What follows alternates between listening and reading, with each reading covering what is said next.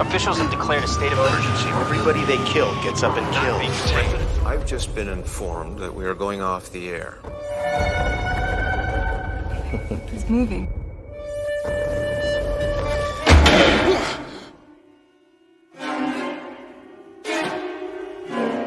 Look up the road, there's a lot more of them.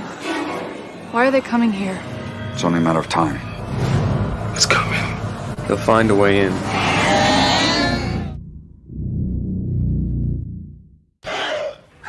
I'm sorry, brother.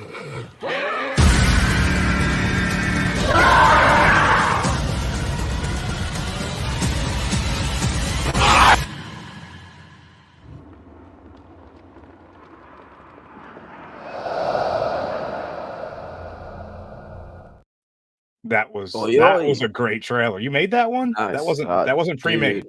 No. That wasn't an off the rack trailer right there. Dude, I had to take like 4 different trailers and cut them up together. It's annoying as hell, but it's good. It's nice. Well, What about you, man? How you doing? I'm doing okay. I can't complain too hard. Dude. I got our merch here. Ooh, Not nice. for sale yet, but Yeah, dude. it's actually I just happen to have like a coupon on like Amazon for that. So I was like, yeah, I'll make one. Why the hell not? Yeah. Fuck it. Hell yeah, dude. We gotta rep the 2 hoes. Yeah. But yeah, so this was an interesting stream to put together. We had a whole separate idea of what we were gonna do with this one for a while. Well, that's true. Then after that, we just said, yeah, fuck it. We're gonna choose a random movie, and I said Dawn of the Dead is one of them. And the guest decided to say, yeah, Dawn of the Dead. Fuck it, we're gonna talk about that shit for 2, maybe 3 hours because it's a great zombie movie, man. What else is there to say? Well, there is a lot else to say actually, which is a good segue to bring in, ladies and gentlemen, the guests. So the first 2 guests were originally booked for Happy Gilmore, which was what we were going to do, and our special guest for that one had to drop out, but we allowed them to stay because I like both these guys a lot. And the first one is Tyler. He's been on a few times, helps me out with a lot of my editing. Great dude, really good insights. Here he is. Happy to be here. Hey, Tyler. And of course, the second one's the first guy I ever streamed with not named the Critical Drinker. So that would be Chris, the Blue Collar Loser. Asshole like plugs merchandise on someone's channel. I don't know. I mean, this isn't actually merchandise. These aren't for sale. This is just a custom cup that I made. So, Chris, are you the Critical Drinker in disguise? Is that what I'm understanding right now? I'm not saying I'm not, but you've never seen them in the same room. You have seen them on the same stream, though. So. I'll wait till our other one gets here. And our last guest, she was added after the fact once we decided on this movie because she has a background in makeup and prosthetics, and she's a horror junkie, and she has her own show coming out about horror in the near future. So I figured this was a great time to finally bring her in. I've been trying to do this for a while, and that's Nadia, the nerd. That's true. Face. He's been in my DMs quite a bit. You have to see everybody's DMs I'm in. I'm creeping into everybody's DMs. I'm excited to talk about this because I really enjoyed this movie the first time around, and the second one, it was all right. It's all right. Second view, so we'll get into it. All right. Glad to have you here. Your expertise in makeup and prosthesis is going to be really good for this stream. It's like I love it. We love to bring in experts and specialists when we can, and you just happen to be one that we knew about this kind of stuff, so it works out really well. It was very interesting doing the rewatch because my husband hates zombie movies, so he won't watch it with me. But he'll walk by and I'll pause it sometimes. But wait a minute, that blood's a little weird color, or the prosthetic here looks a little off. But yeah, I'm excited to talk about the special effects in this action movie, not a horror movie.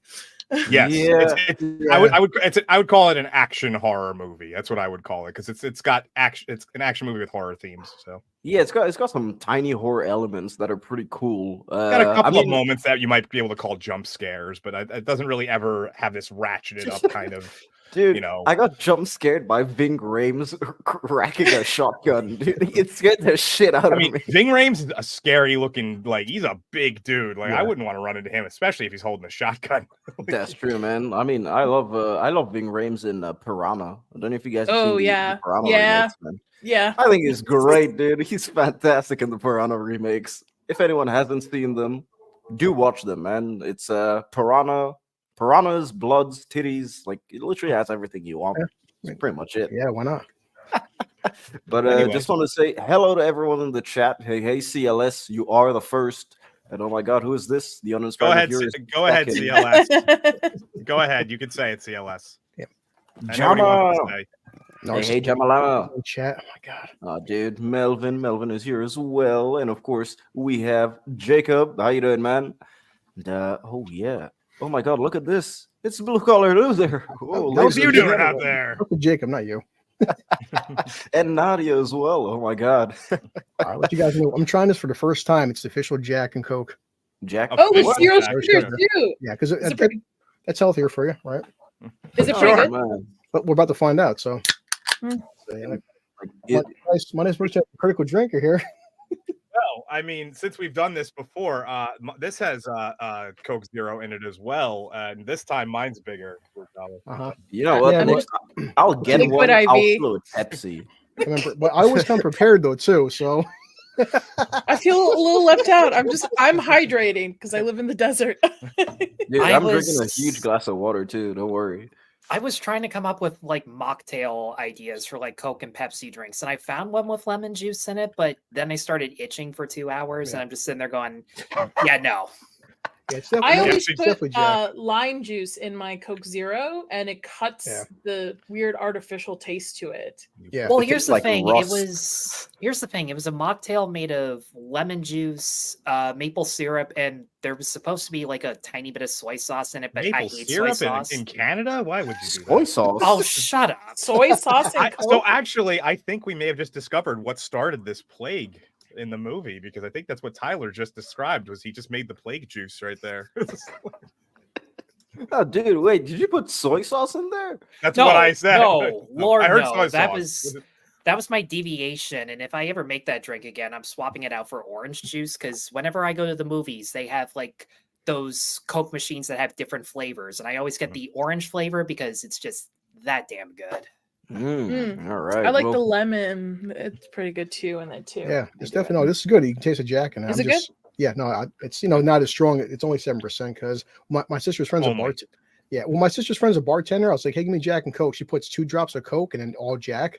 And I was like, Jesus. Jesus Christ, woman! Like 2 of her drinks. I'm like, I could barely stand up. I was like, what'd you put in the stuff? it's like, come on, I gotta drive, Have you man. tried the Sunny D seltzers? I have. I will now. They're pretty good. They're I've pretty good. never I heard like of Sunny D in my life, dude. The it's chat is like, what a- the hell are these guys talking about? For What's it- real. It's a states thing. It's a states thing. Sorry. Sunny D is not 95% sugar, 5% orange juice. yeah. Jesus. Okay, Yeah, it's this is the not- last And, they thing get, I'll say and it's before we marketed start. towards kids. It's marketed towards kids. It's I not forget like which comedian said it, but they said it best about Sunny Delight. It's if you want to have the flavor of both orange juice and cough medicine at the same time. yeah, Mm. yeah. But the But it- seltzers are pretty good. But the seltzers are All pretty right, good. cool. But anyway, we should probably start this movie. Yeah, of course. Let's do a roundtable of everyone's first time watching the movie and your first impressions, and of course, impressions on rewatch. So I guess I'll start with Blue Collar. It's been 20 years. I do remember seeing this in theaters, and it's funny because everyone can relate now. Remember a time where people liked Zack Snyder? You know? Well, people didn't really know him back then when this came out, though. Yeah, this was his Yeah. first movie. People knew him with I guess people knew him because of 300 and Watchmen. I don't know which one came before the other. I think 300. 300. Yeah. Watchmen's 300 before, yeah. underrated. I think I like that movie. People Yeah. give him too much slack for that. I remember, Dawn of the Dead, the first one, the original one came out even before I was born, and I didn't grow up with it, but this one I did like it, and at that time period, even 2004, I think, I'm pretty sure. What was the first genre to do the sprinting zombie? Was it 28 days? 28. Yeah, 28 Yeah, days. 28 days 20 later. Okay, so, yeah, 22, yeah. yeah. So basically, but for the most part, people weren't used to the fast-paced sprinting zombie, and these zombies, they fucking sprint. Man. Oh yeah, dude. Yeah, they're really fucking fast, man. You would think that some of these zombies are Olympians at this Yeah. point. One They thing, Some also- continuity issues with them though. With Yeah. their, Yep. but you can get to that. Resident Evil also debuted their sprinting Yeah. zombies in 2002. I so used to say 2020 something. So it's, but yeah, 2002. So that was like, 2002. and so the early 2000s was the dawn of the sprinting Yeah. dead, I guess. That's what like having a kid Yeah. watching older movies with. First thing he says yesterday was, Dad, he goes, wouldn't it make sense that zombies, when they first turn, they sprint, and after time, as they're getting weaker and they start decaying, they start slowing down? And I'm like, Mhm. son, you are smarter than 95%, 98% of Hollywood scriptwriters nowadays. Yeah, dude. I mean, it's interesting because a lot of people attribute the running zombies to 28 Days Later, but Return of the Living Dead did running zombies, which is pretty interesting. I still think Return of the Living Dead zombies are probably the worst case scenario ever. I think that if Return of the Living Dead zombies actually start to invade our planet, we're fucked. Like, there's literally nothing that you can do at all. That's the apocalypse. I'm not really in for running zombies. It makes no sense to me to have running. They're dead. You set into rigor mortis. You're not Mhm. moving that Mhm. fast. Where I understand 28 days later, it's an infection. People are still alive with this infection running through their veins. They're more That's true. feral. So the whole running zombie thing is just. There's a I'm not a reason fan. there's a reason he did it. I'll mention it when we get into the movie. I want everybody to have a chance to say their stuff. I don't want to derail it too much. All right. So I guess Tyler next. Nadia. Oh, Nadia. Well, yeah, Nadia. I saw this movie in high school, Ooh. 2004. I liked it back then. It was very edgy, right? For us that shopped at Hot Topic, this was our movie of the year. Rewatching it, I can see this as a movie you could put on in the background. It's really silly with the continuity. I don't feel the tension sits well as an adult. I laugh mostly at movies like this. But it's still an enjoyable movie. Again, you could have it on the background if you have people over, or you've got a party going, play it in something. I did like the effects to it. I'm a fan of physical effects, so that was really nice to see. Except for there was like one CGI gunshot headshot that I was like, "What the heck is this?" But yeah, I still enjoy it. I would watch it again. That's all I got. Dude. I don't know what else to tell you. Like really, I honestly like. I think it's great to have like a different perspective from you guys who watched it, in theaters or when you were younger. I was 2 years old when this came out, so I couldn't go to the theater for shit. Aging myself. Yeah. I was gonna graduate high school in a year. I mean, on this where I could have went, he just, he would have been like what, diapers? So. Yeah, dude. Yeah. He was also in Africa at the time, so it would have been a little. That's actually true, man. I don't think the movie was out there. Do you Dude, guys oh, feel yeah. this movie resonates a little bit more so with the post-COVID era that we had? I feel a little bit. Yeah. Like, I feel this movie came out in 2020, it would be a little bit more impactful, I guess, than back in 2004. It's Yeah. definitely very ironic looking back on it, and I'm just sitting there going, half these people would probably say no to this movie just because it's that similar to what just happened. But I just smiled. That was I'm one like, of the big negatives that happened with Resident Evil 3 when it came out. They were like, "This is the opening scene of Resident Evil 3 remake." They say this is a virus unlike anything we've ever seen, and that came out like a month into the pandemic. I was like, "Write this?" Like, what's going on? Yeah. It's very interesting to watch in the opening scenes the death of the American dream, but we can get into that once we get. Yeah, dude. Yeah. Michael Bay directed this for sure at some point, I guess. Glad I'm not the only one who noticed. Dude, so many fucking American flags, dude. Oh my god. Well, that too. That's not quite what I meant, but No, dude. Tyler, what was your first? Tyler, yeah, go ahead. My first experience with this movie was actually a few hours ago. Not gonna lie, Ooh.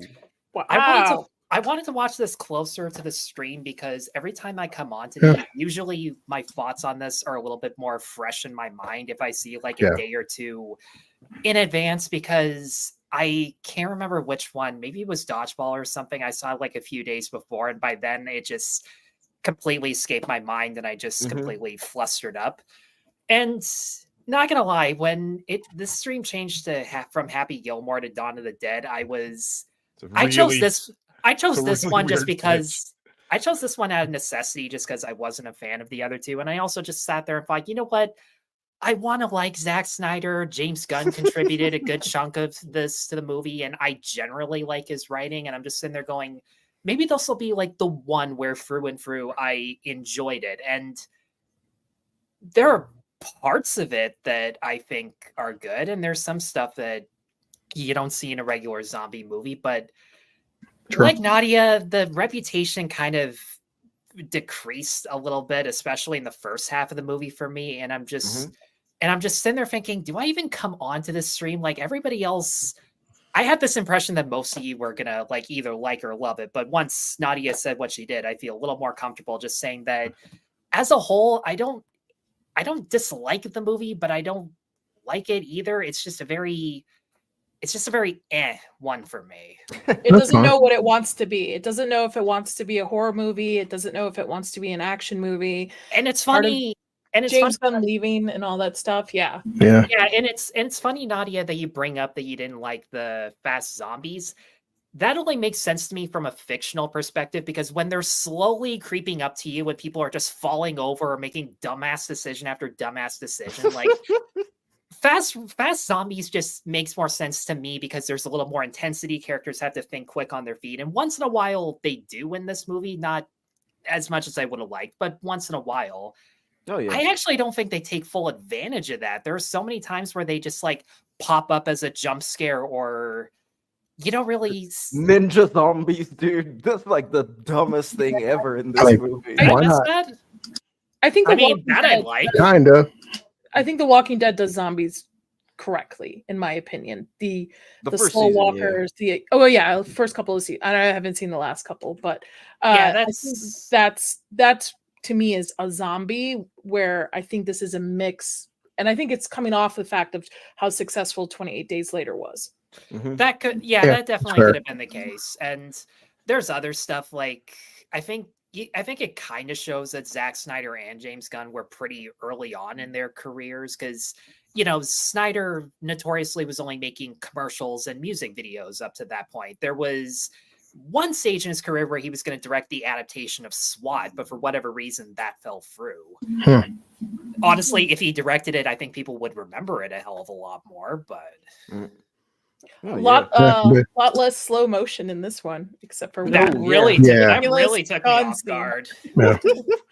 It took me One off guard how little cliches Zack Snyder has to this day, which again also kind of shows that it was a debut.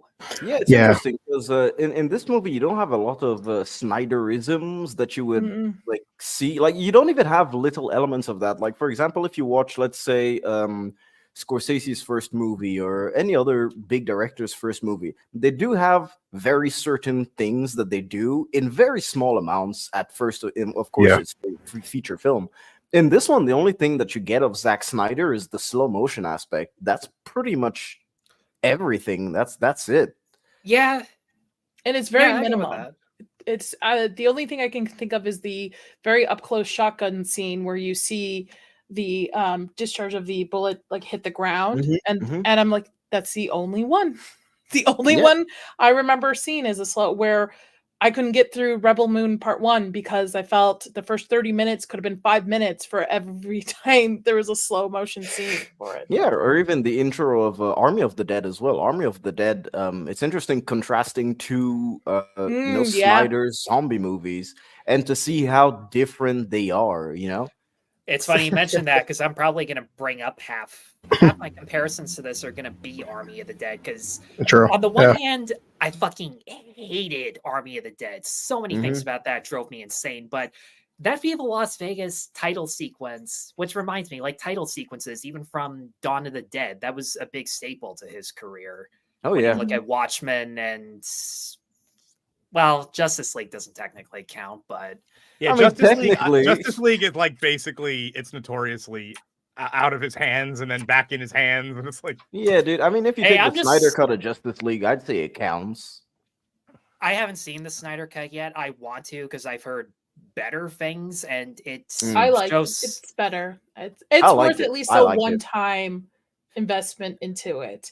Yep. I don't know if I would go back to watch it. Yeah, that I can believe, because I've seen people who hate Snyder with a passion who admitted like it was better than it had any right to be, and that was that was completely fair. But it's funny, Uninspired brings up the Viva Las Vegas montage, because that was my favorite part of Army of the Dead, seeing that parachuter just go right into the crowd and instantly die. Like that was That was amazing. It honestly left more of an impression than most of the kills in this. Oh, dude, yeah. Just before we go on, Mrs. C, hi. The hot chick on the panel, of course, it's Nadia. There we go. And of course, happy birthday to Mr. Sasquatch Mr. himself. Cannoli. Yeah, That's right. the cannoli. Happy birthday to him. Hope you guys have a lovely day. All right, Dark Hour. What are your thoughts? Okay, on the I'll movie, keep it man? brief because everyone pretty much said what I was going to say anyway. All right, Dark Hour but is done, ladies and gentlemen. the only thing I want to add is that when I first saw it back in I didn't see it the year it came out. I saw it like a year later because Land of the Dead came out within a year of this, and I was like, oh, I guess I have to see this one first. It was really weird. I remember them coming out so quickly, and then I realized they were sort of connected, but technically Land of the Dead was still continuing the original Dawn of the Dead and Night of the Living Dead storyline, and this was kind of in a weird standalone, not standalone universe. It's weird. It's a very strange, and I always thought that was weird about it. I enjoy it. I'm not a huge horror buff, as you know, so like my opinion on horror is way more casual and generic than most people's, like who are really into the genre. So, but yeah, that's pretty much all I got. I don't want to hold it up anymore. I really want to talk about stuff. I got my notes. I got everything.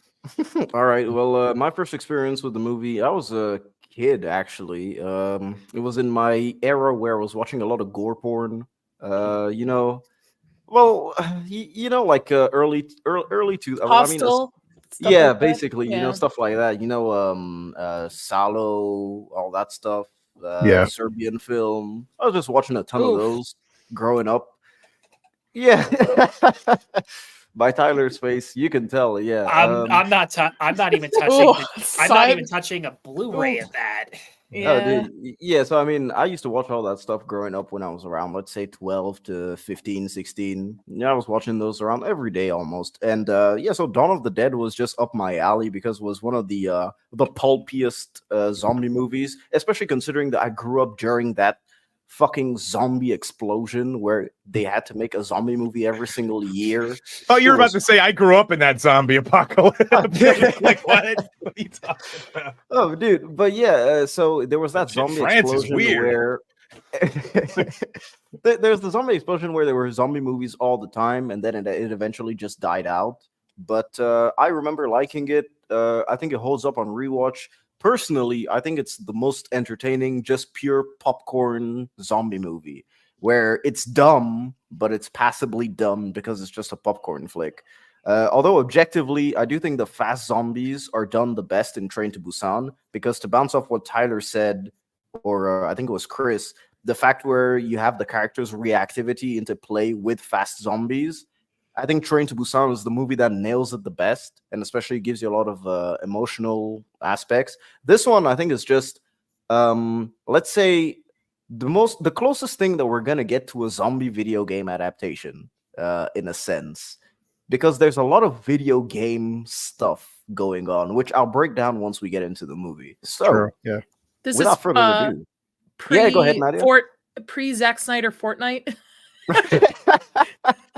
Yeah, I mean, when did all these like famous zombie? When did Left 4 Dead come out? Well, no, this one is Ooh, definitely this one's definitely the basis and the inspiration for Dead Rising for sure. Oh yeah, 100%. Yeah. 100%. But Left 4 Dead came out 4 years later. after, yeah. Yeah.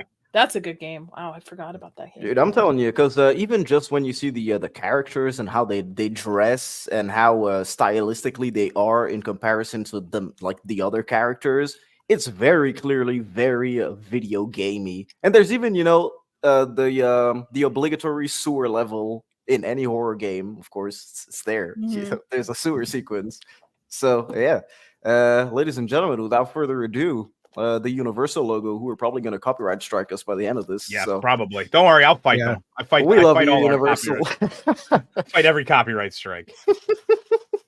All right, so we start off the movie with, of course, the doctor's appointment. Well, not really doctor's appointment. We're in the hospital because we're meeting up with Nurse Anna, and there is a head X-ray for a man who was bitten on his hand, who is currently in the ICU, of course. Now, One thing I wanted to mention just from the get-go is the level of, how would I say this, non-foreshadowing of zombie apocalypse that you see in this movie in comparison to every single other zombie movie except for, I guess, World War Z, where there's no foreshadowing whatsoever. So you're saying like that they just go right into it, is what you're saying? Well, they do the minimum amount. It's just, oh, okay, this dude, he was bitten on the hand. Yeah, go ahead, Nani. Go ahead. So I like this opening of this movie. The reason why is it's taking what normal people would be like in a pandemic or epidemic or anything like this, where you kind of hear about it, but it's not really affecting your life. So you're kind of turning, you turn the radio station, you go home, you make dinner, you're not preparing to leave your house, you're not looking for a bunker, it's just casually there because it's not affecting your inner circle. And I like the little subtleties of there's a patient that's gotten bitten, or you'll see that the ambulance has to drive off for something else. And again, later on where she's listening on the radio and changes it. It's very subtle. And I actually like this approach more than just, feed you right into the zombie apocalypse. Like there's emergency signals and stuff. Because I feel this is how actual people would be in real life if something like this were to happen. Oh yeah, I completely agree with you. It's this was also the first scene filmed in the movie. They filmed it fully chronologically. Wow, that doesn't happen a lot. That's wow. It was because of Snyder not ever doing a movie before, so he just assumed you start on page 1 because he notoriously only directed music videos and stuff, which are for the most part like one scene. You have to it's not and so the whole film is shot chronologically because he planned it that way sort of by accident, and it's kind of pretty interesting. I really wish that's the one thing about music video filmmaking that I wish would carry over into filmmaking. Yeah, dude. I mean, it's interesting. Not filming in chronological order is also based on budget too. So you will have certain amount of time for locations. So you have to shoot certain things out of order. Also people's availability. So that's why it's not done, in chronological order. Yeah, which is it's actually funny that you mentioned the budget, because the budget for this film was actually slashed significantly because of the failure of House of the Dead. Which came out like a year ago. My god, I remember House of the Dead. Holy shit! I knew somebody was going to bring up House of the Dead at some point. So because of the commercial failure of House of the Dead, this movie went from, I'm guessing, probably around 50 to 60 million originally was the budget, and they took it down to 26 million. Plus, you have an unknown you have an unknown director, you have an unknown writer for this film too, who left halfway through it. So that's probably another reason why they slashed that budget. Ladies and gentlemen, always bet against Uwe Boll, man. Always do it. But yeah, it ended up making 102, so it made 4 times its budget. So yeah. I do want to say though, people go into this film, it's called Dawn of the Dead, it's a remake. So the first scene, hey, someone got bit. Okay, we already know as an audience member, well, zombies, someone got bit. I mean, they're getting right into it. Give them that, man. There's no half-hour build-up. No, first scene, someone got bit. Oh, damn. Okay, let's go. Yeah, and it's interesting because like the foreshadowing that they do. I mean, already I love the cinematography, and this is the extent of the foreshadowing that they do. Just this dude, he gets up kind of like a zombie. Yeah, exactly. America, ladies and gentlemen, Wisconsin, Milwaukee. The suburbs. I read somewhere too that this is supposed to be a movie about an anti-gun movie too, because it shows the readily availability of guns throughout the movie. I was like, okay, what? I guess. I don't. Yeah, it's supposed to be like, I was reading some article, watching videos. It's like, it's supposed to be like an anti-gun movie because it's supposed to show the dangers of how readily available the guns are. And I'm in my head, I'm like, but they're in a gun shop when they do actually get these guns. So yes, of course. But yeah, sorry. I mean, even it's like, what a stupid movie to do it. It's like, oh yeah, you guys have a crazy, unexpected thing that's terrorizing everyone. All right, so yeah, you don't have any guns. Oh, everyone dies, I guess. You It's have it's guns. it's Yeah. it's Everyone funny. can It's defend funny because themselves. Like, what the I fuck? just read a tweet earlier and it was from George Takei. I don't know when it was tweeted Oh, out, but he was like, God. and it said boy. along the lines of like, oh, you know, those 20 million AR-15s in the United States would be really good over in the Ukraine. And then the person replied to him like, yes, that's why we have the Yeah. Second Amendment, so we don't have to have that discussion if that ever happens. I was like, that's the greatest response I've ever seen. Oh, dude. But Why did I go say ahead. why did I say oh God to that George Takei tweet? I should have just said oh my. Oh my. Oh my! Oh my! But yeah. Oh yeah! I mean, to me, I think the aspect of just going directly into it and bouncing off what Nadia said with just having your actual day-to-day life and see how it really plays on the screen. I think it just adds to the intensity of the reveal. Eventually, like just in a couple of scenes, the reveal of the zombie apocalypse, especially with how do I say this? With how swift it is. It's literally overnight. You wake up pretty much done. It's like everything that you've known for years and years and years is completely shattered. This, day-to-day life that we see, gone instantly.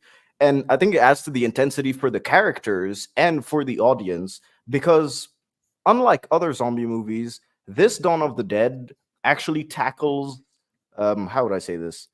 It tackles the trauma effect of the apocalypse on your average character, which is an average person. All of these dudes are average Joes, except for Kenneth, who's a cop. But all of these dudes are just your average people. And even just in the second scene, where, of course, after this, Anna and Luis, who is her husband, they go and have sex, which, of course, ladies and gentlemen, don't have sex in a horror movie. You miss the important stuff. They miss the fucking news bulletin. And, Which the commercial right before this news bulletin was a Subaru commercial that was directed by James Gunn. Knew it. Ooh. Yeah. Fucking knew it. Of course. Hey, That don't carry commercial on. was Message on from that CLS. commercial was on the TV. at CLS, too I know. long. My mic, I'm working on it. I'm gonna buy a new mic. Don't worry. It's interesting that this is from the point of view of the American suburb, where you've seen most zombie movies take place in a city Mhm. or an island or some claustrophobic space, where this is just typical America suburb, right? American flag hanging out, kid pools outside, kids skating and stuff. And for it to take place, I think this was a brilliant idea to start off here instead of what you normally would see with other zombie movies.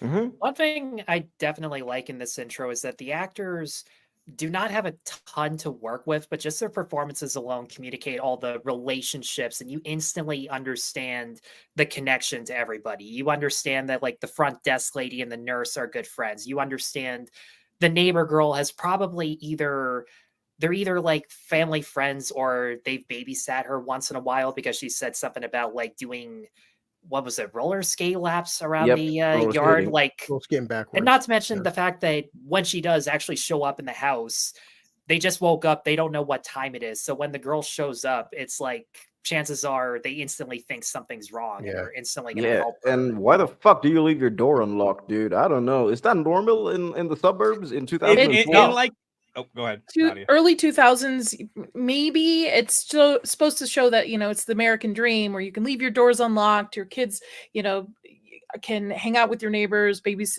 stuff like that. It's supposed to be like a family unit, a community. So I can understand having your doors locked, or it's because they want to get the movie going. One of I the would two. that's also true. say it's one of the more ingenious things that they chose Wisconsin. Like, if this would have been New York City or something of that nature, Doors would have been locked. yeah, doors are locked. Like, that's an automatic thing. And more, Oh, but yeah. like a place like Wisconsin, Minneapolis, Minnesota, places up Milwaukee, to be specific. Milwaukee, Especially a Midwestern, suburb. yeah, Midwestern. This would be not uncommon for them to just Mhm. flat out forget to lock their door because nothing ever happens really around It's here. like that dude that did the bowling for Columbine when he went to Canada. He's like, "Oh, do you guys unlock your doors?" Yeah. yeah. I fucking hate that sequence so much. Well, because I'm just sitting there going, how many doors did he actually check? And all the ones that he opened without permission and they were locked. Like, he doesn't show that. So Yep. I instantly called bullshit on that when I watched it in high school, and Canadians. clearly pissed off my English teacher because the look on her face made it clear she did not like anybody questioning Michael Moore. Yeah, Michael Moore, the great That- Michael Moore, ladies and gentlemen. I will say this starts the continuity issues with the zombies because now we have an intelligent zombie that can open doors, which should have worked with the other zombies, but it doesn't. So here is the start of really not setting like the lore for these zombies, what are exactly they are. So Well, they did show that the door go was ahead, Chris, unlocked. go ahead. The door was unlocked, but she just pushed it open. It was already unlocked. And No, Well, I no, meant but getting you in the still have to get to house. the front door. Oh, Yeah, yeah. you still have to Yeah, get to the front she would door. have to open that door or the back door. So the So- only Unless they thing that I leave could it. come up with for that is they do mention later on that they probably do things that they habitually did normally in life. No, and no, if she- I don't think that that's an actual like thing to the zombie lore. I think that's just the Dawn of the Dead lore, where it's like to how does it? Oh, hi Vex. It's one of those things where I would say it's like, oh, how do you make the zombie lore scarier for this movie specifically? You say, oh, the reason why they're attracted to the mall is not because, hey, there are actually people in the mall making some noise, but it's like, oh no, let's just go philosophical. Let's go like, oh, they're coming back to a place that they knew. You know, it's like it just adds that mysterious narrator element to it. But I don't think Yeah. that it's actually in the lore. You see what I mean, Dark Hour? okay, I agree with you because in the mall itself, they had a couple stragglers in the mall. So I feel if they know humans are in the mall, they would have not been hidden in a sense. In the other stores, they would have found their way out to everybody in the opening. So yeah, there's a lot of miscontinuity here with these zombies. yeah. So, two things I wanted to bounce on before I play the clip, of course, of the first zombie attack is two things that Nadia said. So, one was the inconsistency with the zombies. So, there's the second inconsistency that I wanted to bring up is the transformation after the bite, in terms of how many hours and stuff like that. It's very just the way the plot wants it. You know, if this person needs to transform in 10 minutes, well, he's going to transform in 10 minutes. If our main character needs to transform in 3 hours, well, he'll be transformed in 3 hours. And then the second thing that I wanted to say is on the starting the scene in the suburbs, and you know, the suburbs apocalypse, just before I play the clip, of course, it's a nice juxtaposition of calm and chaos. Well, it's a nice juxtaposition of chaos in a place where they're supposed to be calm. So the suburbs are supposed to be calm. She gets attacked by a paramedic who's, you know, supposed to help you. It's like that dude is attacking you. Later, they walk through a playground that's just filled with weird stuff. It's like, it's a nice juxtaposition, which I think is unique to this film because, I mean, you don't really see it anywhere else, especially just capped off with the cinematography as well, who was made by Matthew F. Leonetti, who I think did the cinematography for Poltergeist, if I'm not mistaken, one of the Poltergeist movies. I'm not sure if it's the original Poltergeist, but yeah, they all have a long list of. Was it the original Poltergeist? Yeah, it looks like it here. Ah, dude, yeah. So just have to say, Poltergeist, one of my favorite all-time shots in cinema history is the dolly zoom where she's running for the door. Yeah. I just love it. And ladies and gentlemen, it's time to see a kid kill Luis. R.I.P. Luis. F's in the chat, ladies and gentlemen.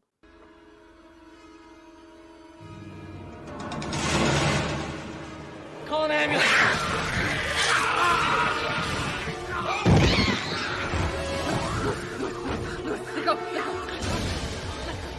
Let go.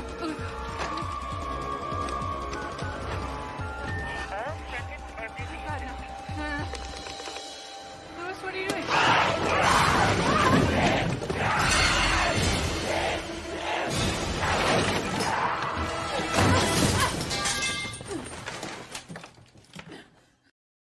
Man. She should have broke open her head when she said, yeah, at minimum, she should have been knocked out. Like, yeah.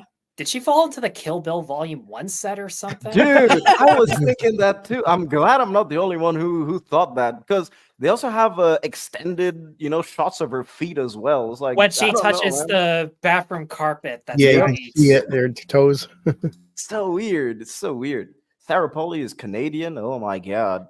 she actually wasn't really in any like big budget films up to this point. She was mostly an indie. I've never seen her. She dude. still Except is. She's Mother. more. Yeah, she was very. She said in an interview that this was the most like physically intensive thing she ever did in her career because of all the running and like scenes like that. Mm-hmm. Oh, dude. So this is one of the first aspects of the, you know, the trauma is the fact that she just stops what she's doing and she actually calls out for Luis because let's face it, you were just woken up in the morning. You're literally not even awake. Your husband it gets bit by the neighbor's kid. He gets his artery basically ripped out. He bleeds to death in front of you, and he attacks you because he wakes up after that. I mean, just think about that. What that would do to you. You're literally just an average person. So the fact that she just goes up to the door and actually just calls out his name is, of course, just thinking, hey, maybe I actually just am dreaming. Maybe this is a nightmare. But no, it's not. It's real life. I hate how fake that blood looks on the door. The smudge, it looks pink, doesn't it? It looks like paint. It looks like paint, not actual blood. The corn syrup from Scream looked thicker than that. Yeah, That's true. Yeah. Billy Loomis's corn syrup that he's They use a shit ton of blood in this. They actually had a cart that they had to push around for all the blood. That's pretty cool, dude. Imagine your job like on your CV is like the blood cart guy. Blood guy. And they had 3 different versions. Actually, I wanted to ask you this, Nadia. Is this common? They had in this particular movie, they had 3 different types of blood they used. Red was for the fresh dead, like this. Mm-hmm. They had a brown one, which I guess would just be kind of like, which actually happens. Older. Older, like maybe like a week old. And then they have like an oily black kind of shitty looking one for like the zombies who have been around for like a month, or because they never really specifically say how long they're in the mall, but it's a while. And if you look, you can see the difference in the crowd in the mall when they're shooting down at the different zombies and looking at them. You can see the consistency of the 3 different types of colored blood. I frankly don't like any of them. I think they're all too. This is too bright, way too bright. Even for fresh blood, it's way too like orangey to me. It needs a little bit of blue added into it. The black. I can understand the black and the brown, almost like an infection type blood, because and also to add a little bit of depth to the makeup too, so you're just not covered in red. But yeah, this is too orange for me. Yeah, when I was watching this scene, not only did I feel weird as to just sitting there going, why the fuck are you going closer to the door? Like, I know you just woke up. I know there's a possibility that he's dead, but I'm just sitting there, and as she's walking, I'm just sitting up there just going, he's gonna bust through the door. He's gonna bust through the door. Wait, what? Oh, yeah, he busted through the door. Figures. Yeah, dude, here's Johnny, man. He's right. I mean, here's Luis. He's right there, dude. Here's Lilith. Why does he have superhuman strength to be able to bust through a door here, but a horde of them can't bust through the mall door or pull down a gate? It's a real shitty door. I mean, if you look at the actual door, like look at the actual door, it's like 2 thin pieces of particle board. That's all it really is. That's probably anybody that's watching this could probably just go up and put their fist right through the Well, I mean, it's Americans construction, ladies and gentlemen. You can. That's mostly like those suburban, suburban that's houses that are very cookie cutter. A lot of them have real shitty thin doors like this because they're made. The houses are made quick. They're not made to last. They're made to be quick. So funny. How I would improve. Go ahead, Tyler. Sorry, I was just gonna say I think like doors are the only things Canadian construction get right. Beyond that, this is typical walls and plywood. I don't know if Vex will agree with me on this, but all our walls are like you can play telephone through it and be 100% accurate. I just imagine like a Canadian house catches on fire, everything's burned, but the door is just fine. It's just like the door is there. Good. That's probably how it would go over. But Nadia, you were gonna say something before with his head through the door, I would improve that makeup by adding some vein work on the face, showing the is seeping through him. Because it just clearly looks like they just put contacts on him and just threw blood on him. Basically, yeah. It's kind of like the great contrast that you have with something like 28 Days Later. Even though it's still infected there, they really look like madmen. And didn't 28 Days Later have a lower budget too? I think so. I can look. I mean, maybe I think it's. I don't know if it had a lower budget, but I would assume so. Yeah, the way that they filmed it. Oh wow, that is significantly less. 8 million. Yeah, so it's 1/4 of the budget. Damn, that's why 28 Days Later. 1/3 of the budget. Sorry. Yeah. Oh, dude. Yeah, and of course, ladies and gentlemen. So, what do you think about this blood? Good, bad? Still too red. The thing me, I don't like about not this the is that it looks like they took a paintbrush and just went. Yeah, that's what I was saying. Well, they probably did, but my thing is, it looks like it stains like paint, not like blood. There's no cracks and stuff. So they actually did use real human blood for one thing and one thing. What? Well, I guess two things. It was the intro credits and the outro credits. Oh, okay. They use actual human blood to I don't know where they got it from. The splicing stuff. The splicing stuff, yeah. The color and like how it would go. It would be like a word, and then it would like. I was gonna say, there's no way they put that on. Yeah, somebody. dude. no. That was they used that, but yeah, because you can't. It's a biohazard. Not only that, it wouldn't last very long. I like this shot, how it's framed too, because you just sees the horror on her eyes of what she's seeing across, and it gives us a second to just sit for a moment and kind of anticipate what is she seeing exactly happening. Yeah, she's seeing, her neighbor. That's a poor way of holding a gun. That's the best thing about watching movies like this, even though my husband doesn't like them. He's a big 2A advocate. So anytime somebody's holding a gun incorrectly or anything incorrectly with a gun, he'll just sigh and point it out.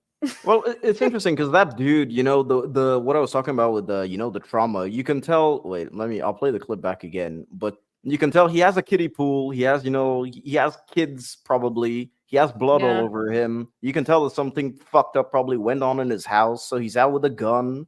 And why did the ambulance hit him though? It was obviously somebody driving it. So it's not like a zombie. Maybe someone was turning or something. I don't know. Well, even they don't turn, they die and then they revive. That's my favorite one, by the way, because that woman clearly had no idea what was going on. And comes out of her house. Yeah, dude. There was actually that car right there. If I don't know, you can't really rewind it, can you? I don't know. What? No. That's a good shot right there. Yeah, that's actually a reference to the original Night of the Living Dead. That's pretty good. But when she's turning and the cop car almost hits her, that actually almost collided with her for real. Jesus. Oh wow. Yeah, apparently, when I read an interview, it fishtailed, and they weren't expecting the car to fishtail, so they got really close, and they were like, "Oh, that was a great take," and she was like, "Are you fucking for real?" Like, yeah, fuck it.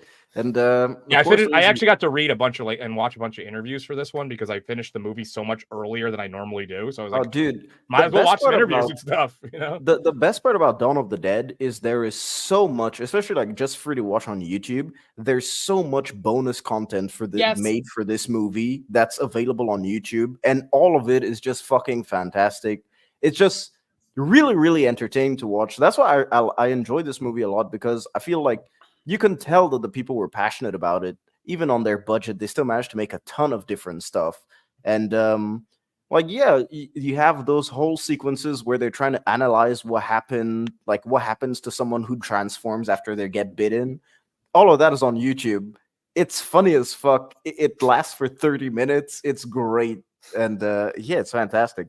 And of course, ladies and gentlemen, we finally get the intro sequence, which, very rare to get an intro sequence nowadays, except, I guess, what movies has had intro sequences recently?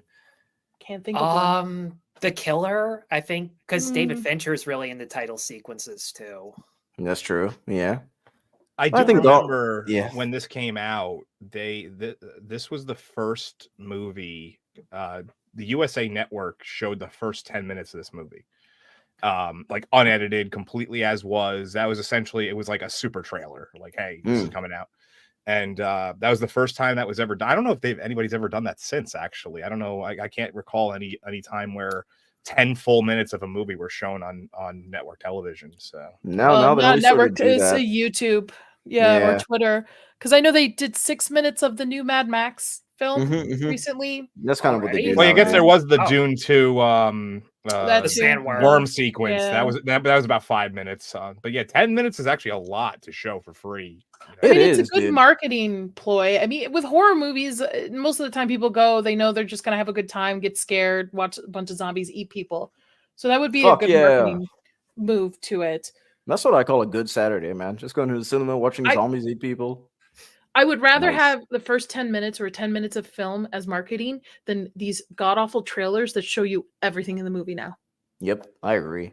Just give me the intrigue, you know. Give me Just the give hook. me a taste. Yeah, just give me a little bit of taste, and that's it. Let it Yep. enjoy it. But Now, of course, spliced into the intro, we have the government who doesn't know what the fuck is going on, you know, per usual, of course. That's the most accurate thing about this. yeah, it doesn't know what the hell they're doing.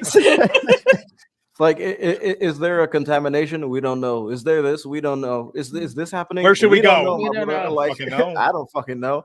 And of course, Canada? ladies and gentlemen, can you spot Zack no. Snyder in the shot? Yes or no? Maybe. Nah. I'm guessing he's the one in the middle. Yeah, Yeah. Oh, It looks like Zack Snyder. It's got that it hair. has to be. It is Zack Snyder, ladies and gentlemen. So there, he has a cameo with a gun. Fuck yeah! So He does that a I'm lot of his surprised movies. he didn't dress up as a zombie for this one. That would be more. I don't know. Would have been cooler to see him as a zombie. in the crowd. probably it's just the amount of time it takes, you know, as a director, since you actually have to direct stuff to sit down through makeup. And that's kind of Listen, biggest in this issue. movie, he could have spared a few minutes. to have some- In his directorial debut, I don't think they would even give him the benefit of a doubt. I mean, especially if he they Yeah. definitely stretch wanted to be it. a dude shooting a gun. You could just tell that's Yeah. what he wanted to Well, do. based Look at the on ferocity on his every face, other dude. movie he's done. Yeah, dude. Screenplay by James Gunn, of course. And James Gunn actually got a lot of hate mail for this one. for this. He got- Why? For yeah. this one? Yeah. Well, it was before it came out. He got a lot of hate mail because of him being connected to the Scooby Doo movies. dude, Oh, right. Oh, right. right. Because Yeah. he left this to go finish the Scooby Doo Yeah. that he was working on. listen. Fuck everybody who sent James Gunn hate mail. Scooby Doo, Monster Island, dude. Listen. Scooby Doo, Spooky Island, and Scooby Doo 2: Monsters Unleashed are fucking masterpieces, dude. I But don't give a shit Well, what now, people say, man. But they those are. movies fit his sense of humor and his way. I feel lately he's a one-trick pony. Like Yep. everything has to be that can't be humor that was like Guardians of the Galaxy kind of set for the MCU. So anything he does has to have that, and I'm not a fan of his anymore. But Yeah, dude. Scooby Doo, it fits. It fits Yeah, what man. what he's Listen, used to. if you haven't watched Scooby Doo, anyone watching this in the chat, anyone watching this on Twitter, anyone They're watching fun. this on the re-up, They've seen them. They know all the watch bits. They're Scooby Doo. fun. All right. But Matthew also, don't forget- Lillard, come on now, yeah. Yes. But also, don't forget that he did come from the Traumaville, Yeah, I movies. know. And they had I a know. lot of, a lot of the stuff that you see in this is kind of just jacked up budget Traumaville kind of stuff. So That's it why I makes- don't think he'll be able to pull off a good Superman, a serious Superman. I don't think he could do it. I think Oh, we're gonna no. get Star-Lord as Superman. I don't think he's gonna make a serious movie, because I think the next movie that he did after this was Slither, wasn't it? Which was wasn't Yeah. his directorial debut? I think Yeah. so, right?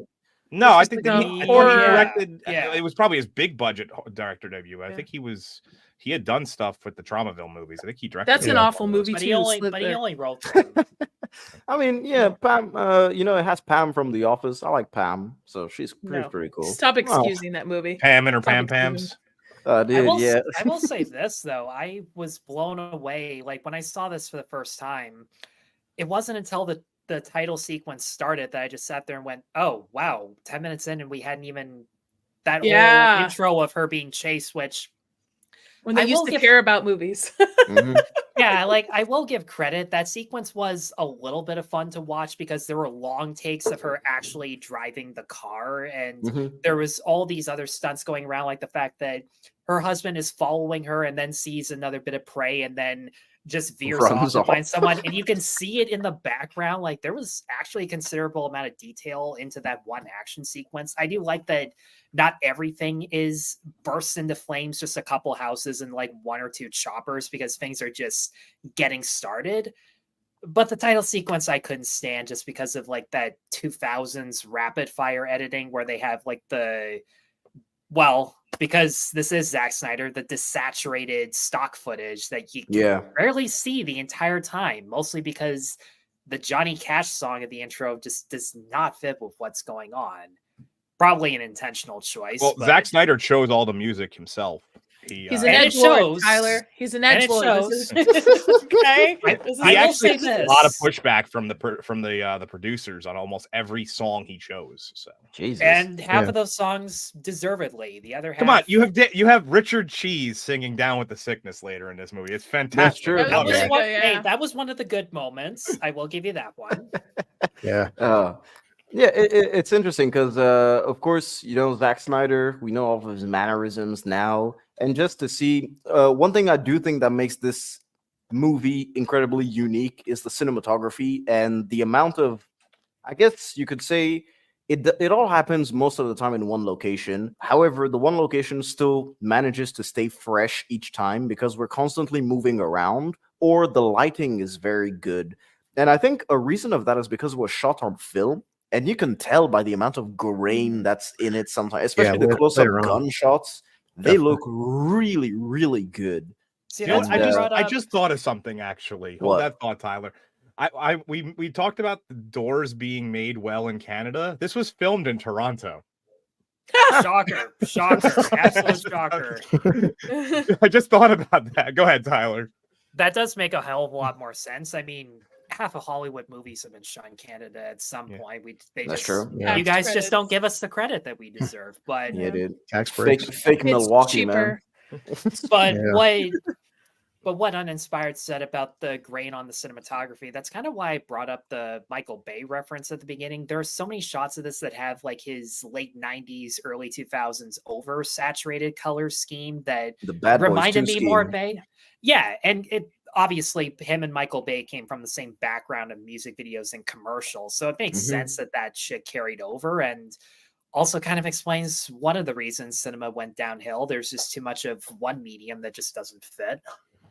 I got to meet Michael Bay briefly, just briefly, like not What? that big of important. He's a really nice guy, actually. He's Wait, very did you say, much did you say beat or meat? I 'Cause heard either way, beat those too, are- but I was meat. He's a really actually nice guy. He actually Fucking hangs out. ruin the like, Transformers, you son of a bitch. you could be a PA or you could be the lead star, and he'll treat Yeah. you the same. Like he's a very nice guy, actually. things Like, about that as long is as you're cool that with is it, great. I feel like as long as you're cool with explosions, Michael Bay will be cool with you. Like, I think that's what I kind Yeah. of feel about I would it. Dude. love to see him do a horror movie. I would love to see because you know Same, it's actually. over the Well, top. he does produce a lot of those shitty horror remakes. I will give Michael Yeah. Bay credit Yeah. this. He's the one who let John Krasinski do A Quiet Place, and I'm so thankful for that. Yeah. But that's where they should have ended it. That's where they should have ended it. Just a quiet pace. They don't need a sequel. They don't need a prequel. I like They the should- second that's just one. him. I like the Oh, second one. I'm not I'm gonna out. lie. Bye. I'm Why out. am I the always only happen one? Why am I the only one that has those emotions? A sequel to A Quiet Place should have been like they should have went with the whole. Like, it should have been like a blind place.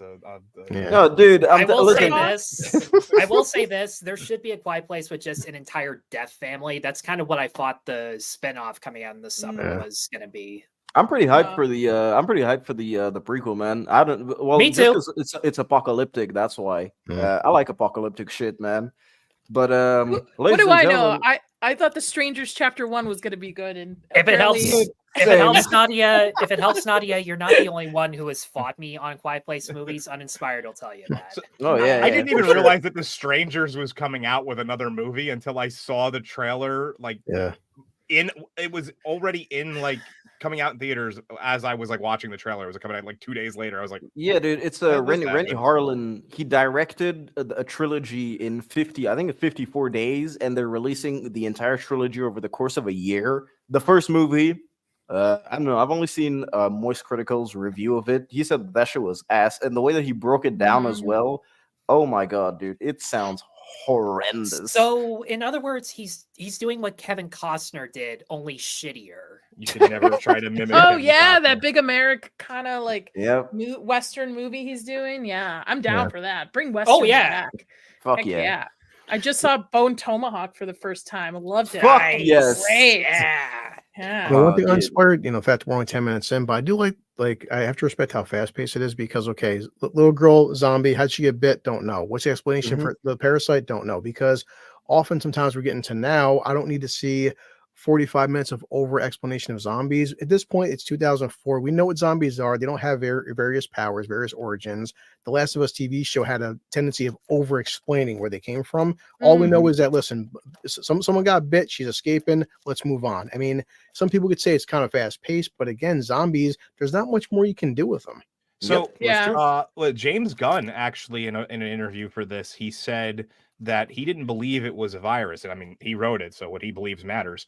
But that he felt it was more of a supernatural kind of thing, almost like vampires. Get the fuck out of here. James Gunn, should shut the fuck up, man. Yeah. Well, they never actually say what causes it. That's insane. Because sometimes it being ambiguous is fun though, because it's like vampires. Vampires sometimes that's why like Quentin's from Dusk Till Dawn. We don't need so much explanation. They're vampires. They're here. They exist. Kill them. Let's just keep moving. Well, even it's like just to bounce off that before we move on. It's like even the just the characters realizing that it's bites that make you turn into a zombie. That happens like 30, 35, maybe even 40 minutes into the movie. Yeah. It's only when they bring in the chick in the wheelbarrow, and that's pretty much it. And they realize that that's it. And ladies, yeah, go ahead. No, go ahead. Sorry.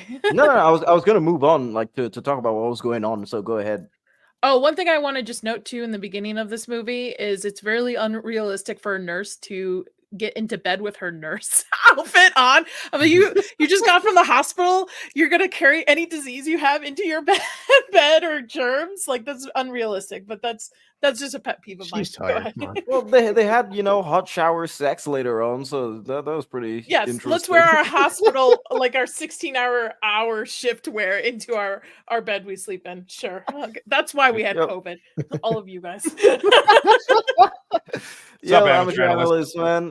Dude, hi to you, man. I hope you're having a great Saturday. Hope you're having a great afternoon. Yeah, it's afternoon in Canada right now. So, dude, hope you're doing well, man. It's been a while.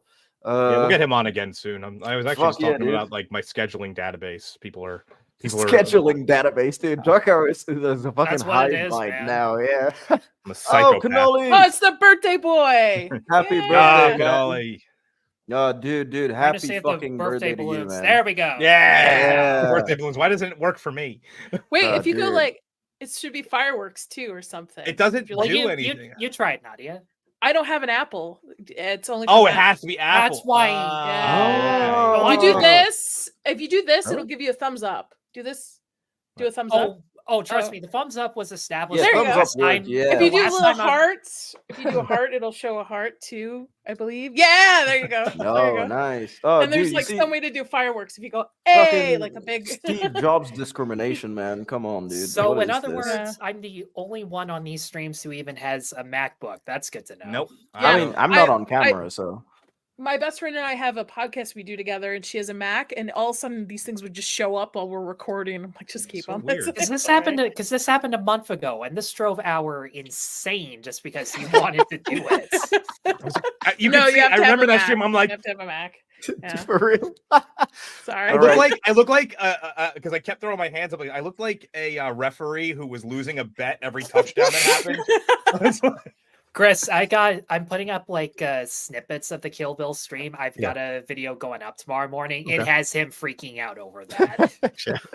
All right. Nice. Dude, Cannoli, man, happy birthday again. Thank you for listening to us on your birthday, dude. Fuck yeah, dude. All right. So, ladies and gentlemen, let me speed it up because we're like, 10 minutes into the movie, an hour into the stream. Don't worry. Ladies and gentlemen. Let me run my shit. All right, let's do it. So, of course, we get introduced to our next characters. Our next characters are, of course, the Left 4 Dead people. Yeah. So basically, it's Andre, the black dude, of course, named Andre. Who would have guessed, ladies and gentlemen? Michael, the white dude. Who would have guessed, ladies and gentlemen? And Luda, of course. So they were from a group of 8 people, and they're heading to the mall. And of course, Kenneth also, we learned Kenneth, who is Ving Rhames' character, because he's just a badass. We learned that he's trying to go to Fort Pastor because his brother is there. And so they decide to go into the mall, ladies and gentlemen. And there it is. The beautiful American mall. There it is. In Canada. What is it? Yeah, in Canada, of course. Crossroads Mall. That's why it's called Crossroads Mall, dude, of course. And as they're trying to break into the mall, of course, we get a little bit more zombie action, and we sort of see the intensity of the zombies. Hurry up!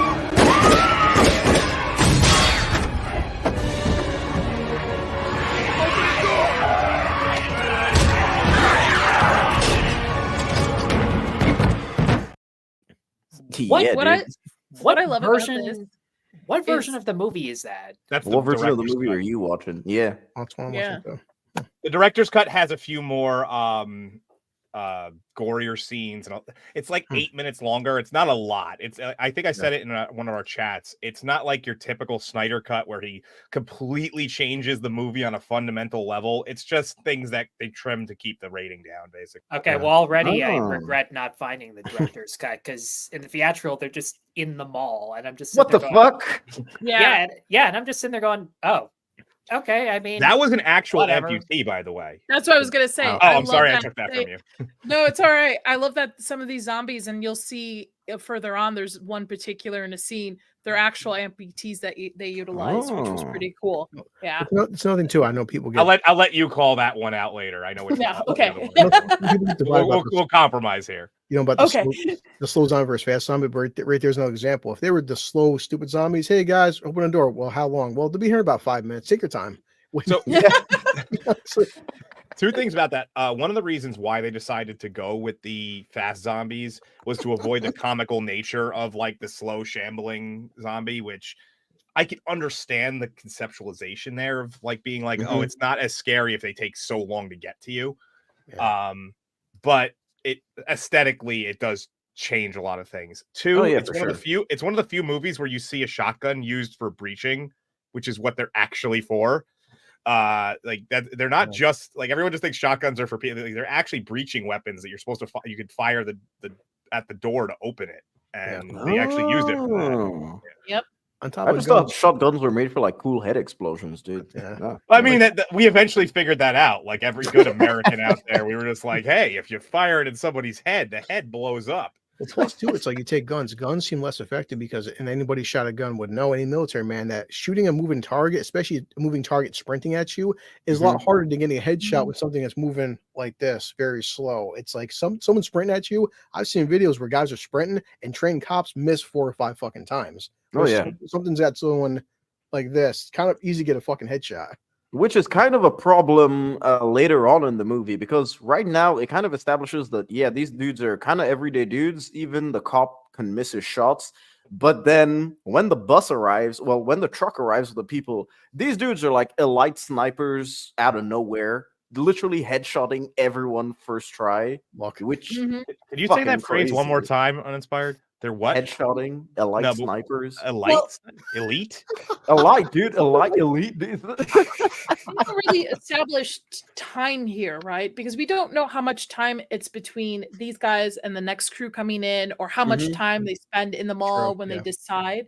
They don't actually go 3 months later, 2 weeks later, Mhm.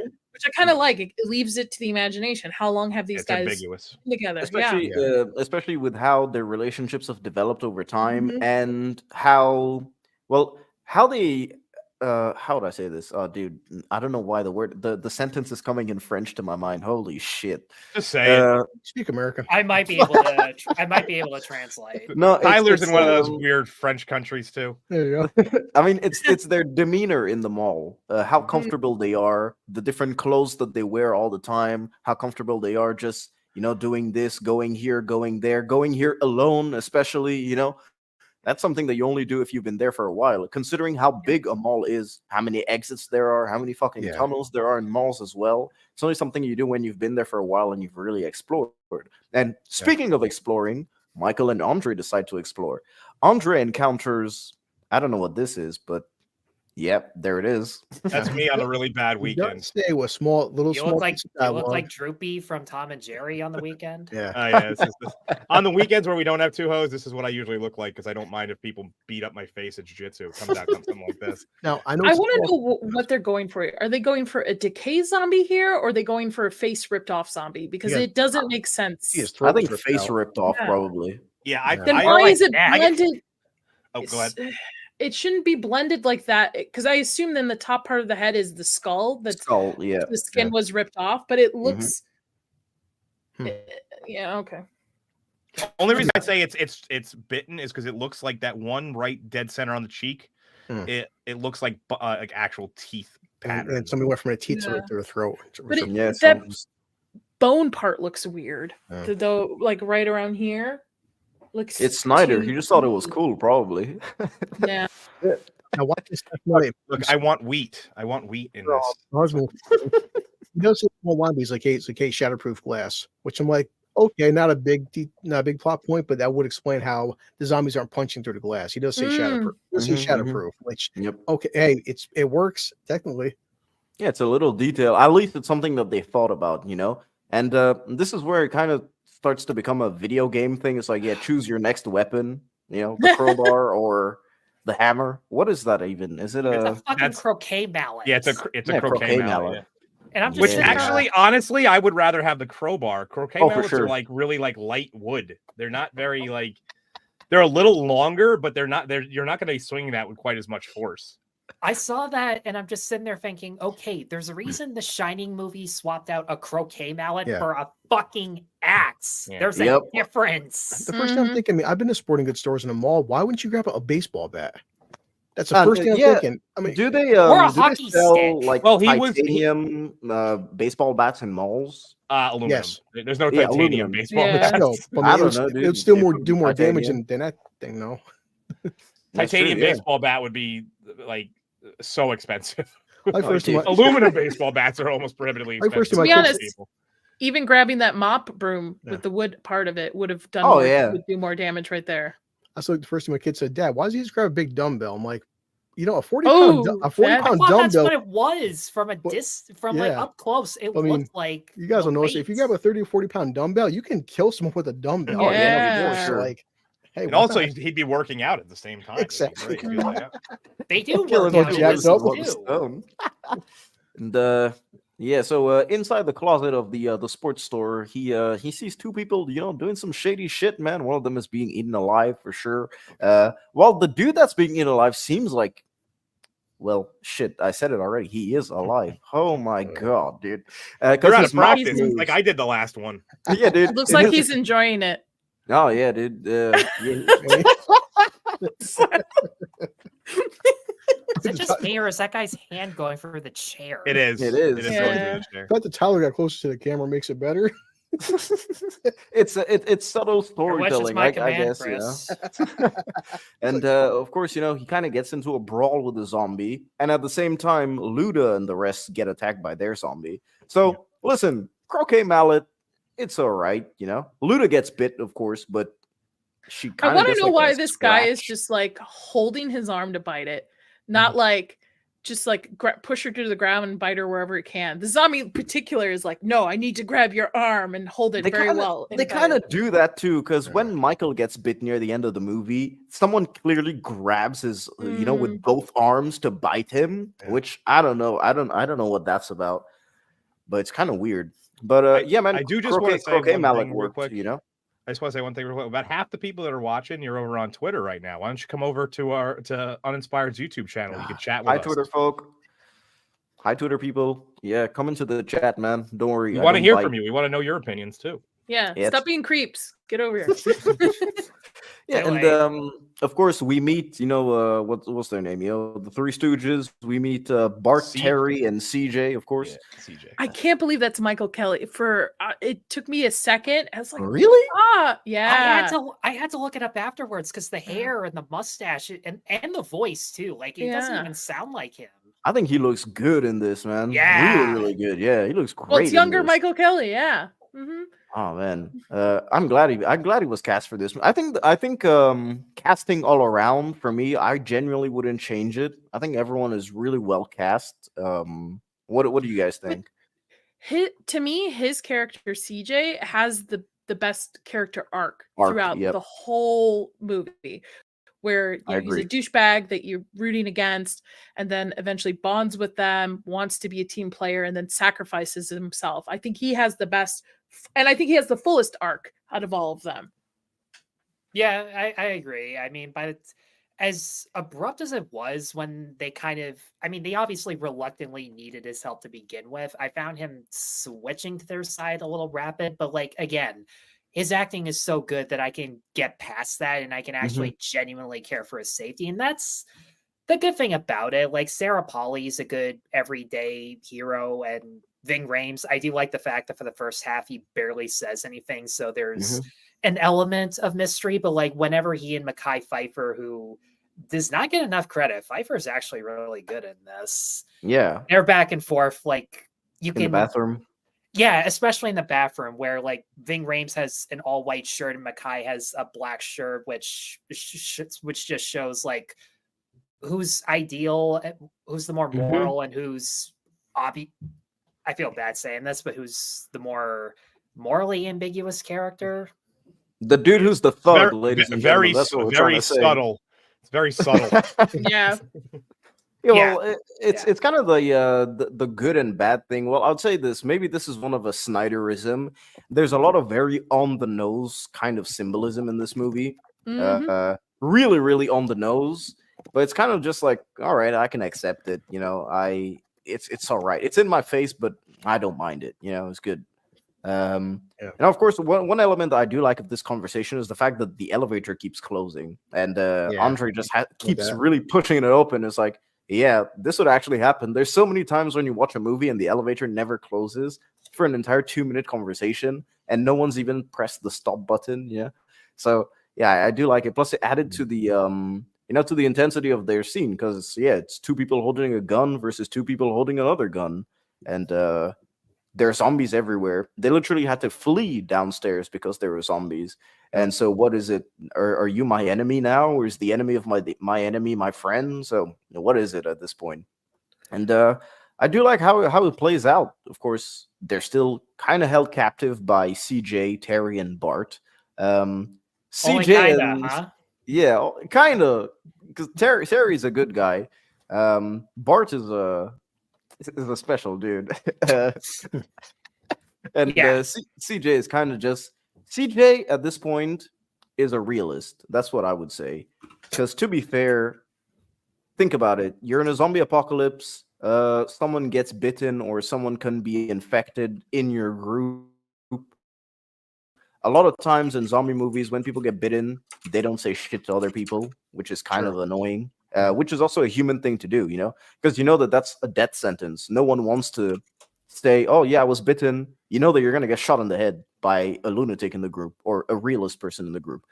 which is also what made Pfeiffer's arc towards the end tolerable, even when it got into some pretty silly scenarios towards the end. Yeah, slow motion shootout with Granny, dude.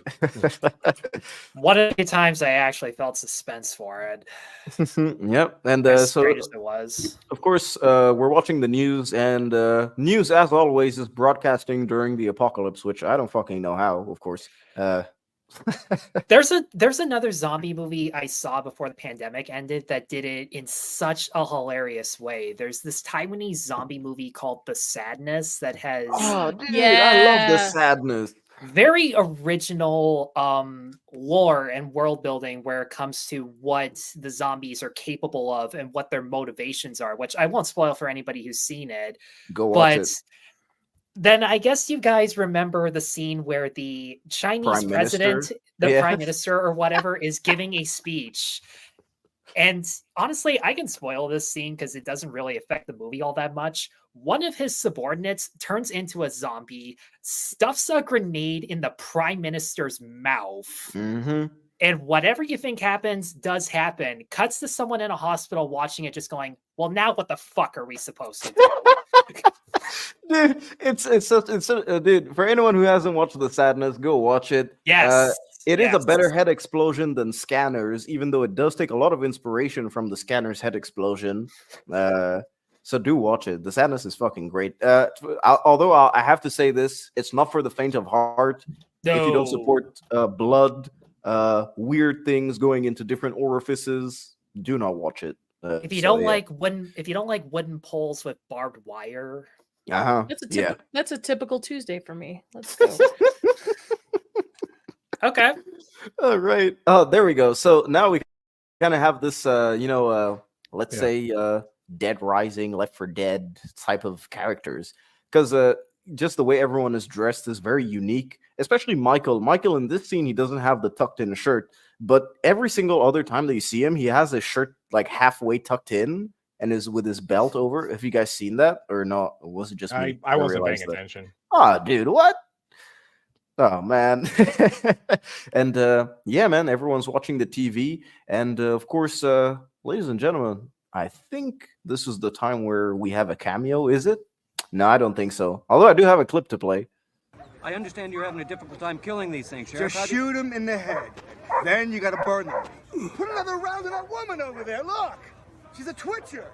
Now that is one cool motherfucker. Tom yeah. Savini, godfather of special effects. What Oh, a dude. fuck. I just love that line. She's a twitcher. You gotta put another bullet in her. Nadia, did you ever read his two books? I forget the volume 1 and volume 2 of the books that he did for low budget special effects for people that can just do it at their house. I And, have them somewhere. He is dude, the yeah. reason why a lot of people are special effects makeup artists now. Mhm. He when I went to school for it and stuff, most of the people will tell you, "Oh, it's because of Tom Savini." Yeah, Oh, yeah. 100%. He's the godfather of special effects. He's fantastic. And it's also the fact that he does, how do I say this? I wouldn't say affordable or accessible special effects. Yes, You know, all the you stuff do that he it did on the original Dawn of the Dead were stuff that you could literally do in your house. And he Yep. would make a book where he says, like, all right, if you want to make it at home, here's what you can do for your films. Like, yep, that's it. That's why people love him so much as well. And he just seems like a all-around cool dude, I guess. I've met him a couple times. He's really nice. He's a nice guy. Wow. He's definitely if you have questions about something to do with makeup and stuff, he'll answer them. He's really nice. But yeah, he's I recommend anybody who wants to get into special effects. I know those books still hold up to today because Mhm. I'm a big proponent of physical effects over CGI. I feel like Oh, yeah. CGI should be a helper in a sense in post-production. I don't think a movie should rely 100% on CGI, especially in the horror genre. Definitely. Oh yeah, I agree 100%. And so now what's going on in the movie? Wait, you know what? I'll just play the clip one more time because Tom Savini is so movie, man. I understand you're having a difficult time killing these things, Sheriff. Just shoot them in the head. Then you gotta burn them. Put another round in that woman over there. Look, she's a twitcher. Now that is one cool motherfucker. Fuck yeah. So there's actually 3 cameos in this movie. The Ken Fournier, I think is how you pronounce his last name, Fournier, who was in the first movie in the original, the black guy who televangelist or whatever. yeah, he's a Yeah. televangelist, and he actually says the tagline from the original. Yep. Mhm. And then the general who tells them where to go is also Mhm. from the original, and then Yep. obviously Tom Savini. And the one thing you didn't get in that, unfortunately, is that she's the close-ups of her stitching up Ving Rhames. Mhm. They hired a real nurse for that, and Oh. she didn't realize she went too deep Ooh, into the prosthesis. And when you see, there's like a moment where you see Ving Rhames win, and that's because she went into his skin and stitched the prosthesis to his skin. He just didn't say anything until after it was over, though. Good sport. Good Yeah. sport. And that's the Ving Rhames technique is one they cool used. motherfucker. Because back then they would use latex prosthetics. It wouldn't be silicone like they use nowadays. Mhm. Interesting. So it would be still a pretty thick boy. Wow. Jesus. Oh, that hurts. Well, I think I don't. So from what I saw with the interview, it was Zack Snyder said go deeper, and she didn't understand what the hell he was saying, so she just. Oh, come on. Damn. Wow. All right. Well, all right. So we're back to pregnant Luda, who was bitten, and she's showing her bike to Andre. Andre said it's all going to be okay because hey, everything's always okay in the apocalypse. Well, see, right here, all she has is she just has one scratch though. It's not a bite; it's a scratch. So it's like, and right now they've only established that bites can transmit, not scratches. So they don't know that, but we find later on it might not be true. So. And of course, again, another moment of our character is actually just being human and having time to sit down and process what happened to them, which something that we don't really see a lot of. And Anna just breaks down crying while I think it's Terry who's waiting on her because, of course, Ving Rhames.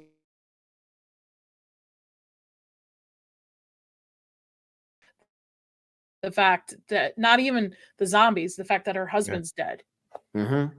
Yeah, she hasn't. Yeah. She didn't have any opportunity. It was just immediately jump in the car and start running from a lot of stuff. So, and I hate to keep she kind of had that one moment where we get that close up of her washing her hands in the fountain, and you can see her ring just to establish that it was her husband. Because I was sitting there during the first 10 minutes, going, "Wait, are they just like partners, or are they married?" And then that answered it without even spoon feeding it to you. Yeah. You see Snyder's vision, ladies and gentlemen. He was a pioneer back then, you know. Now he's also, just. You have to say, like, imagine if this was made today. Today, remember, 2024, her crying is a sign of weakness. She has to be perfect and stoic at all times. And she's not allowed to show emotion. It's Blue Collar. I didn't even realize that. Yes, she's not a Mary Sue in this. She's an actual real woman using her skills and her advantages and being useful part of the team. She doesn't have to be a badass. She's a badass in her own way. Like, a simpler time in cinema. I didn't realize that you're such a bigot. Bigot. Actually, that would be misogynist. Whatever. I'm just using same thing. Isn't a misogynist a type? Is it like bigot any kind of like prejudice based on a bigotry and xenophobia are basically the same thing. All right. Well, so one thing though, you know, you guys did mention of the fact that she is a nurse and she uses it to her advantage is all the other characters use who they are to their advantage. Just in the, I think in the next scene, well, in the other scene, or is it this one? Yeah, just in this scene. For now, you don't know that Michael is a salesman, but the way he pampers up CJ, you can tell that he's probably doing something where he has to sell to people, where he has to, you know, how do I say this? He has to like butter them up. So, CJ, is that you? Yeah, all right, big man. Did you think about locking the doors? Did you think about boarding it up? You know, helicopters are still outside. Maybe we should, you know, write an SOS on the roof. And then CJ just is like, yeah, of course. I think we should actually do that. Then he doesn't even say, oh, it was my idea. It's like, yeah, it's a good idea. I'll help you do it and stuff like that. It's great, you know, just giving you some character without them spilling it out. It's just good small writing, you know, writing in small in small strokes, which I really do appreciate. And one slide that I did miss is there he is, the cameo on the back there, the sergeant. They're showing Fort Pastor back on the TV, and that's where Ving Rhames' brother is. And of course, they're showing a buttload of very bruised people arriving in Fort Pastor, which of course is a sign of the downfall because of how fast people who were bitten basically just die and infect, which I don't know, man. I would have thought a military base wouldn't get overrun by zombies. I still go by this today. I think the zombie apocalypse happened today. That shit would be dealt with in 15 minutes flat. They just send a nuke. I'm not even joking, like serious. Well, they're sure as hell not gonna quarantine an entire state of Nevada. That's for sure. Dude, they're never gonna quarantine. Yeah, with containers, man. With shipping containers. I forgot that was even part of it.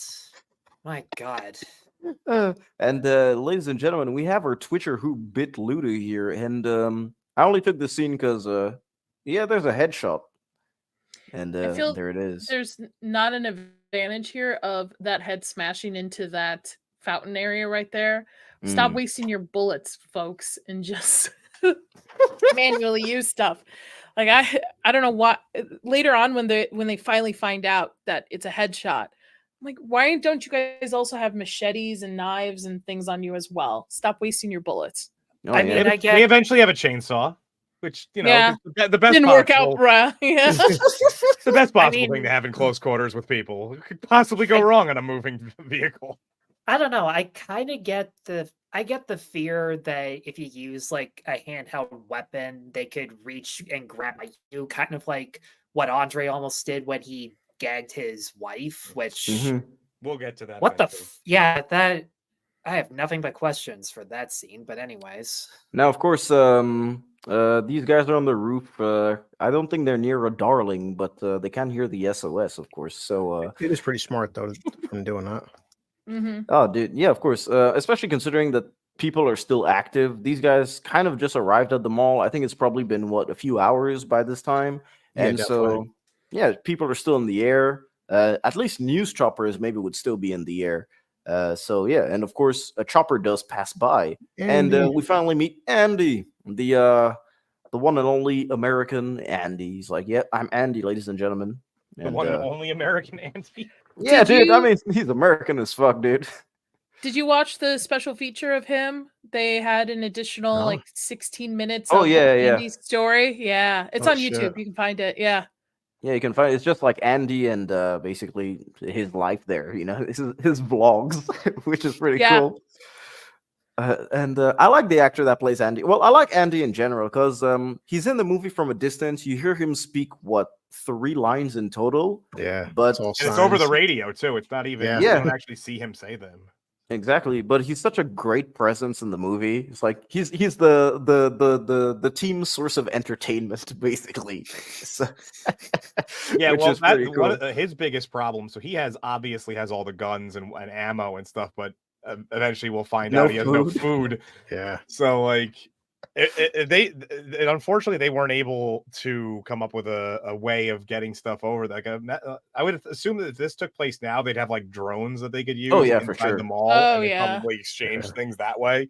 Well, But- wouldn't they have drones in the mall in 2004? Weren't drones a thing back then? Nah, or not no? really. I don't think No, so. not really. No. Like not at least not for commercial. Like they were more sorry, not for consumer. They were more of like a military thing at that point. And the consumer ones didn't really become readily available until about 10 years later. Oh wow.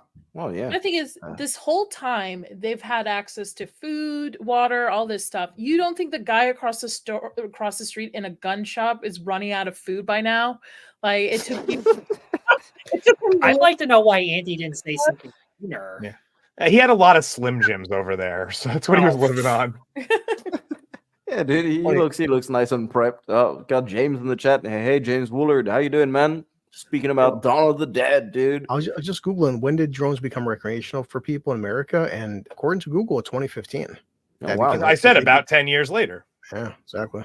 Yeah. Okay, and can of somebody course, explain this? Because I don't understand how that could the miss chopper? them. Oh Yeah. no, I don't think it missed them. I think it was coming from Fort Pastor, which was Yeah, overrun. that's a military. I think they were helicopter, ignored. so they were Oh, ignored. 100%. Yeah. Yeah. Still, So- like, I don't understand the logic on that one. Well, I mean, the established on TV, the Fort Pastor has people arriving that are probably infected, that haven't been really quarantined. They're just literally dropping off the buses, and then later on in the movie, when Steve comes back, when Steve Ty Burrell's character comes, he says that they were at Fort Pastor and they had to flee there. Because it got overrun and everyone died. So I would assume that at this point, Fort Pastor has either been overrun or this chopper is heading over there in an emergency to evacuate priority personnel. Because, let's face it, there's always priority personnel in apocalyptic situations. And so they're going to ignore any civilian that's around to go and pick up who they need to. It reflects also in the beginning where she ignored was it like a family or a woman or something asking for help while she was driving away? Yep. Yeah. So this kind of reflects that now she's being ignored and they're probably just survivors in there. They're like, oh, sorry guys, no room. Yeah, dude. I'll admit that's a pretty good parallel. I kind of attributed her driving past her out of like delirium amongst other things, but Dude, honestly, that if it's does the make zombie that does make more apocalypse, sense. I'm only stopping for you guys. Anyone else, dude, fuck them, dude. I'm driving. That's pretty much it. One Listen. thing I do appreciate is that they don't just write it on the ground, like facing upward. The SOS. The SOS, they also have them all around facing outward from the building so people can see it at the top. Like, sorry, if they're like off in the distance, you'd be able to see it from there, not just if you're directly above, which is a cool little detail. Right Yeah, there, there that's it it. is. Yeah. That's a great detail because there's no way, obviously, if you're looking from maybe that building over there in the background, you wouldn't be able to see the writing like on the ground, but you might be able to see that help alive inside thing. So Yeah, and of course, this is where you see the small amount of zombies that are pouring in at the mall, and which eventually becomes way more later on. I just And, thought originally, I think this script originally started as a Black Friday movie that they just eventually turned into a zombie movie, because the way that the crowd just builds, it's almost like there's a sale on TV or something. Oh, dude, yeah. I mean, a good Black Friday movie, for those who haven't watched it, is Thanksgiving, man. Or Black That's really Friday. good. Is it called Black Friday? It's with Bruce Campbell. The Yeah. movie is during Oh. Black Friday. Yeah. Hold on, I'll look it up. I forgot the name, but yeah, it's with Bruce Campbell. It's pretty recent. It's pretty Nadia inter- definitely has a mechanical. It's called Black keyboard. Friday. Yeah. It's Oh, called there Black it is. Friday. Yeah, it's called Black Friday. Yeah. It's a pretty entertaining movie. It's not very, very good, but if you just want to, enjoy, let's say, an hour and a half of your time, What's up, Lance? Black Friday. Hey, Lance, how you doing, man? The original is best. I don't know. Maybe we'll do the original one day. What The original is best. What are you talking about, Turn? I like I don't of the know, original series. I like Day of the Dead best. Of the original Yes, you see, series. So I like all either I like Night of the Living Dead or Day of the Dead. Dawn of the Dead isn't my favorite in the original. I think it's just too campy, man. And this if I- isn't. No, I mean this isn't like very in comparison to the original Dawn of the Dead. This isn't campy. This is edgy. If I wanted like a campy zombie movie, that's why I go to Return of the Living Dead, dude. Like you literally have naked people dancing in the cemetery that get eaten alive. So Where's the horny stick? dude, I'm telling you, Return of the Living Dead is the perfect blend of camp and horror. And of course, now in this scene is they're kind of locked up, and Andre confronts Michael, who's basically saying that the chopper isn't coming back, which is upsetting Luda. And Andre doesn't want anyone to upset Luda, which I mean, yeah, dude. What would you expect? You at least want to say, yeah, don't worry, everything's gonna be okay, even if it is false hope. And at this point, we understand that Michael used to sell TVs at Best Buy, and apparently, based on Kenneth's assumptions, Andre used to steal TVs. So, Yet another thing that must be only in the director's cut, because I didn't get any of that description. Any of this scene, this scene wasn't. I don't in even the- recognize this picture. Oh wow. Yeah. Yeah, this was the director's cut scene. Oh yeah, because so- I've seen the I agree director's cut, and I rewatched the theatrical cut for this one because that was the one that was available to me. But I have seen the director's cut, and this scene was not in the one I just watched. Oh, all right. I agree Yes. with Lance here, by the way. Oh, 100%. I mean, no, Sorry. I agree with you, Lance. I don't think it was campy when it came Oh out. yeah, for because sure. when it's not at the time means not at all. Yeah. Really. Yeah, I mean, look at The Exorcist. You show an Exorcist to a Gen Zer, they're gonna say this is some campy shit for sure. I Like- said that when I saw the writer's edition in theaters. I just sat there and I Hmm. went, "Really? You guys were scared by this?" That's Yeah, I right, said it. I exactly. said it. I don't care. I feel The Yeah, Exorcist still holds up. In my opinion, it still holds up, especially from a religious standpoint. It's still scary, but I think you guys are just so used to this, like very much gore in your face, horror in your face, where it doesn't let your imagination kind of build out a little bit. Oh yeah, like to be honest, though, I avoided gory movies like The Plague for up until early adulthood. Like this movies like Dawn of the Dead, I refused to even watch like 5-second trailers just because I thought I'd shit myself. I was a big wuss as a kid compared to what I am now. I'm Don't watch really Evil Dead impressed. Rises then. Oh, I've seen Evil Dead Rise. Like it's Yeah. not my favorite. It wasn't even my favorite horror movie that year, but it was good. yeah, I liked it, dude. I didn't regret my time watching Evil Dead Rise. Mm. Yeah, Evil Best Dead. title Evil Dead card. is still one of the most consistent horror franchises out there. I mean, it's crazy. 3 seasons of TV, 4 movies, well, 5 movies, and none of them suck, which is insane. And ladies and gentlemen, we have our second cameo, and I shall play the clip. But before I play the clip, actually, I do want to say, if this was made today, he would probably be voiced by shit, I forgot his name. Candyman. What's his name again? Todd something. Shit. You see, we all Wait, forgot his name. Well, 'cause I didn't 1992. find One of the destination. best He's gonna be films. at Garden State Tony Comic. Todd. Tony Todd. He's gonna be Yeah. at Garden State Comic Fest, so I might get a chance to meet him depending on how much Oh, time I have in the dude. day. He's a cool dude. Fuck yeah, dude. Tony Thank, Todd, yeah. yeah, thank you, Melvin, for I pointing that one love out. the Candyman franchise. I love Yeah. Candyman. Fuck Nia DaCosta's Candyman though. That shit was ass. Yeah. Let me It play was a clip. it was pretty to look at. That's Yeah. true. I will give it that. I'll give it that. Hell is overflowing, and Satan is sending his dead to us. You have sex out of wedlock. You kill unborn children. You have man-on-man relations. When there is no more room in hell, the dead will walk the earth.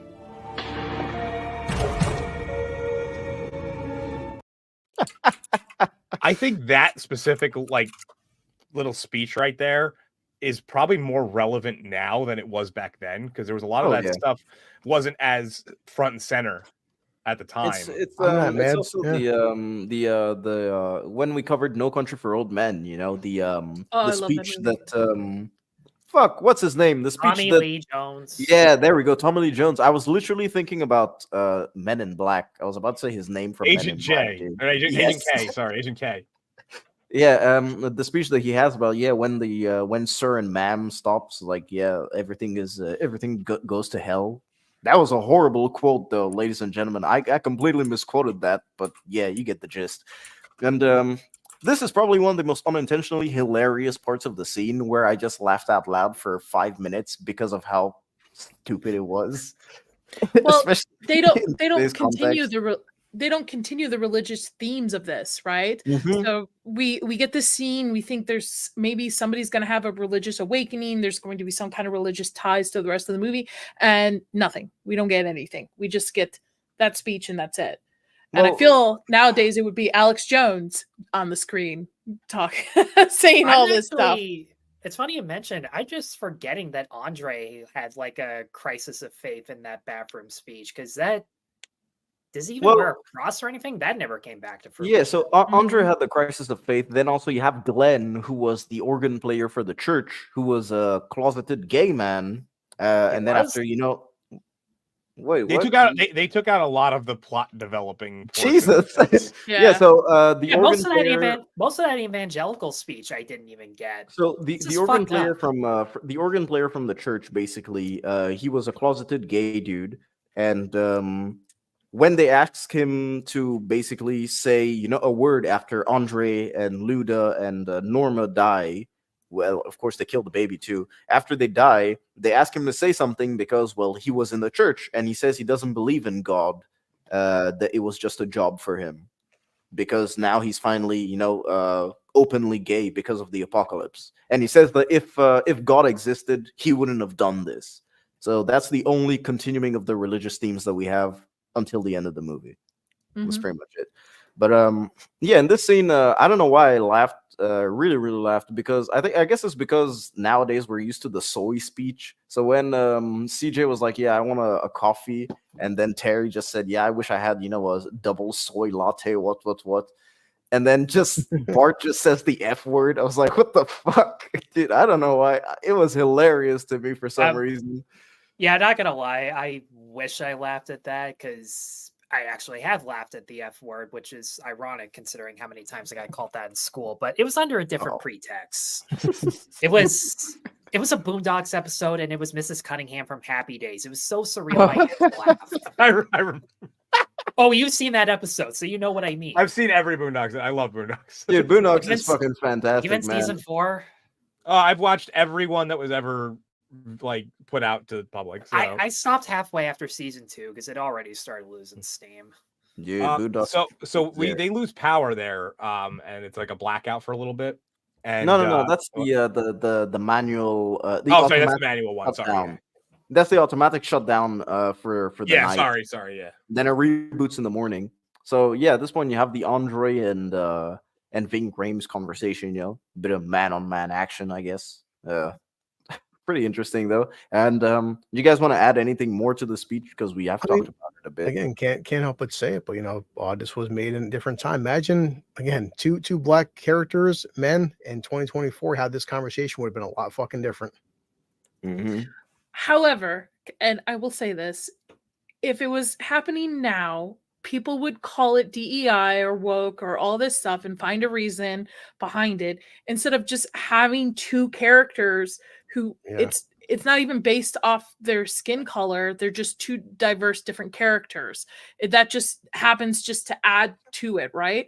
But nowadays I feel people would be turned away from this movie, which I think is bullshit to begin with. I think that's thrown around way too much lately. Which I don't even understand, because I mean, you would think that Ving Rhames being a cop, the tall and strongest one in the entire group, and being black being a cop, that would instantly shun any criticism. Oh, he wouldn't be a cop nowadays. Nowadays, he wouldn't be a cop. He would be something else. Maybe like a hunter or or something not cop. Maybe a firefighter or something. Or something, yeah, nowadays. Because it's just so cop lately. I don't know. True. Yeah. I've seen if he was a cop, he would have been white. Let's just say that. Well, and he would have died in the beginning of the movie. I will say this: Probably. like if it was made today, Ving Rhames would be staring down anybody else. Which I mean, he kind of already does in this, but it's under a different context where like all he cares about is his brother. Whereas if it were made today, it would just be suspicion of taking the gun. Which I want to say this about Ving Rhames. I've seen so many movies with him in it. He has range that no one ever talks about. Yeah, like, partially because it's subtle range because he doesn't change his demeanor, but he refocuses it depending on what the situation. Like obviously here, and then you have Marcellus in Pulp Fiction, and then you have every time. Yeah, it's always a little different, but just in very subtle ways. Yep, I agree. I think honestly, he's the backbone of the Mission Impossible movies. At least the last few of them. Oh, I didn't even remember about the mission. Like there, not to mention he's playing he's playing a rough and tumble hacker. Like it's it's not to mention like he's the only. Yep. Oh, did we lose Tyler? We shoved him in for. What's up? Hey, buddy. Wait, you froze there for a second. Yeah. I thought it was me. What just happened? Me too. Well, see, also it's also cool with Mekhi Phifer's character because a lot of guys go through this where I've had a pretty shady background, a pretty shady history, and maybe I want to give my kid a better life than what I had, but also it's kind of hard. Also, when you were a kid, though, you didn't have zombies running around. How do you know? Hey, Atom. You don't know my life. I'm a zombieist. Tyler, are you back? Yeah, you probably just had an internet hiccup for a minute. It's not a big deal. What were you saying though? You know what? I was too busy wondering what the hell happened to even remember what I was going to say. It's fine. If it comes back to you, you can always just toss it in. I was going to say that they had to shove him in Ghost Protocol for the last 5 minutes just to say that he's been in every Mission Impossible movie. Because that's true. Why wasn't he in Ghost Protocol? He could have been. But Ghost Protocol was supposed to be a part 1 of 2, right? No, that's. Wait. Sorry, Ghost Protocol is the one in Dubai. I forgot about that. Gotcha. Yeah, that's the one. Them all for the first time last year. So. Yeah, that Ghost Protocol is the one where I was about to say where Tom Cruise runs, but where he runs away from he runs away from the sandstorm. Sandstorm, yeah. And it's like outrunning the sandstorm. He runs away from Darude. And of course, now we have a special delivery. And we do get more character for CJ, which, as Nadia said before, is the most fleshed out character. And as I said, is probably the most realistic character in the situation because he just doesn't want to die. So I do have a clip of his conversation with Anna discussing the arrival of newcomers. I'm not going to do anything about that truck. There's people in it. Yeah? And how do you know they're not all fucked up like everybody else out there?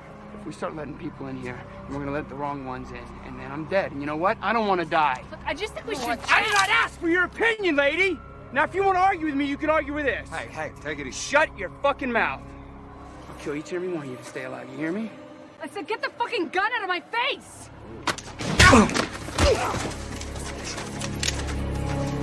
That's real good, man. You're gonna get us all killed, dumbass.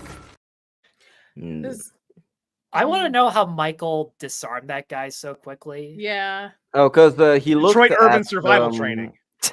How did none of those triggers went off I'm So- very surprised by it. Yeah. To me, Detroit Urban Survival Training.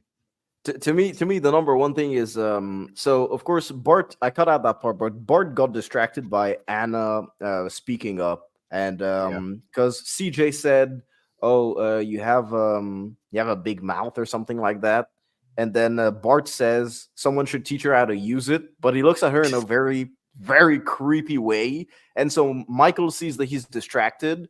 Although I do think one dumb thing that Michael did was he pointed Bart's gun toward Anna while he was trying to disarm her, which I mean that could have gone wrong. But yeah, so that's how he disarms them. And then Ving Rhames, I guess he gets the cop excuse. Pretty much. That's it. Ving Rhames is just a really big dude. He just hits him real hard and he just lets That's go. true. No, but the sad part, he is right though. He's like, what if we let the wrong people in here? And maybe So some. he's if some- 100% right about the situation. It's That's what I'm just saying. about It's like, to happen. yeah, it's like maybe somebody in this truck could be infected. Yeah. Yep. He's Exactly. he's Turns actually the only one that is correct in this situation. Ironically, the way he goes about it is a little aggressive, but he's the only one that's making the right decision, like the right point here. Well, it's because you need to be aggressive in this type of situation. Imagine, because if you're not aggressive and you have, let's say, someone with a soft spot that just lets in a group of 10 people, because of that person with a soft spot, literally everyone is dead if something goes wrong. That's it. So Yeah, and they don't even know to check for bite marks or anything. yeah, exactly. Like they give them water and everything. There's a person in a fucking wheelbarrow. Looks like they're half dead. Oh yeah, let's just roll her in. Fuck no, dude. Leave her at the door. What is this shit? You know? I'm sure their justification was that we have weapons. If anything happens, we'll take care of it. But, you know, if they had just acknowledged that, that might have been an extra source of tension. Yeah. And so Michael and Andre, they prepare to go out, guns blazing, of course, while the truck is coming through. And this is the part where they just become fucking snipers, dude. I don't even know. They just become Navy SEALs out of nowhere. For real. And then there's again a weird zombie that pops out of nowhere. Where the fuck was this dude? You know, behind the garbage, Continuity. I guess. Yeah. Exactly.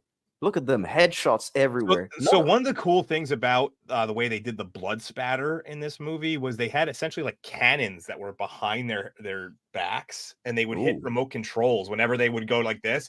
So it was the people who were actually the zombies controlled like when they died. Good work. Yeah. Funny. Yeah. I thought it was always the Robert Rodriguez thing, just like put an air cannon behind them and they just flinch. Yeah, that's what I thought. No, but too. but what I'm saying, like they were the ones that were controlling it essentially. So it wasn't Yeah, the but still, typical that's squibs where like it wasn't like typical squibs where it was controlled and then they reacted. They actually had full control of when their character died. Like that's pretty cool, actually. Yeah. That's way cooler. I mean, I think it's better for the stunt person as well. And so, ladies and gentlemen, we meet our new cast of characters: Wheelbarrow Woman, who's gonna die very soon. Ty Burrell, looking like a sexy motherfucker on the left over there. I was gonna say a Mungo Jerry vampire with those fucking sideburns. What was that TV show he was on for a long time? Modern Family. That's all I can think of now when I see him is like, what is I have like an asshole? and I have thoughts about that for that exact same reason. So I feel like he was basically put into the movie so that way you can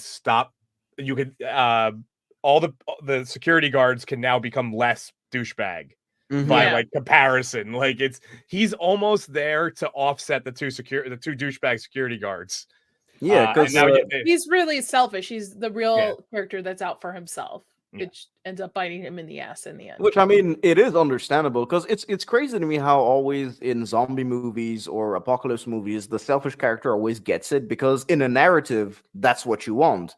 But in real life, those are the people that will probably survive if shit. Yeah, 100%. You know, selfish people always survive in scenarios like that the most because they're only out for them, so they don't worry about us. Did anyone else notice the name of the store in the back, by the way? Galen Ross. Yeah, Galen Ross is an actress. She was in the original. Oh, that's pretty cool. Yeah, all the stores are designer brand or something. No, all the stores were like fake names that they put in for the That's cool. I was gonna Well, say yeah. I knew Metropolis was such a cheap, obvious reference to really just about anything. There's a million Metropolises, but Yeah, dude, Metro Man and Metrocity. Metrocity. Metrocity. Yeah, so all right, I'll give you guys the rundown of characters for those in the chat. On the left, we have Steve, then the tall dude that looks Doug really Jones. tall. Yeah, that's Frank. Then after that, Andre, we've seen him already. What's her name again? Nicole. They mentioned it Nicole, a couple times. Yeah, Nicole with the red hair. The old dude is Glenn, and then the really hot chick on the right is They never actually say her name in the theatrical Monica. cut. Monica. They only say it in the extended cut. Oh, really? A Wow. big chunk of her character development was cut from. I mean, she doesn't really have that much. I mean, she just gets sliced almost up. everything about her character development was cut. She Was cut. literally has like 2 scenes in the theatrical. Oh, and of version. course we meet Tucker, which I like Tucker, man. I think he's cool. I always remember that actor from the movie Tommy Boy. He was like the photographer for Tommy Boy. You could just call me Cash. Like I always remember him for that scene. So I'm just glad to see Doug Jones in something. I think he's a very underrated actor. A lot of people don't, because he's a character actor foremost. Yep. A lot of people don't know his IMDb. And so in this scene, basically, what they're talking about is the fact that they were saved from the chapel where Glenn plays the organ, of course, and they came from Fort Pastor. So Norma, who's on the right, is the one that just heard their call for help on the radio in the chapel, and she went to rescue them. And of course, everyone is dead from Fort Pastor, which is where Kenneth wanted to go. So his brother is, I think, dead for sure. And of course, he wanted to go there, but he's resigned to going upstairs and just clearing his head. And of course, he lost a brother, but he gained a brother in arms in Andy, which is, I think, a good way of how they set up their relationship. I think it's a natural progression as to why they're the closest together. And so yeah, the info. Fort Pastor is gone. No help coming. What's the bad news, ladies and gentlemen? That's a good line. I don't care. Andy has jokes, man. That's why we love him. Andy is the entertainment. So there he is, Frank and Nicole. Frank is bidding. She looks like a Nicole. She just has a Nicole look to her. She does, actually. I agree. The 2 fingers made her go like this. So hey, ladies and gentlemen, it's hey, Dark Hour got the joke. The whole makeup job. It's like, you can't tell something's wrong with this woman. So this is a dude actually in a fat suit. Oh my god. oh. Yeah, if you check IMDb, So I'm mistaken. That's not Doug Jones. I thought it was. It looked like him. That's actually Matt Freer. I made that exact same mistake when I was watching the movie because dang. dude's just as scrawny as Doug Jones. He doesn't Yeah, have- he same doesn't- facial features. They could be cousins. he's or not he something. looks like a he's not as bulkier tall. version of Doug Jones. No, you know what he looks like? He's half Doug Jones, half Christopher Maloney. Yeah. Oh, Okay. You see that too. Yeah. Okay. Doug All right, Maloney. my bad. My Doug mistake. Maloney. That's what I call him from now on. He's Doug Maloney. Yeah, and of course, yeah. So this is it's kind of like the Evil Dead situation where Sam Raimi just said, "Yeah, you're my brother, so fuck it, you're putting on the Henrietta fat suit." This is a dude in a suit. If you check up on IMDb, I think even on Google, his name pops up, and of course, she's dead, but she wakes up and she gets brain, so that's easy. Can you imagine that though? You're like, you tell people like, "Oh, I was in a zombie movie," and they're like, "Who'd you play?" You're like, a really overweight woman. Yeah, Like, honestly, yeah, I'm sorry. I assumed his gender. Yeah. Oh yeah, No dude. one, Of course, no one in this is forgives you, progressive. Chris. And yeah, I mean, just look at the cinematography and of course the changing of scenery. How I think it looks really, really good. The lighting especially looks really good because it was shot on film. That is a ma'am zombie. Yeah. Dude, Jama, take care, man. Make sure the yard is really, really good, and make sure you get all your work done, man. Hopefully it's a good day for you. Well, outside, I mean, weather-wise, because we've been having. Hopefully there aren't any zombies outside when you're trying to. Yeah, dude, we never know. And so basically, what they're doing right now is they're discussing why the woman turned, and she said it was because she was bitten 5 hours earlier, specifically 5 hours earlier, and that Frank, since he's bitten, they actually want to kill him. So it's Michael, Andre, Anna, and Kenneth having this discussion, and of course they go and tell Frank, "Yeah, dude, you're on death's doorstep. We want to shoot you in the head." That's pretty much it. They were at a bar, and that's as per my obligation. I must take a shot of tequila. I mean, I think it's understandable wanting to at least quarantine him. I don't know. I think at this point we would need some more evidence as to the bite marks causing you to transform, because because what if you get bit and you cut off the arm right away? yeah, kind of like what is that what they do in World War Z on the plane? Yeah, she gets bit. And Herschel did that in Walking Dead when they cut his foot off. Yeah. Yep, true. So I think I would be with Anna where they try and quarantine him at least to see what happens. Well, she's actually following like the real Nurse. protocols that her as a medical professional probably would. She has, a sworn oath to not harm. The Hippocratic oath. Hippocratic oath sometimes. The Hippocratic oath. The Hippocratic, okay. But Hippocratic, yeah, man. she's the oath, actually okay? it's very good characterization from her. She's following her years of training, even though it's like in her mind, she's like, I don't know why this is happening. I can't. And she even says it out loud. So it's actually a pretty cool little dynamic they have with the fact that they're playing in what would really happen with her, that she would be trying to figure out what's going on.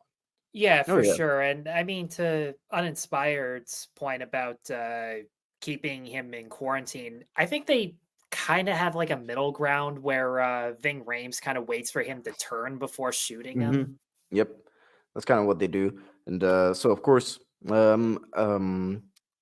what's his name again? Andre and Luda, they're hugging because they think that they're going to be okay as well. Andre really wants to deliver the baby because, as he said in the bathroom, that's what he feels like he was put on this earth to do. And that's why he survived the apocalypse until now, so close to the birth of their child, of course. And it's not going to be a Legion situation where, of course, it's Jesus Christ being birthed out. So no, it's just going to be a zombie baby at this point. And yeah, they have the Damn it, Gord.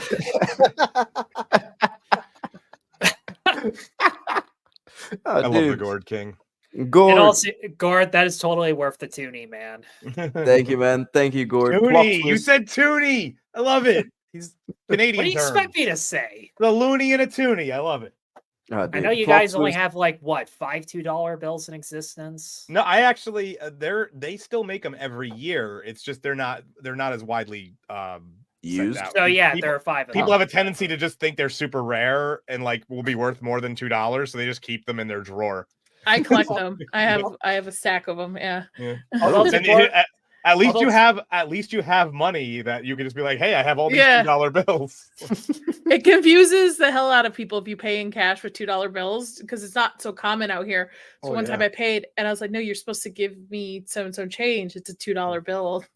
Yeah, they're legal. They are legal tender and are made every year. It's just it's such a weird thing that we got rid of them as a standard. Almost every register I've ever, like when I worked a lot of retail jobs, no registers it was $1 slot, 5, 10, 20, 100. There was no $2 slot. Jesus. Yeah. Of all the conversations that I start in here, this is the one I end up clipping. Yes, do it.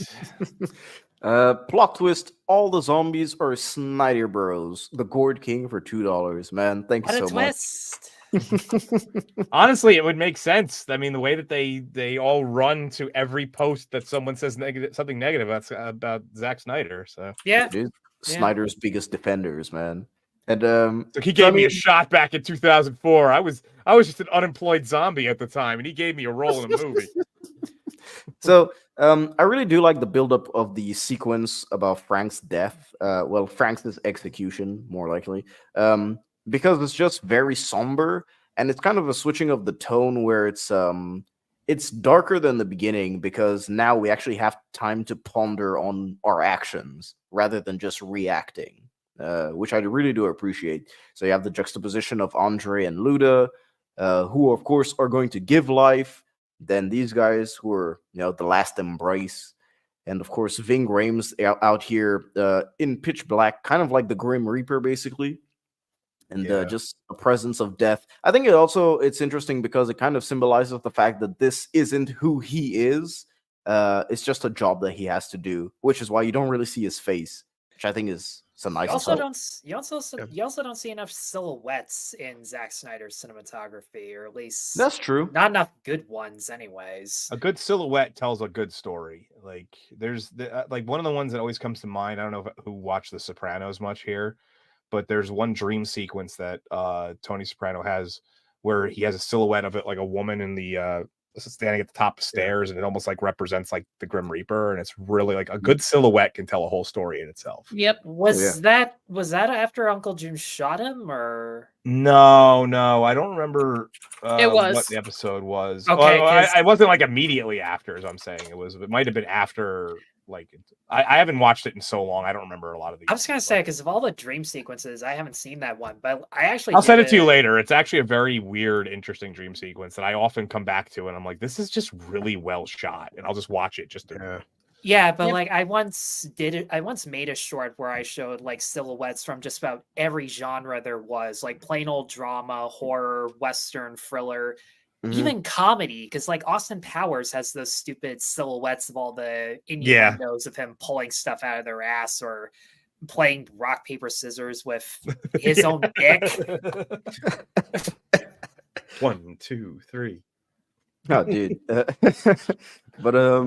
But yeah, so you have Nicole who kind of just goes back there and is crying and covering her ears, of course, because she doesn't want to hear the last gunshot. Well, the gunshot that kills her father. And yeah, Frank at this point, he's even in tears as well. And he looks like he's dying, to be honest. No, it's one thing, dude. In this course, this is all of what 35, 45 seconds. You see, like, how fast he decays. Yeah, usually someone's like on bit by a zombie. Maybe a day goes by, 12 hours. This is like, man, this guy in 2 minutes he's about to turn already in like 90 seconds. Like we said earlier, they have this tendency to not really tell you how much time has passed in the scenes and stuff. There could have been a couple of days between when they arrived and this scene. So let me check if he's wearing the same clothes as the previous. But the way slide. it's shot, though, maybe it's because of the way the film is shot, but it feels like the second he's holding her to like when he starts decaying, it feels like just minutes go by. I mean, I actually think it's minutes because he's still wearing the same shirt that he arrived in. Remember when her husband gets bit like by the little girl and dies? I know it's the whole death scene, but usually it takes zombies time. As soon as he gets bitten, he bleeds out. Within 2 seconds, he's already a fucking full-fledged zombie sprinting at her. It's like these guys are it's quick. Holy shit, man. Yeah, I think it depends on your metabolism too, because the fat chick she got killed after 5 hours after the bite is when she died in turn. So the one thing that they do establish about the virus is that it kills you. It's something that kills you and then revives you. You don't just transform, which I really like the touch. I also do like the touch of how the scene plays out, of course. It has great music by Tyler Bates, who I was actually really surprised to see that he made the score for this. And it just goes dead silent before they shoot him.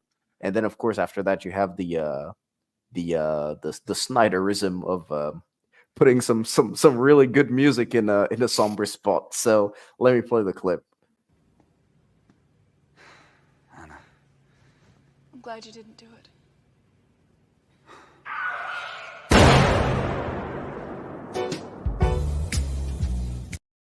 Oh shit!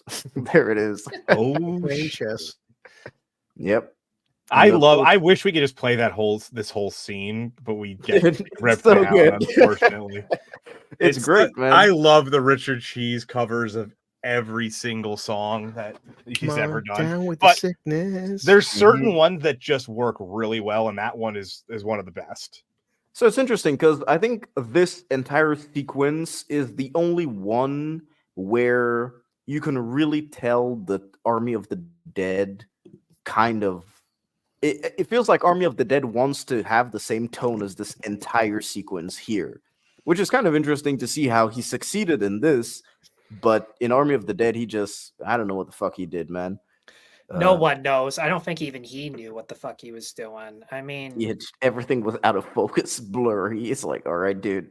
Not with all the fucking lens flares once he decided he wanted to do that too. Yep. Along with the open border metaphors and juice from suns as Sorry, I thought I was zoning out there for a second.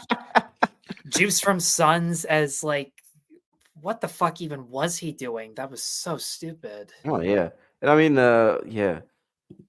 Get up, come on, get down, with the sickness. We should just do a whole stream of us just singing that song.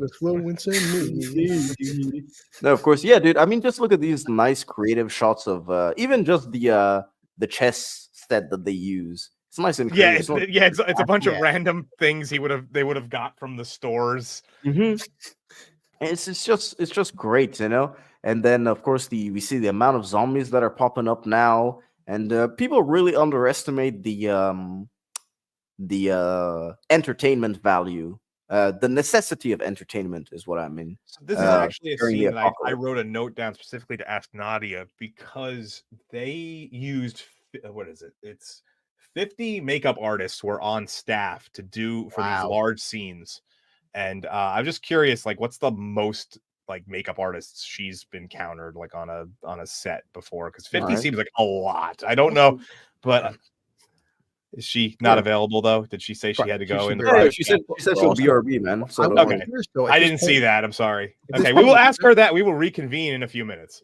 At this point in the film, we really haven't seen any CGI until that shot.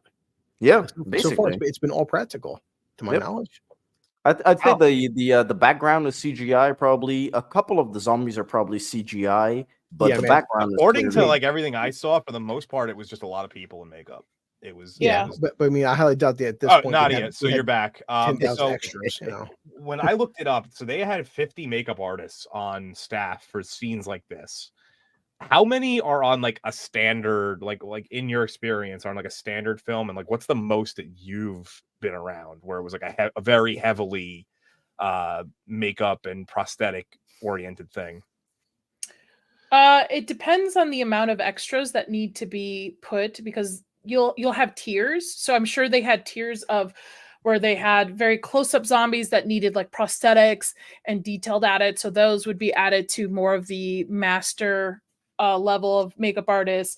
And then you would have other tiers of like, okay, we're just going to throw blood on these people, really quick scratch marks on these people. The most I've ever worked on is about probably about 30 makeup artists. Okay, so 50's not as insane as not with the amount of extras here. No.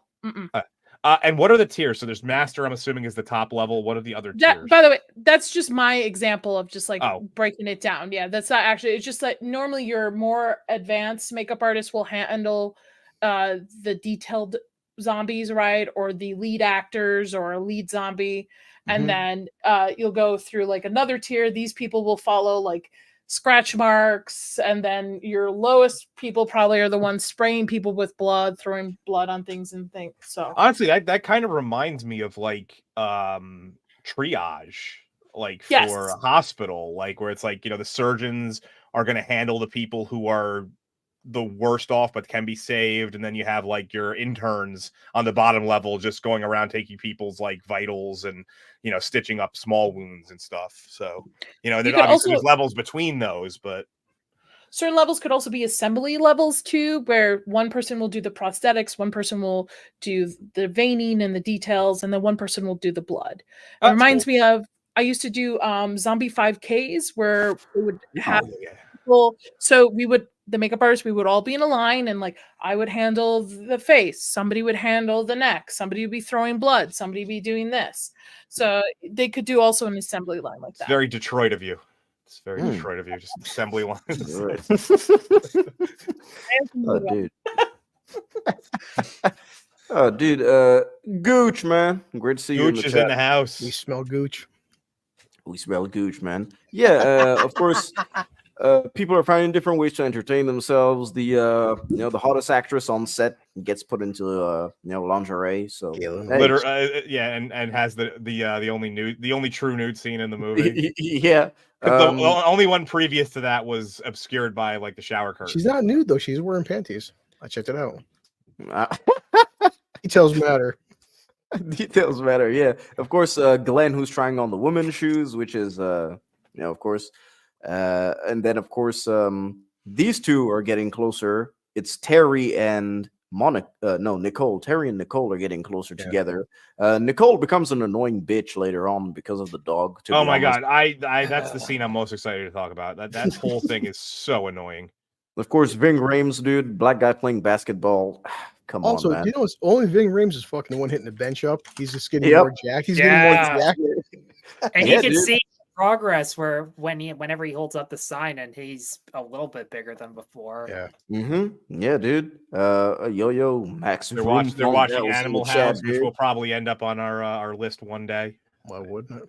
Oh, maybe. Of course, Oh, the sex scene, obligatory sex scene through, She's not the naked, found trust me. footage lens, ladies and gentlemen. And I mean, they do set it up because he does like recording himself. They do establish that later. Yeah, exactly. Which I think is a nice touch. Of course, it's time to play a game, ladies and gentlemen. America's favorite apocalyptic pastime. Hollywood Squares. Hollywood Squares. Hollywood Squares via zombie style. Yeah. Yeah, apocalypse style. I agree. Ladies and gentlemen, let me play the clip. So R.I.P. Burt Reynolds, ladies and gentlemen. Of course, F's in the chat. F's in the chat.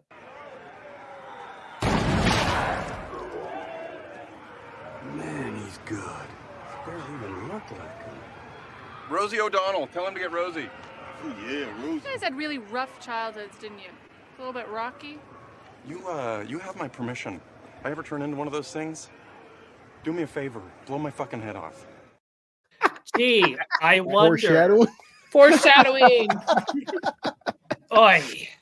Dude, it's the way that the Ving Rhames is just like, oh yeah, Rosie, fuck yeah. Then I cut out that part, but Tucker says, nah, Rosie's too easy. We should give him something harder. It's like, oh, dude. Implying that it's too large of a target or something. She's fat, okay? Like, just... Why waste ammo? That's my question. Why are you wasting ammo? He has so much. He's literally sitting on top of essentially an endless supply of ammo that he could never go through. Yeah. He's an ammo. Him. Yeah. Okay. Yeah.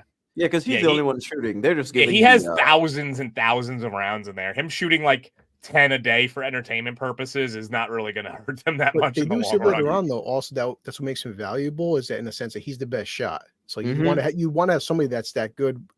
On your team, That's why Kenneth considers him part of the group. That's why they don't want to leave him behind when they're going, because he is a really good shot. That's here was one thing that I sort of couldn't piece together myself, right? So they have clearly supplies to do this later on, and even if they didn't, there's a bar there and lots of liquor that they've established. They have tons of it.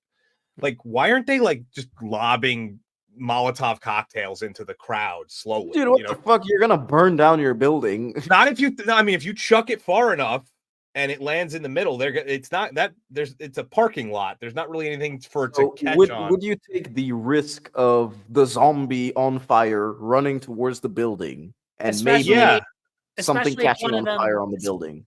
Especially when one of them picks up that fucking gas canister. Yeah, dude, they get that was Deadpool weird. to pick up the gas canister for some reason. I mean, I just think that it would have made sense to try and clear it out over the course of time.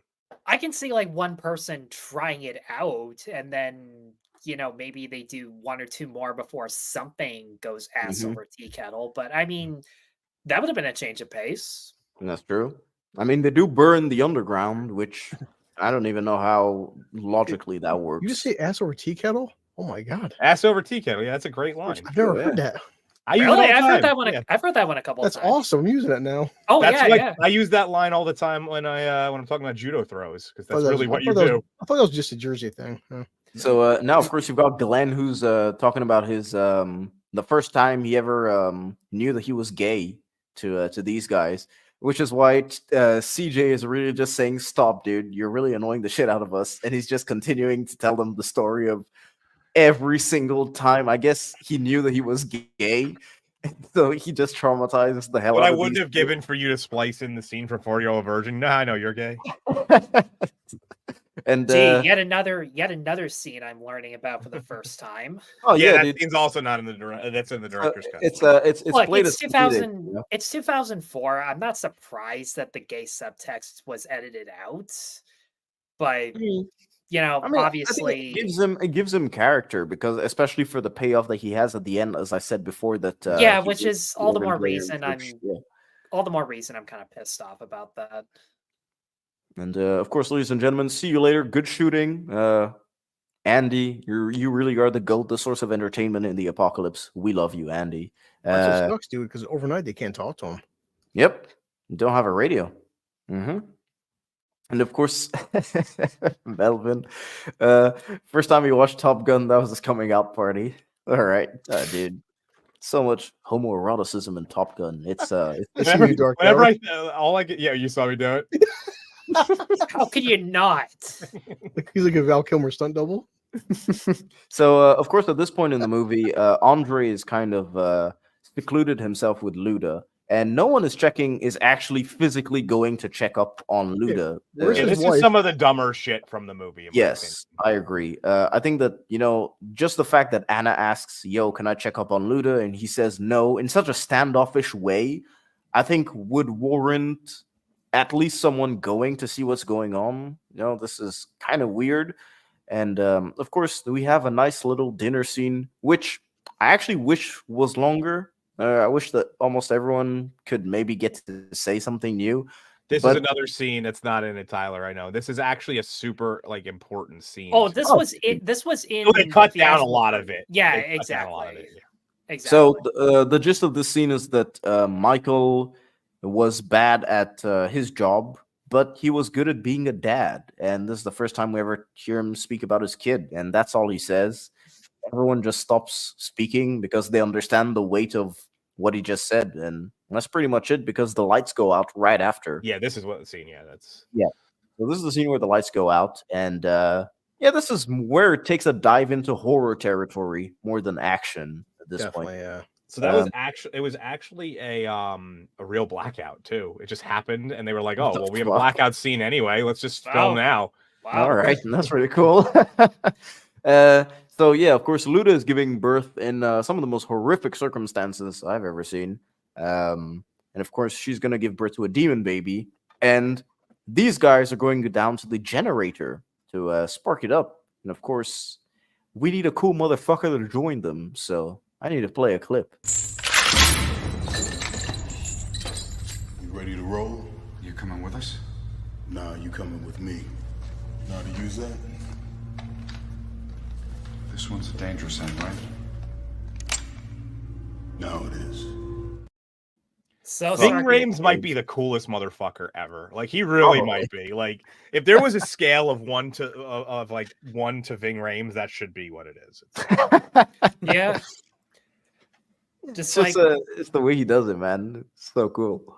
I'd cast him in any movie. Like, if I was a casting director, I would try to get him in every fucking movie I did. God, like Mask of Zorro, just go, this is the pointy end, it goes into the other man, and then and Rhames just humbles him from being so sarcastic about it. Yeah, and it's it also makes go ahead. sense. Sorry, No, go ahead, man. I meant to say, like, it makes sense. He's a cop. He takes prisoners from A to B. Like, he obviously should have been the first person that he asked, but I like that they wrote in that almost could have went wrong. Yeah. Just such a cool line, though. He's like, you all followed me. Oh, shit. Yeah. It's like, yeah, like, you're I'm coming just with sitting me. here thinking about every role he was ever in, and he's just so fucking cool in all of them. Like, dude, in Piranha, he's getting his legs literally eaten while he's mowing the piranhas, dude. It's fucking fantastic. He was great in Pulp Fiction. Yeah. Oh, you gotta be kidding me. Ving Rhames is in the Garfield movie.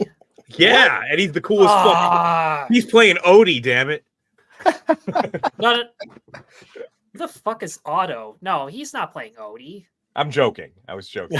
Oh God. Speaking of dogs. I hate the guy. Well, I hate the guy that's playing Odie, but that's another. Look, I've seen Resident Evil. I would have shot this dog.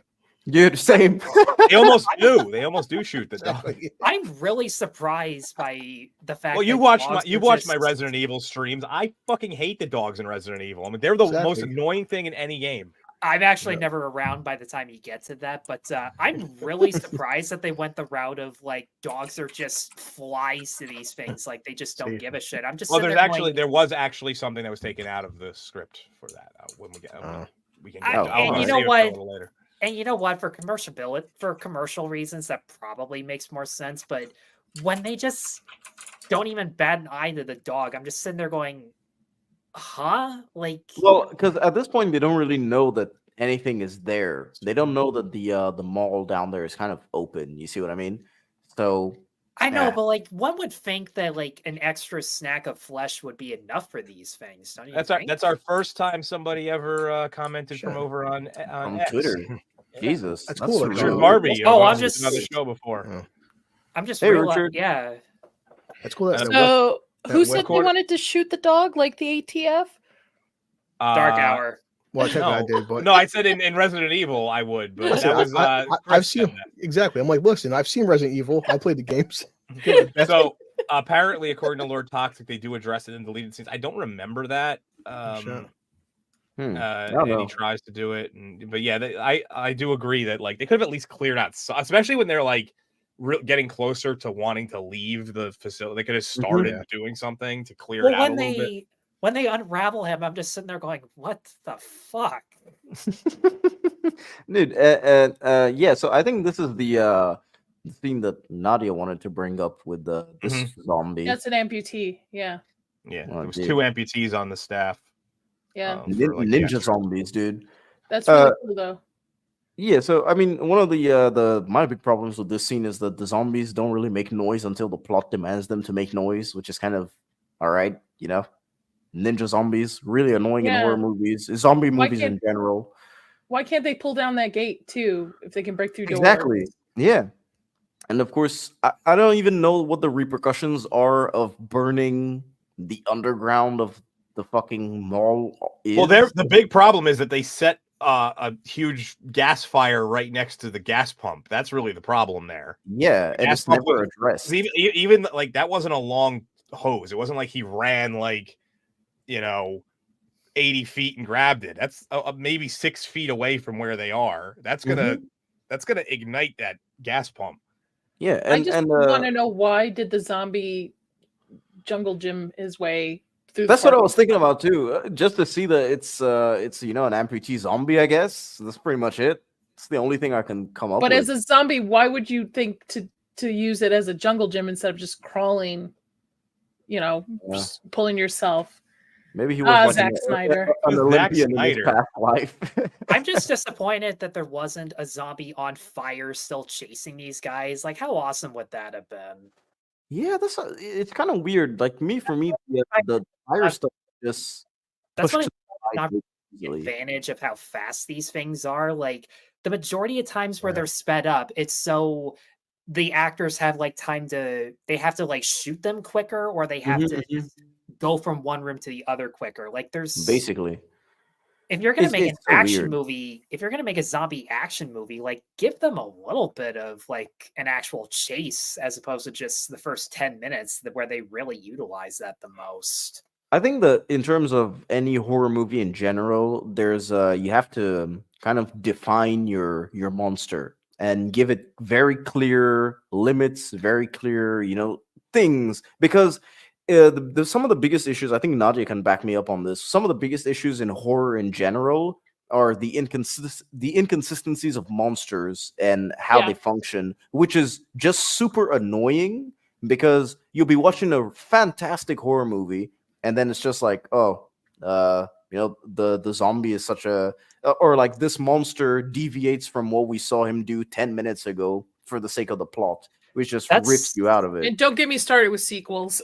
That's like that might be one of the only things that I found consistent in Army of the Dead, like how some zombies were more advanced than others, and the one king had that helmet over him, so like they couldn't shoot him in the head. I'm just sitting there thinking, this is so fucking clever that I don't think Zack Snyder even realized that he struck gold on that one, because that was maybe the one thing other than Batista actually giving a shit in that movie that I actually enjoyed about it. Yeah, dude. I just feel like something like this because we've brought up several inconsistencies already in terms of the bite marks, how long it takes to turn. Now with the fire, which is just it keeps adding on, especially as we're almost nearing the end of the movie. I think we're nearing the last 30 minutes of the movie at this point because it does wrap up fairly quickly.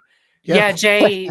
Yeah, Jay. Zack Snyder basically his entire career consists of happy accidents and accidents. Happy accidents and getting more opportunities than he deserves. Go on, I get that. I mean, this woman is a clear example of the miscontinuity. I mean, she got bit weeks ago, months ago. We don't even At this know. point, yeah, we don't know. She should have been dead by now. No, it's like And with a Tyler. zombie. It's like Tyler. I get accidents. My dad told me I was an accident, so.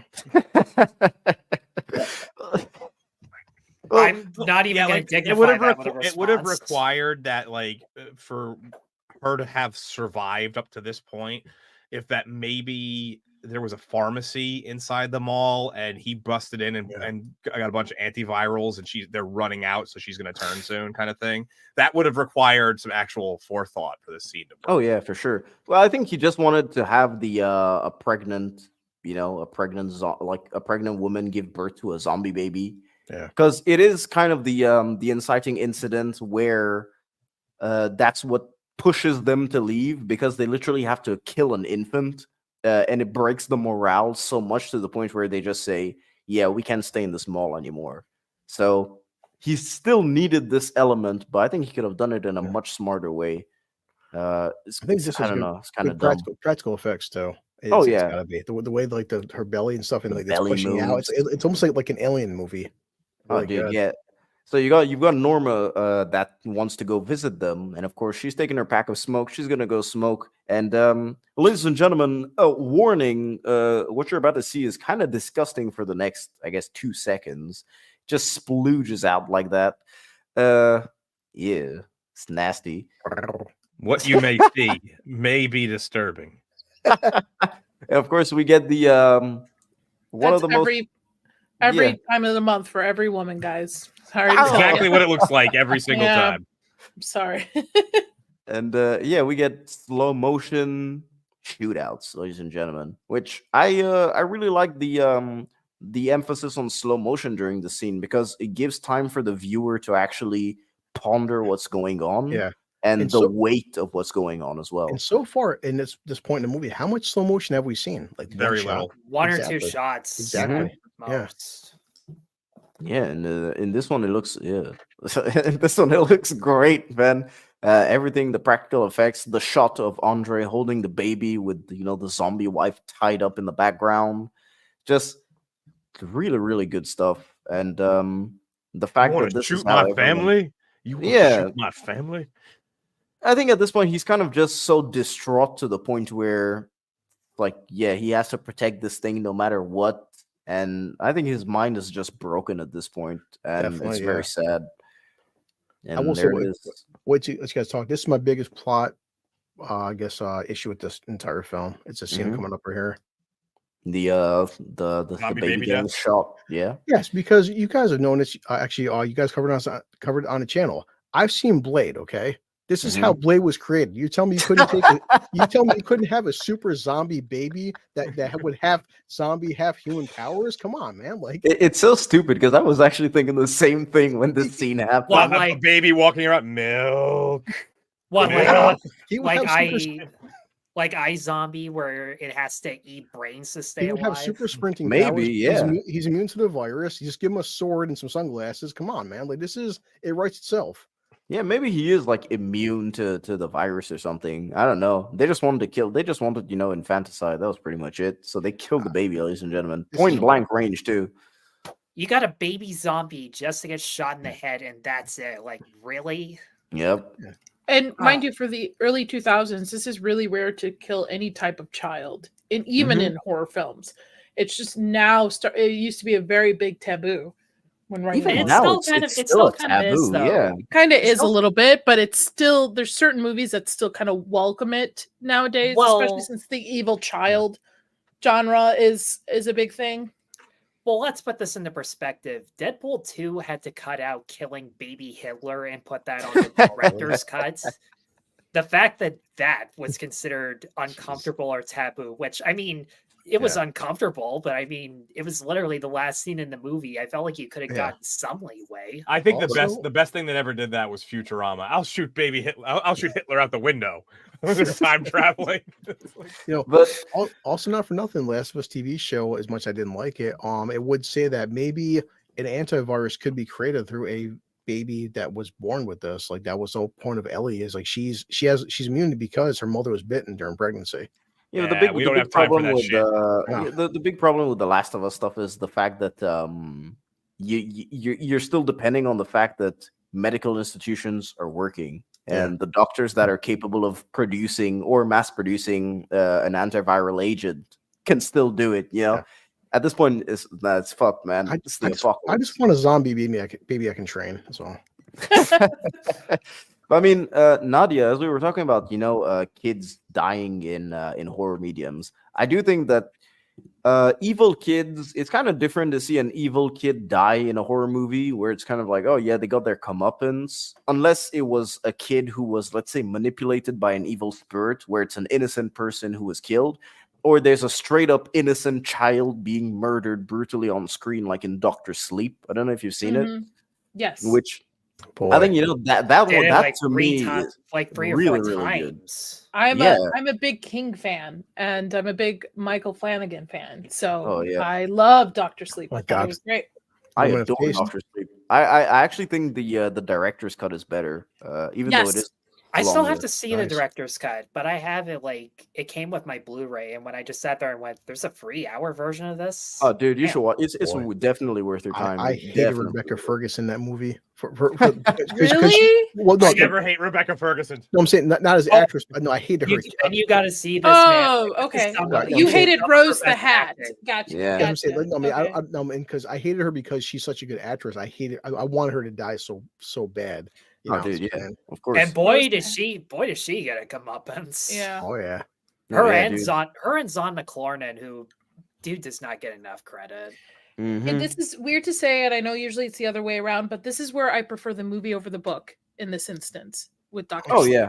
Yeah, I think most people are on board with that. Yeah, I really do. I think the weakest part of Doctor Sleep is just the third act where it becomes, The Shining 2, which is kind of like the weak point. But the first 2 hours, the 2.5 hours leading up to that, for me, it's excellent horror, 100%. Well, you have to understand he was doing a sequel of the book, but also the movie, right? So he's trying to balance two different IPs almost. Yep, exactly. And that was the big issue that he had. But I do admire the fact that he managed to pull it off. I still think Doctor Sleep is a very entertaining movie. Give me my Dark Tower series already, Flanagan. No, they already fucked up Dark Tower once. They don't need to do it again. No, I want a series. Give me a series. I trust Mike Flanagan, okay? Yeah. I trust. Well, I mean, if there's anybody who can do it, I would definitely trust them. Like, I've never read the books, and even I know that Dark Tower. That movie's shit. Such an atrocity. So, of course, back to Dawn of the Dead, we have dead hold people that, on hold screen. that thought. Now, of course, Kenneth at this point. Yeah. Hold that thought real quick. So, since we're about to hit the climax of the film, I just want to say once again, if anybody's watching over on Twitter, come on over to Uninspired's channel. We want to hear more from you. Some people have popped in Twitter. Or apparently we can get comments through the chat on Twitter. I didn't realize you could do that. So I didn't even know that shit existed, man, for real. Richard Barbie, you're a pioneer, dude. Yeah, she's showing us some real shit. People on Twitter, come and join the fun on YouTube, dude. Shit. Course, yeah, and there's plenty of them too. Mm-hmm. Yeah, nice. Good job. Of course, Kenneth says that every time that people, his friends were basically buried, he was just saying, condolences, but he was happy that it wasn't him, and he doesn't want to stay there and die. So he kind of gives this, speech where everyone needs to leave the mall. We need to do something else, which I kind of agree with him. Staying in one place during the apocalypse, I do think that's going to lead to you dying for one reason or another. And so what they do is they kind of come up with the plan of let me look at my notes here. Let me look at my notes, ladies and gentlemen. Flips through notes. Yes. Leaving. They come up with Yeah. a plan of leaving. So, of course, yeah. Dude, it's literally what that says. Kenneth decides to leave the mall. That's what it says. Michael suggests using the parking shuttles to arm them and to use as transport. And Steve says that he has a boat in the marina, which, of course, he said it as a joke, but yeah, they were serious about it. So what they do is they start arming up, ladies and gentlemen, real manpower over here, using barbed wire, of course, making the stuff really, really good. This is cool. And yeah, dude, I kind of like the car designs, and of course, Nicole spray painted them because they've still got because she's useless for anything else. Yep. Yeah. Speaking of Stephen King, does anyone get like Maximum Overdrive vibes just looking at that damn thing? Yes. Really? Yes. Wow. I didn't see that. Oh, that movie so bad, I mean, but so good at the same time. Yeah, get a few beers before you watch Maximum Overdrive because Stephen King directed it. Oh, good to see it, Tyler. All right. Here's something that I was thinking about while they were putting this together. I actually believe that the barbed wire is pointless, and so all it does. Yeah, it is. So barbed wire deters due to pain, and you can get entangled in it and stuck. So basically they're just creating a way for the zombies to get stuck on the. Oh yeah, 100%, dude. It really, if anything, they should have put more like weight on this thing to try and get it to ram better.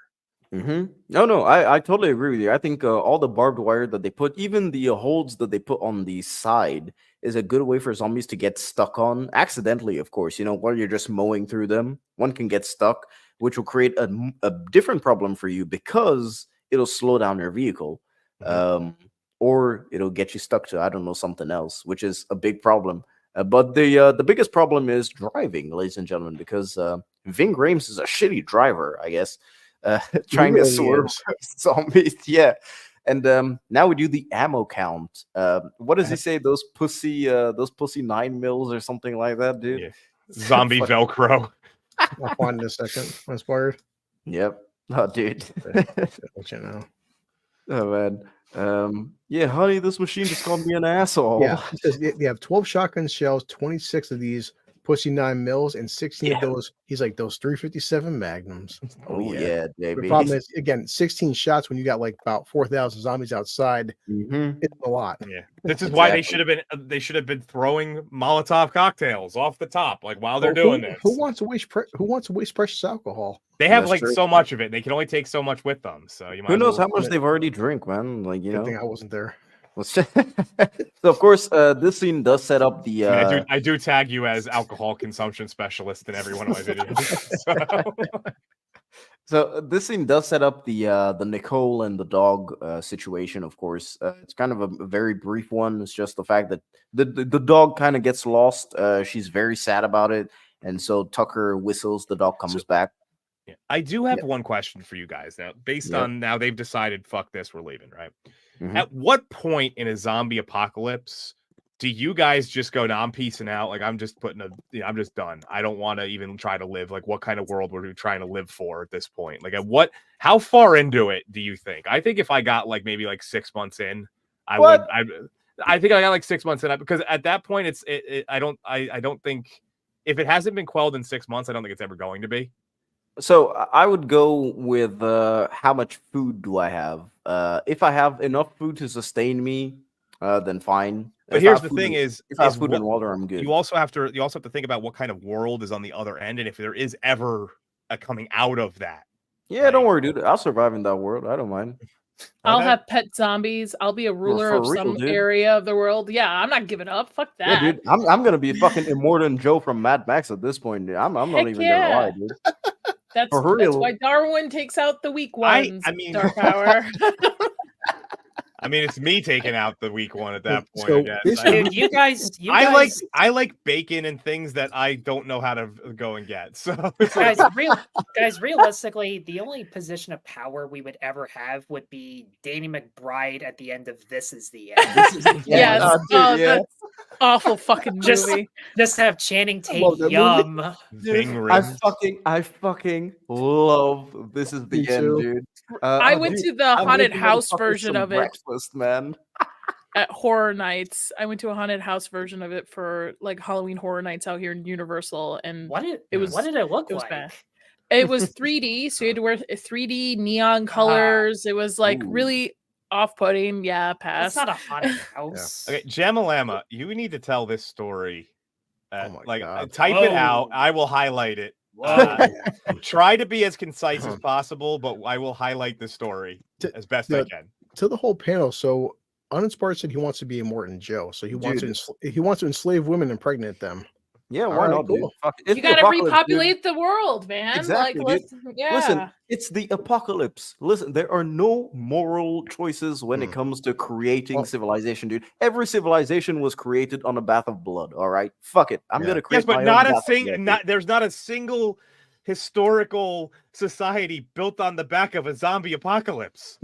Then I Listen, will do it, dude. I am a fucking pioneer. Exactly. You and Richard Barbie, social pioneers. Your social art history, whatever degree you got from some college that you owe $80,000 to, doesn't exist anymore here. All right, it's survival of the fittest. Okay. I like how Dark Air asked this question about what point the zombie apocalypse you give up on hope. I was like, dude, I live in New York State. I deal with this every single day.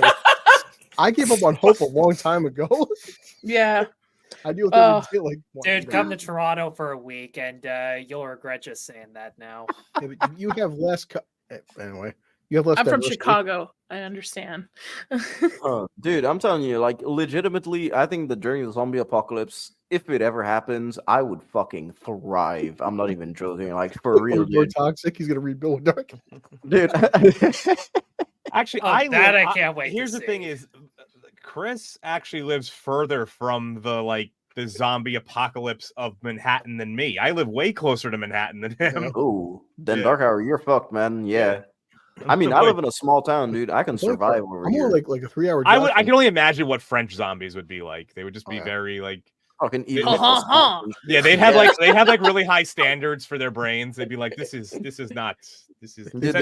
be comparing it, tasting it like wine, dude. It'd be like get blood in a glass. Like how many weeks is this? This is not open. Exactly. Oh, dude, speaking of food, man, there is the hungry man, Andy, the hungry man. He looks pretty skinny, man. Yeah, dude. I mean, you could definitely got some ribbage going on there. So I wonder if he was like already skinny, or if they did one of those things where he just didn't eat for like 2 weeks to try and. Yeah, I think he may have been already skinny, man. But I think it's the angle at which he's doing it, because look, he's bent back to while he's holding up the sign, so it does make the ribs come out. Definitely. So I think it's the angle, but yeah, brains and unsalted. But yeah, fuck yeah, dude. They have. They only eat undead snails. Just like I need to eat the undead snails. Yeah, dude, I had snails like tonight's 3 first days course ago. for French zombies. Gordon Ramsay. Oh yeah, dude. It's shit. It's a good thing we have a nice, big, fresh, delicious dog to send over. Oh, nice. No. Well, again, really surprised that wasn't even possible in this. Listen, I'm a realist. I understand the dog is a handicap, but to be honest, if I was put in that situation with one of my 2 dogs, I would be going after her. I'm trying to rescue her. Not the other one, but one of them. And hey, trust me, Nadia, I feel even more awkward saying this just because my are looking at that's a reference to the Patriot, which I put on next year's schedule. I do not remember that line. It's when they raid the caravan and they find the 2 Great Danes that belong to Cornwallis, and they're like, "What are we gonna do? Shoot the dog? The dog is a fine meal." Yeah, I forgot about that. In terms of like dog, man, if push comes to shove, I'm eating a dog. I don't give a shit, to be honest. Dark. Well, then you wouldn't thrive in the zombie apocalypse then. Why, dude? They're the only uninfected meal that you can have. I love how French zombies has taken over the chat. I love this. French zombies would eat dogs, that's for sure. Lord Toxic's quote is the most realistic. I surrender. French yeah, actually, walk around like this. They're like, we probably surrender. I mean, we do have a zombie apocalypse movie in Paris. I don't know if you guys have seen it. It's called The Night Eats the World. It's pretty recent. Oh, yeah. I do find it hilarious. 2018. from a historical standpoint, the French always surrendering is not even close. They won so many wars historically. Really? Yeah, dude. Yeah, we had Joan of Arc and Napoleon. Think about the our entire roster. Napoleonic era. They beat the shit out of everybody Oh, around yeah. them. Mhm. I like how Wes just said, Russ, you and me go to Kansas. Like, you think I'm going to save him? Why the fuck am I going? I'm not going to Kansas. I mean, listen. So if the apocalypse happened, I'd for sure become the ruler of a settlement or some shit like that. I'd probably be the ruler of Europe at that point. After a couple of years, just give me a couple of years. All right. Look at dictator. I'd probably Dude, eat Russia's dog. in Europe too. You don't stand a chance. I'm going to Florida. That's if there's a place that killed all the zombies on their own somehow, it's Florida. That's true. I'm Dude. going They'd to probably Alaska. put them in. Fuck that. They'd probably put them in crocodile pits, man. That's what they would do. If Just Florida feed would this- have, they would have like an underground fighting ring of Uh-huh. zombies. Oh, They're- dude, I can see that. I'm with Nadia, Alaska would though. have the fewest zombies because it's so small of a population. Yeah, but there. to get there, I'd have to go through Canada. Oh, shut up. Well, I mean, technically, wouldn't it be more dangerous in a small Well, population? Canadian zombies. Now that we're, I'm not derailing this insanity. Oh, I can't wait to hear you Canadian guys zombies are- would be great. They'd be like, "Is it okay if I bite you? Eh? If I might- Would you mind? I'm sorry, I got to do this." There we go. Florida wouldn't notice if there was a zombie outbreak. They'd just be confused for retirees or meth addicts. Oh man, that would work in Vegas too. We would not dude. figure it out right away. It would be the And then, we would think they were mole people. You tell the Army of the Canadian Dead was just zombie a no. lie? You tell Canadian zombie no, and they're like, "Okay, I'll just go somewhere else." I don't. I'm sorry. I'm sorry, boot this. Never mind. It's not a big deal. So- But then they have to tell you in French too, because by law, Oh, they have yeah, to tell you no. in French too. Oh, shut up, Hour. Everybody I knows we fucking Canadian love this. zombies are vegetarians. Oh, dude, yeah, the best. So they lower the dog down, and Nicole isn't happy, which I don't fucking know. You Dude. snapped a great shot of her being not happy. By the way, Yeah. I was like, Yeah, there she is, dude. She's not happy. Chips, come on, buddy. Yeah, dude. I Well, don't know. I don't understand the logic behind this because you obviously see that your dog is not harmed at all. They don't want the dog. They're not going to eat the dog. You're okay. So they Mhm. literally could have just called the dog back to them, and she fucked it up for the rest of them. Yeah, dude. I think it's so stupid. I wouldn't even say it's understandable because I think it would be understandable if they didn't play it to the point where she took the truck and went to Andy's place without even considering what she sees with her own eyes. But it's understandable where, let's say, you see her dad died. Just before her dad was told that he was infected, he said, "She's lost everyone. I'm literally the only thing she has left." Then she gets, she has companionship in this dog. And this dog, which I guess is one of the only things that she really does appreciate, because I guess Terry, they kind of abandoned that subplot with him. So it's like, Jamalema, can I understand, assembled your story. We'll do it after the, Oh my God, the I movie's can't over. wait. I assembled it from the comments. So yeah, I mean, I can understand. I still think that it's taken to an extreme level in this script, an extreme level to the point where it's just plain stupid, and it's for the plot to happen, for them to go to Andy's place. That's pretty much it. Uninspired. I know this is a problem. People say stupid stuff and people do stupid actions in horror movies. It doesn't make sense. And I'm like, I know, I get that, but like, there's this thing that was created a couple years ago. It's called TikTok. And I've seen things the past 2 years that if you tell me 10 years ago, I'm like, there's no way in hell this would be possible. And I'm like, now. So why is Oh, he man. wearing a shirt now? By the way, why did he he got attacked? He decided to put on a shirt. Listen, dude, nothing makes sense about Andy's last message with the board because technically you have to die to become a zombie, and at this point, it seems as if he's already a zombie. Weirdly enough, He's already a zombie here because Remember- he reacts just right The after noise, this. yeah. Yeah. Yeah. So why the fuck does he hold up the sign? So there was a plot point in this sequence that was removed where there was supposed to be zombie dogs that chased down the dog. Ooh, that would have been pretty cool. But they didn't want to go through the process of training all the dogs, so they just had the one and they just stuck with Yeah, that. because they kind of learned. They learned after. I understand because Resident Evil was kind of like the blueprint of zombie dogs and how difficult it is to work with zombie dogs. Well, to work with dogs that you put makeup on, because the dogs kept licking up all the makeup on the Resident Evil sets off them, which was pretty fucking annoying. So I guess that they just didn't want that hassle, which is understandable. But it's like Dark Tower said, when they're watching news articles, they do say the one scientist does say that they retain some basic human functions and some memories, and like it's a small piece of dialogue, but like you could say that he's doing what he did, like based on but they don't really. I think it's just stupid, man. I think it's Snyder who wanted to have like the fucking whiteboard to say, oh yeah, it's Andy, he's lost now because the white, the red on white, some bullshit like that. Symbolism. Uninspired, you can't read that. It says everything's fine. Send over a dog. Yeah.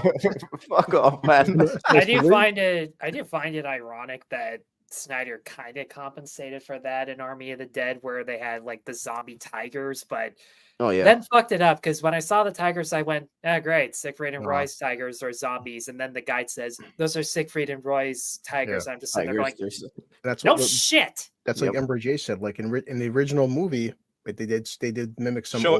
They should have been Joe Exotic's zombie tigers. That's the crossover we all need. It is a Netflix movie. They could have redubbed it like how they redubbed Crystalia, but what were you saying, Nadia? Here, because I live in Vegas, so weirdly, in the center of one of the biggest suburbs is a lion like habitat. The fuck? Just lions chilling in the middle of a suburb. Like, I'm not even kidding. There's a lion habitat in the middle of a suburb. So all the time I could ever think is, if the apocalypse happened or one of these things ever got out, that neighborhood would have been fucked. Jesus, man. I mean, I know about lions and tigers and shit because my mom and bears. Oh my, that was a huge missed opportunity there. Uninspired's like, hey, I'm from Africa. We know about that kind of shit. I mean, technically, and then proceeds to fuck up the line. My mom is from Chad, which I mean, half of the country is the Sahara, half the country is like the fucking desert. So there have been a lot of cases of lions just. Desert.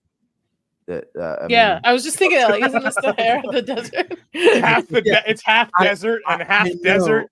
I know. I was just like trying to jungle and desert. I think myself. Yeah, jungle. Yeah, exactly. The savannah is what I was looking for.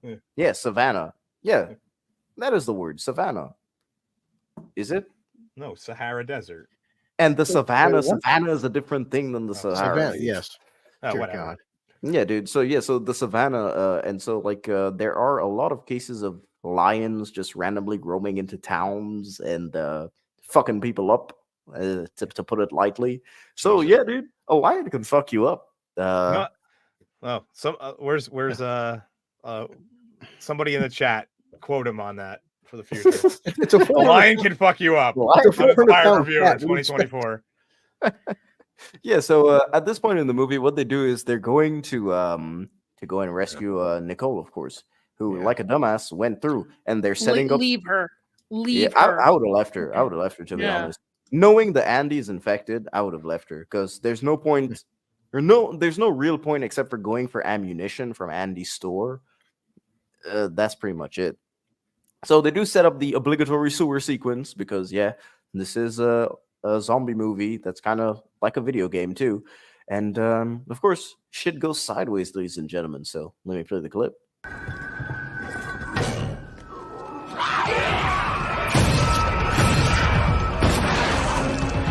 Through here!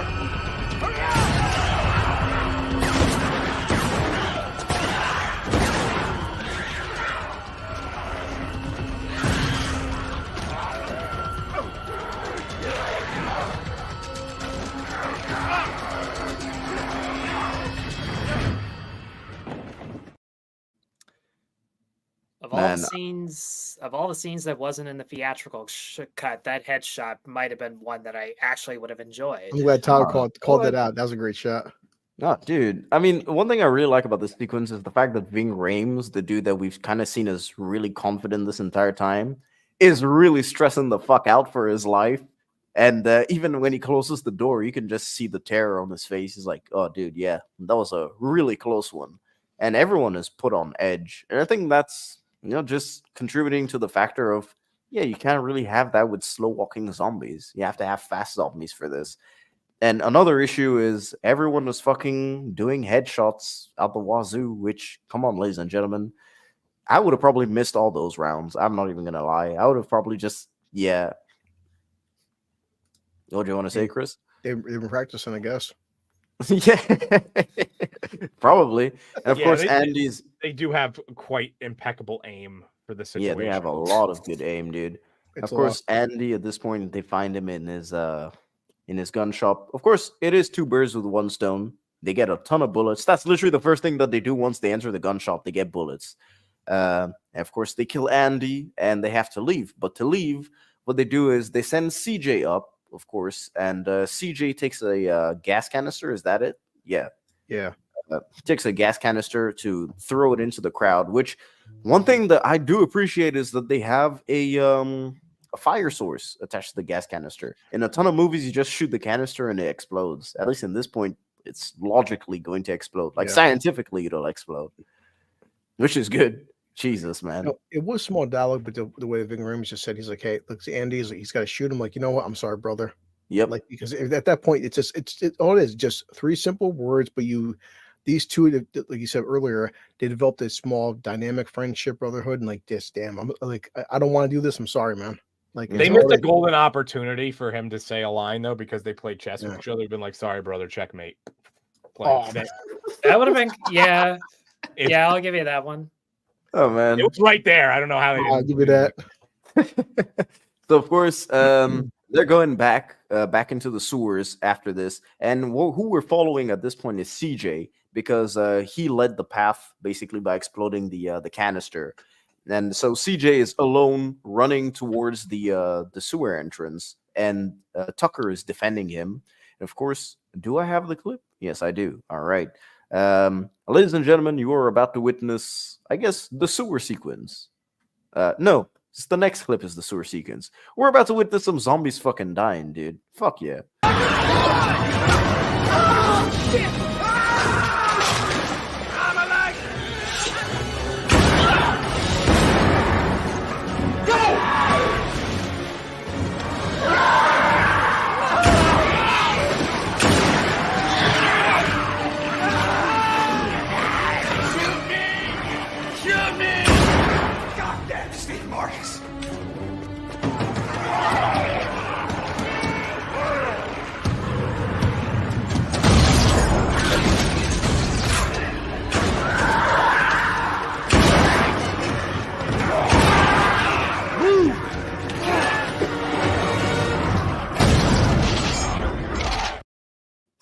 All for that fucking dog.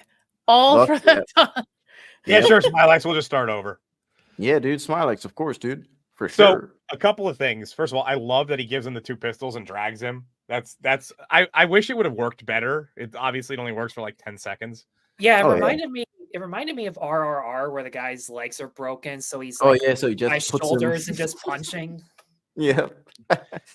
Number two, there was somebody had questioned Zack Snyder about why they stop at the bottom of the stairs, and he had possibly the greatest answer I've ever read in the history of interviews with him. And it was, well, in real life they would just like run up there, but like this is a movie, we could do cinematic shit. It's like drop a dramatic entire logic. He's like, mic drop. Yeah, like, okay. It was like, and then third thing I'm going to say is you clipped it perfectly. This was an improvised line. I like this song. Oh yeah.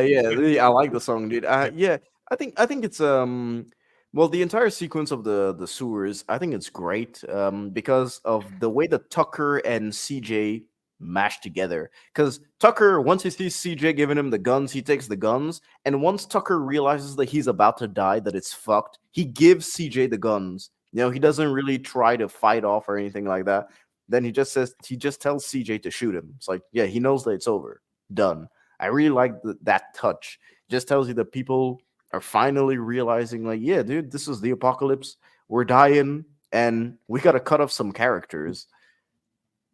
Yep. They are all deaf now, by the way. Oh, yeah, like for sure. Said, because they were in a closed space with like metal and stone, and they were firing shotguns. Yeah. Mm-hmm. Yep. And Eraserhead is here. Yo, Eraserhead, man. Dawn of the Deaf. Oh, yeah. So of course, now the mall is literally fucked because Steve abandoned them at the door, and I do like the use of slow motion there because again, the use of slow motion here is because sequences like this, if you had shot them just normally, they would be over in 2 seconds. So for you to just ponder the weight of what's going on, I do think that the slow motion actually does a lot here. Which, yeah, man, it's more here than what Snyder does recently, which is, God.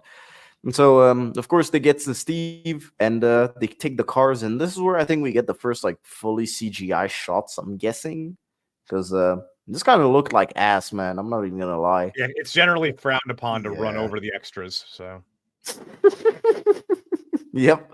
And so in the first car, ladies and gentlemen, so the leading car we have Anna, Nicole, and Michael, and in the second car we have Ving Rhames, who is a very very shitty driver.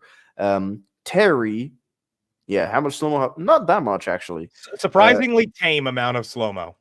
Yep. Steve is there too. Glenn is there, and what's her name again? Monica is there. So these guys are in the second car. Now, of course, let me play the clip.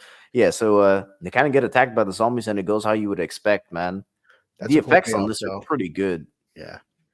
I just don't understand the logic behind two cars. I've never understood the logic behind this. Like, why? Well, more. Imagine one car breaks down, dude. You have a backup.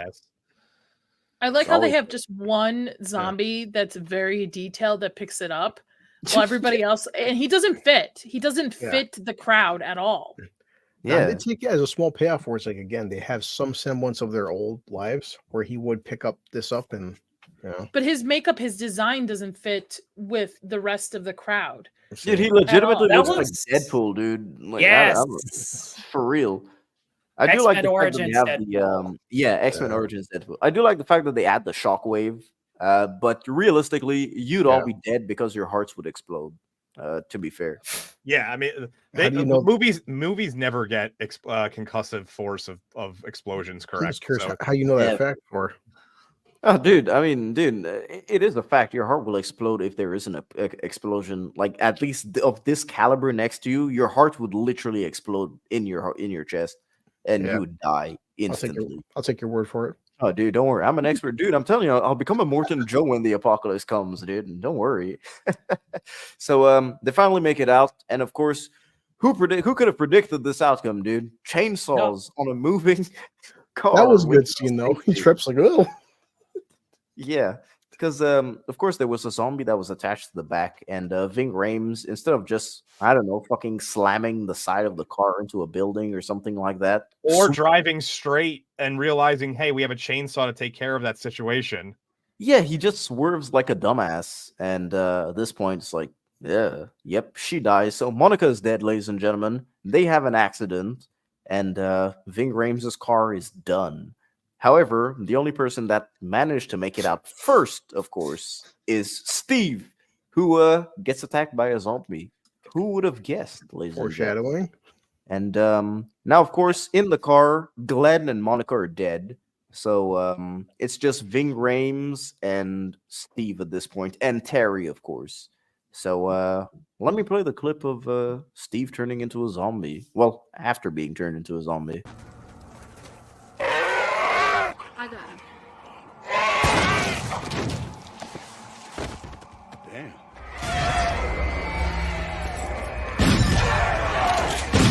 Let's go.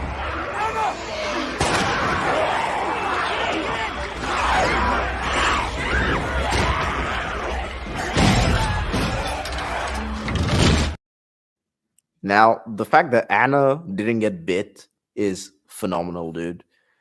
It is really, really crazy. So Michael does get bit. I don't know if you guys saw. And this was the clip I was talking about before, where you can actually see the zombie grab two sides of his hand to bite him, which is kind of weird, though. But yeah, that's how it is. Oh, Melvin. I'm glad Jay points out in the comments that I love how Jay points out in the comments that Ty Burrell looked like Mel Gibson when he got out of the damn truck. Really? It looks like a little bit, yeah. I can see it a little bit. Like Payback. Oh, dude, yeah. That's really good. And then, of course, they finally get to the marina, ladies and gentlemen. And yeah, Oh, look at that. Yeah, dude, it's fucking great. I just love the grain on it, dude. It looks fantastic. And of course, man, CJ, the man, the myth, the legend. Trust is the number one builder of a relationship, as he read in the top 10 dating magazine. Is that what it was at the beginning of the movie? And I don't remember the exact line, but yeah, something like that. dude, yeah, top 10 things that make your relationship last, and the first thing was trust, and so that's why he keeps talking about the entire movie. And man, I really do like the marina shots, man. I think that they're great. They're actually on location, which is fantastic as well. And of course, CJ lays his life on the line, of which I'll play the clip. So F's in the chat for CJ, ladies and gentlemen. Fucking figures.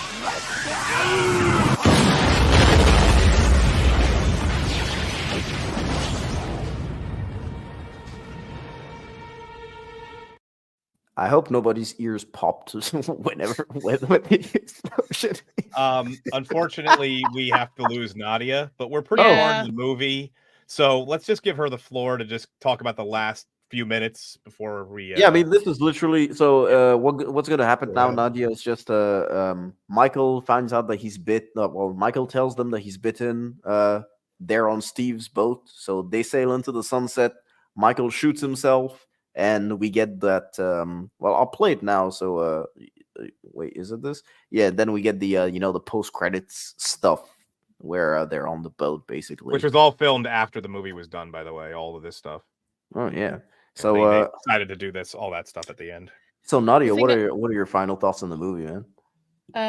I would never go on a boat to a deserted island during the zombie apocalypse. I would. You know what? I wouldn't go on a boat if I didn't know where I was going, because That's once true. you run out of food and water on the boat, what And do you got fuel left? as well too. Yeah, fuel. That as well. dog? I didn't hear the dog in the credits either. And suspiciously, there was nothing at the end of the credits that said there was no dog, there was no animals harmed in the making of this film. Just saying. Ooh. That's true. Mm-hmm. I liked this movie. Like I said in the beginning, it's not a movie that I would put in my top 5 or top 10, but it is definitely a movie I could like hang out, put on in the background, maybe have something while I'm playing games or something. It's definitely one of my favorite of the Snyder films, that being also Watchmen. I think sometimes he gets a bad rap. I think because people base him off his recent stuff instead of actually looking in his earlier stuff. I think he gets a little bit bad rap. But yeah, I enjoyed it. Practical effects. Please bring back practical effects. Stop doing CGI blood and guts and gore. Mm-hmm. Oh yeah, dude. I think the practical effects in this movie are just fantastic. I think it deserves the praise that it gets. I think it deserves the criticism that it gets as well, because we've given it some fair share of criticism. But Nadia, man, thank you for coming on and talking about Dawn of the Dead with us. And since wait, let me just put this down. All right, there we go. Nadia, you know what? It is time to plug your shit, Nadia. It is time to plug your shit. Yeah. So of course, let the people know what's coming up or what has already come out. Let them know. So this week I debut my horror channel with a review of Late Night with the Devil, and then I'll have my Horror Tuesday episode where I talk about what's going on in horror, like what's coming out, what I've seen and stuff.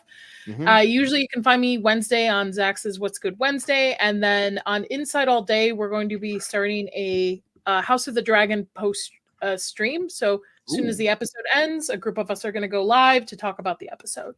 So follow both House channels. of the Dragon coming out?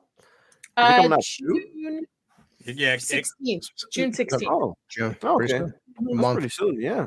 Oh, Yeah. dude. Yeah, ladies and gentlemen, if you are not familiar with Nadia, please check out her stuff. She's a fellow horror fan like me. She has been on this channel already when we did our breakdown of basically every horror movie that we saw last year at the end of the year. So yeah, that stream that I popped on, I was like, I don't even watch horror movies. Yeah, I'm just here because I was promised snacks. Well, thank so you yeah, so much for having me on. I really enjoyed it. I wouldn't be hopping off if I didn't have a commitment. No, I it's didn't okay. realize. We're going to be ending in the next like 10, 15 minutes anyway, so you made it through the majority. Oh yeah, for sure. So yeah, please do check out Nadia. Her links are in the description, of course. And yeah, show her some love. Yes, Amadeus is a shit film. We can talk about that later. All right. Whoa. Bye, guys. All right. Peace. See you, Nadia. Bye. Some All kind of right. way to And the exit. testosterone level just got God. a little higher in the room. Sausage Ooh, fest yeah. now. We're all high tea, ladies and gentlemen. So I mean, I've never seen Amadeus, so I couldn't comment on the movie. Yeah, I've never seen Amadeus, dude. He's like that movie is just not. It's too old for me. So yeah, so basically where we're in the movie is that the explosion happened. CJ put his life on the line. So the only people that are left are Terry, who's on the left, Nicole on the right, who of course everything happened because Nicole fucked up. I blame her. Of course, Anna and Michael, who's being left on the docks, and America. Fuck yeah, dude. Ving Rhames out here looking cool as shit. That Looking should have like been a shot that from should have a been Michael like the Bay. promotional picture for the entire movie. That's all they had to show, and people have been like, "Yeah, I'm going to see Dude, that." America. Fuck yeah. Oh yeah. There it is, dude. Yeah, this is a shot straight out of a Michael Bay movie. I'm not even gonna lie. I could see Ving Rhames in Transformers. You see, in the original Transformers. He should have done. That's right. I don't want to see him embarrassed in that kind of way. No, Hey, he would make it would've been awesome. What are you cool. talking about? Yeah, dude, he would have been cool as fuck. Optimus Yeah. Prime would have been like, "Oh, I'm sorry, I didn't realize." Ving Michael Rhames Bay was here." would find a way, given how many. Megatron would be like, "One shall stand, one shall fall." Or Nah, dude, Michael Bay Ving always Rhames, finds a way. And actually, that's Optimus says that, but like Ving Rhames would be like, "No, only you fall," and then he just I falls mean- over and dies. I mean, having seen the new Transformers trailer when I saw the last movie I went to, Don't talk Ving about Rhames that. could definitely save it. I would Oh, hope. boy. That's a whole other tangent. Wow. I My like God. Chris. I like Chris Hemsworth. I'm gonna get a bunch of hard. couldn't believe pipe- that was even pipe-hitting him. zombies down here. Anyway, Yeah, so I mean, we're almost done with the movie. So, of course, Michael stays behind in this really, really cool shot. I fucking love it, dude. I think Michael is Michael is my favorite character of the entire movie. I just think that he's your average Joe. He's your average video game protagonist, and he just kicks ass, dude. I just really appreciate it. And of course, they sail into the sunset while Michael ponders life, and of course, now he's ends it. pondering death. Actually, he's not. Well, I'm he says that actually- he I'm wants to stay actually- and look at the sunset. You know. I'm actually glad that was left out of the theatrical cut, because I don't know how I would have felt about that. Oh wait, this was completely left. You out just of- hear in the theatrical. You just hear the gunshot. Oh, okay. So in this thing, Uninspired. It was 2004. I can't see that being like the very end of the movie. I mean, Yeah, so you so just hear the gunshot.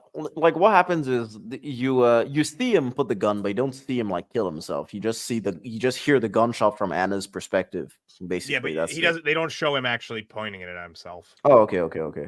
I mean, I think that it was just to lower the rating.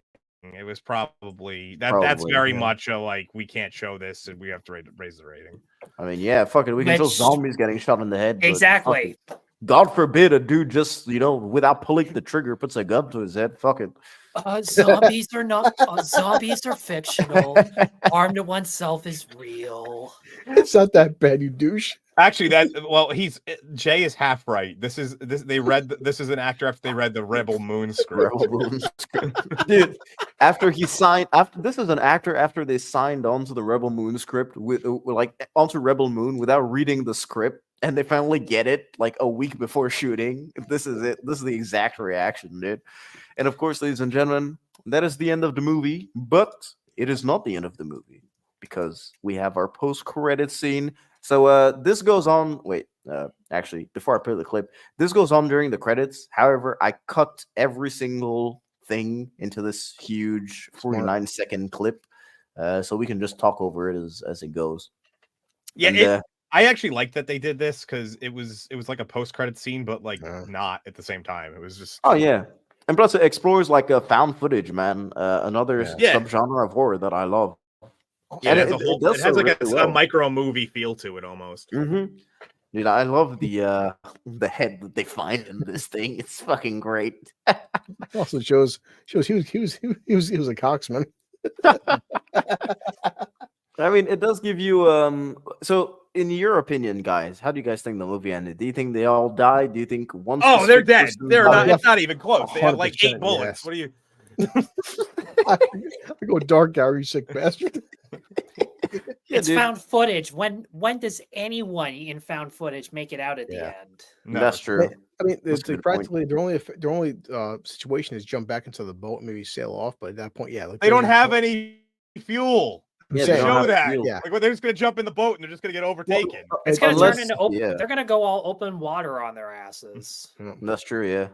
Unless, let's say, I think Ving Rhames maybe like sacrifices himself to push the boat off the dock. So you know who probably. actually is watching the footage is the dog, because the dog didn't get attacked. So he like figured out a way to turn the camera on. That's how this is. Now maybe Ving Rhames could survive. He could jump into the water, jump onto a dolphin, and start fighting the zombies Dude, in he- water. Blue collar, he's black, man. He can't swim, so it's done. That's true. He just sinks like a rock right to the bottom. I mean, Ving Rhames probably has some serious muscle density, so he probably would sink like right That's to the bottom. actually true, dude. That's like That's that's not a the fair smartest point. what I was thinking. So, yeah, of course, that was the movie, and I do have some BTS footage here. Let me just put this on full screen.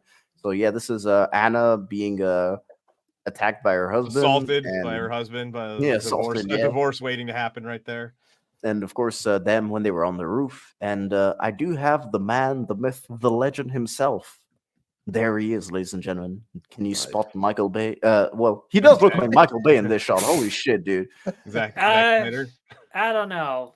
He's a much Have you skinnier guys version than seen he what? is now. Have you guys seen what Michael Bay looks like on set? He looks exactly like this, dude. It's crazy.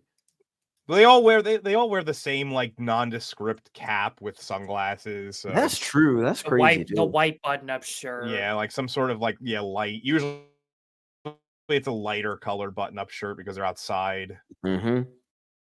Yeah, there he is, Zack Snyder, ladies and gentlemen. Before he became what he is today, I guess. Full of egg whites and nothing else. And that, ladies and gentlemen, was Dawn of the Dead. And yeah, Zombie Waterworld. That's probably what the sequel to Dawn of the Dead would be. Yeah. I would rather have that over Army of the Dead. any day. Zombie. Yeah. Hell, why I wasn't guess- the Cranberry song in the soundtrack? That would have been perfect. Oh my god! Zombie, zombie. I like the remake too. Dude. Yeah. So, what are your final thoughts on the movie, gentlemen? So, I guess I'll start with Tyler. What are your final thoughts on the movie after we've gone through the good, the bad, and the ugly of Dawn of the Dead? My final thoughts is that it exists. Mm-hmm. To be honest, there's not much I can say to like or dislike. It just is completely serviceable as far as Zack Snyder goes. We know for a fact that it could be a hell of a lot worse, but if you've seen stuff like 300, Watchmen, or some will defend BVS because it does have some cinematic elements to it. When I saw it in What the fuck? Dude, yeah, man. Dude, you could have put something DC for us to be a bit on brand, Yeah, speaking of, that was like the year of BVS versus Civil War. What's your fan base? Which, Mm-hmm. God, fucking hell, that was a rough year. I mean, Unfortunately, I can't keep my headphones on with this one. have you Yeah, unfortunately, right. Tyler, have you seen the BVS Ultimate? Is it Ultimate Edition? I've seen snippets of it, and I can tell that it's much better. Like, to I've be only- honest, if Zack Snyder only released like his 3-hour version, something tells me that I wouldn't hate him as much as a filmmaker, just because you look at movies from the 50s, 60s that have like long run times in a similar vein. They have story, they have character, and Snyder does shoot himself in the foot for writing and directing so many stories that need to be elongated for them to make Yep. sense. But at the same time, I can at least respect the fact that he goes for it anyways, and that he's a filmmaker who's actually allowed to be an auteur. It's That's there's true. so That's many kind of weird. there's so many filmmakers who are not A24 that deserve to be auteur, but Yeah. I mean, it's interesting because Zack Snyder doesn't really do like auteur cinema or anything like that. But the fact that he manages to make these huge movies Yeah. is a testament to how big he is. Which I think that even love him or hate him, he's still one of the only people in the industry able to do that. and like here's the Crazy. thing, when you look at BVS and the stuff I have seen of the Snyder Cut, dude can be a great visual storyteller. Like, Oh yeah, hands down. a Yeah. part of me wonders why can't he make a 2-hour silent movie? Something tells me that would be one of, if not the best things he's ever done, just because that's where he thrives the most. And yeah. I can't believe I've looked at Chris for so long with such a straight face, but I mean, I found a way. Well, Even I if- actually, speaking of straight face stuff, don't worry until we get to this Jamalama story. I'm reading it Oh, over right I want now. to hear this. Yeah, I me mean- too. Well, no, let's finish up the final thoughts on the Yeah, movie. and we're I'll go. almost done anyways. But yeah, I mean, I agree with you. I think the problem with Snyder, well, I would have said around, let's say, the Man of Steel BVS stuff, even Justice League. I would think no, actually before Justice League, I would think that if you gave him something that he didn't write and told him to direct it, he probably could have done a good or more than average job. But now I feel like he's lost touch completely, where even if he gets a really decent script, he won't be able to direct it well, which is my issue with him today. Which I think is sad because he does have the means to do so, and he's one of the only directors to have the means to make huge movies, as we said before. And as awful as Yeah. his recent stuff is, like, you can't say that his heart wasn't into it or that he didn't try. It's just Oh, yeah, I mean, like he believed it. He believes in what he does. He's not. Like, He's tell not me why phoning so, it. you Yeah, know? he's not phoning it in. He's trying. He's just not good at it. Yeah, Mhm. he's very it's like he's almost like Ed Wood. Ed Wood was very passionate, thinking I'm making great movies. You're not, but like he's at least genuine about it. Yeah. I would love if 20 to 30 years from now, Zack Snyder's life story is the next Ed Wood or Disaster Artist or Dolomite is my name. That'd be amazing. You're not Oh. wrong though. Probably. That is that's a good way to put it. His No, career. because that was the whole point with the Snyder Cut is all the actors they all came back, whether it was Affleck or Cavill. They always said, "Listen, Zack Snyder, he's a great fucking dude." Batista was like, "Man, well, besides James Gunn, but like Mhm. Zack Snyder, all of his actors say what a great dude he is. Yeah. He's flawed, but he's not a bad person. And sometimes in Hollywood, not being an arrogant prick does go a long way with your actors." Yep, that's true. And Chris, your last thoughts on the movie, man?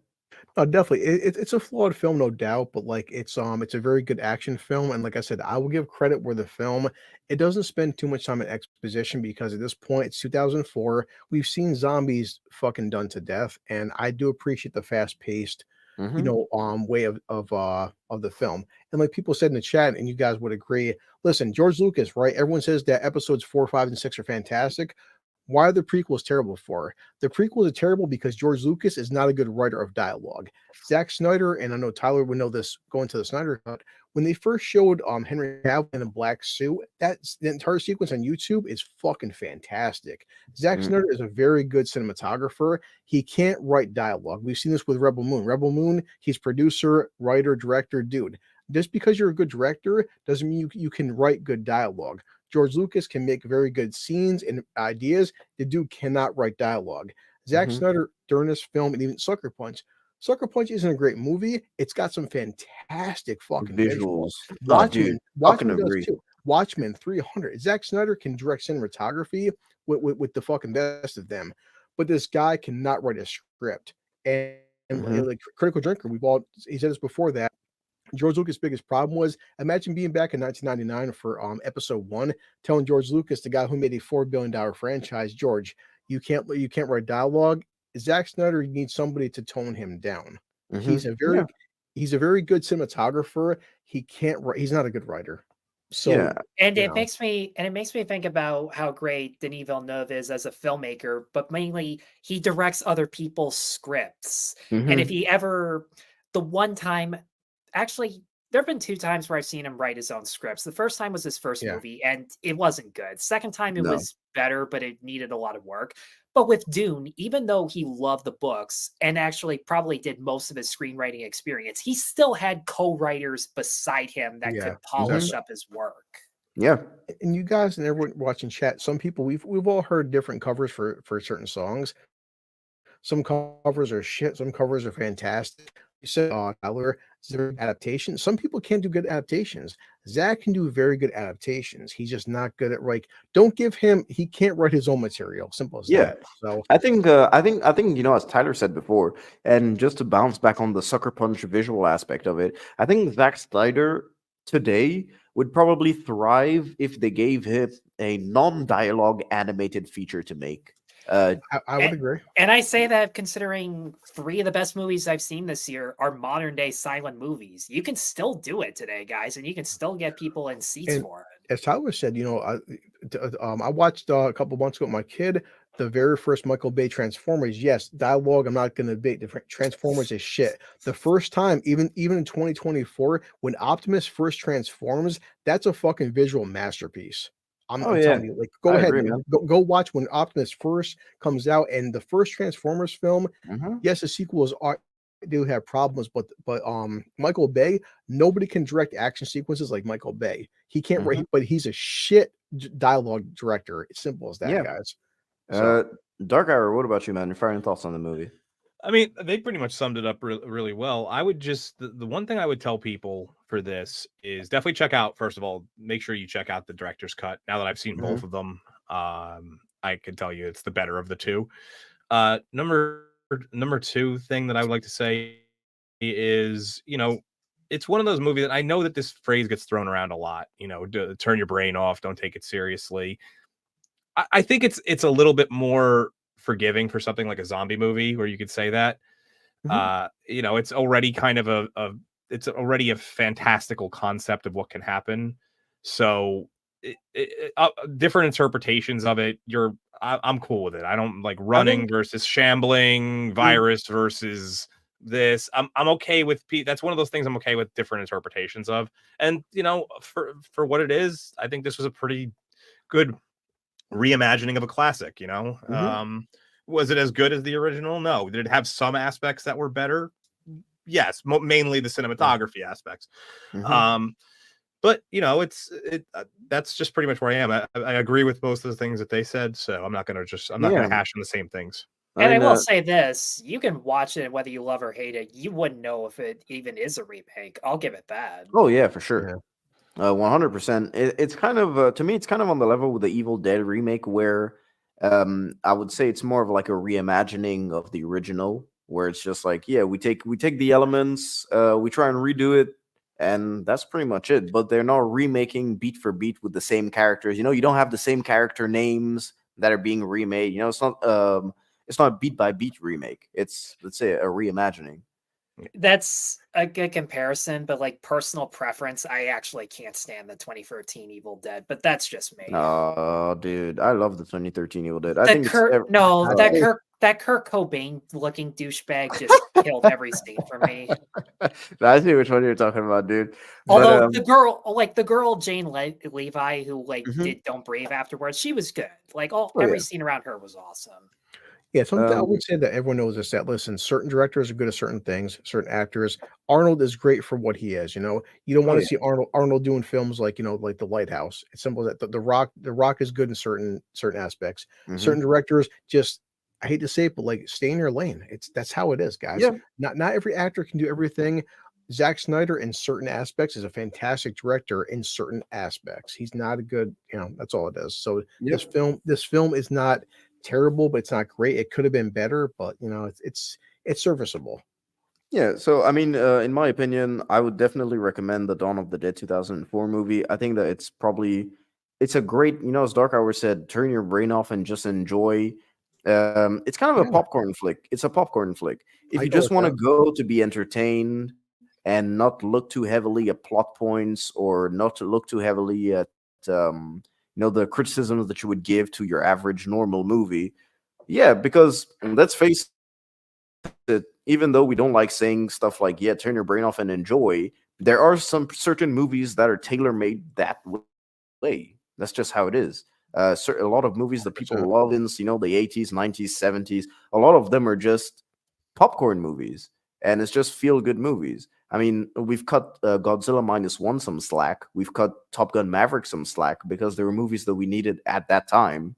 However, if you go down and cut them in depth critically, the same way we do other Marvel movies, you're gonna find a ton of issues with them, especially Godzilla -1. Although they're still, you know, pretty good. Still enjoyable. And yeah, I guess that's it. So I guess we're gonna finish with Jama's story. And all right, so I think I got all of them in order here. The last one popped up. So he was bagging groceries, and Dean Koontz grabbed his shoulder, flipped him around, started yelling in his face. He was upset because another bagger put his wine bottles in plastic bags. The fuck? Yeah, so that one's done. And then I dropped my bags and was holding my fist curled up. I was young and I wanted to hit this asshole. The manager ran out of his office and shuffled me away. And then years later, I read one of his books. It came to this picture and was like, holy shit, it was him. This is South Orange County, where he places at least a few of his books. Total dick.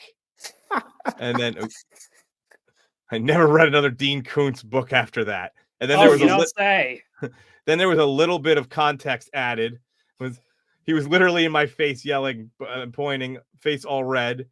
Is this how they teach you to bag wine? Wasn't even me that did it. When I saw the picture, I was no doubt like instantly that's him. So dude, man, I'm telling you, customer service is a bitch, man. Retail is a bitch in general. Dude. Yeah, you should have punched him in the face, Jama. You would have been in one of the books then for sure. That's true. Yeah, you would have been probably like, yeah, that's true. That's true. Dude. But man, just want to say thank you to everyone who was on the panel.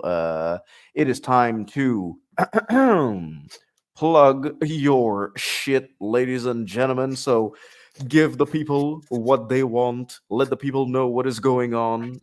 Tyler, what's going on with you, man? Well, it's funny you should mention, because I swear in the last video I did, there was a cat that looked exactly like you, and there was... my God. Only alive, not that one. It was very alive. Yeah, he still had all of his skin, and his suit was a different color. Except, actually, you know what? More than I think about it, there was also a martial artist that looked a hell of a lot like you, Dark Hour. You mean an alive version of that, perhaps? A very much alive version of... I made sure for you to be as alive as possible in that video, but I just put it in the chat, a link for... a link that probably didn't even work there. Oh, wait. No, we can plug it for you. Yeah, type in the chat. Let me mod you. Just type anything. I thought I was already. No, yeah, I think you're a mod on my channel because we flip flop sometimes. Oh, right. Okay, but yeah. Well, yeah. Pretty soon, I'll put a link in the chat for my latest review of If, where I had the pleasure of having Dark Hour, Uninspired, Nerdy Film Girl, and myself and a couple other different voices. I was doing this for a majority of it. It was that version of me. I want to see, but Tyler is spot on with his reviews. I give him credit, man. The crazy part is sometimes he reviews them before they come out, and he's pretty good at it too. It's like he'll be like, "This is exactly what I predict." I stopped doing that a little bit recently just because they haven't really got that much traction. But yeah, check out my recent review of If, which Dark Hour is convinced is some of, if not my best content ever, and I'm still having a little bit of skepticism on that. No, I agree with that Dark Hour guy. I think he's spot on. Okay, well, I'll just trust you on that. Okay, I think the editing was spot on. We do have a late super chat, by the way, from some weird looking alcoholic. Oh, all right. Let me check it out. Blue collar loser for $5 American. Oh my God, that's real money, people. I'm telling you, not Canadian money. This is a popcorn movie, but fun. As a fan of two hosts, I'm let down that only one member of the panel committed and wore a helmet during showing his patriotism. Oh my God! I don't have a Captain America helmet.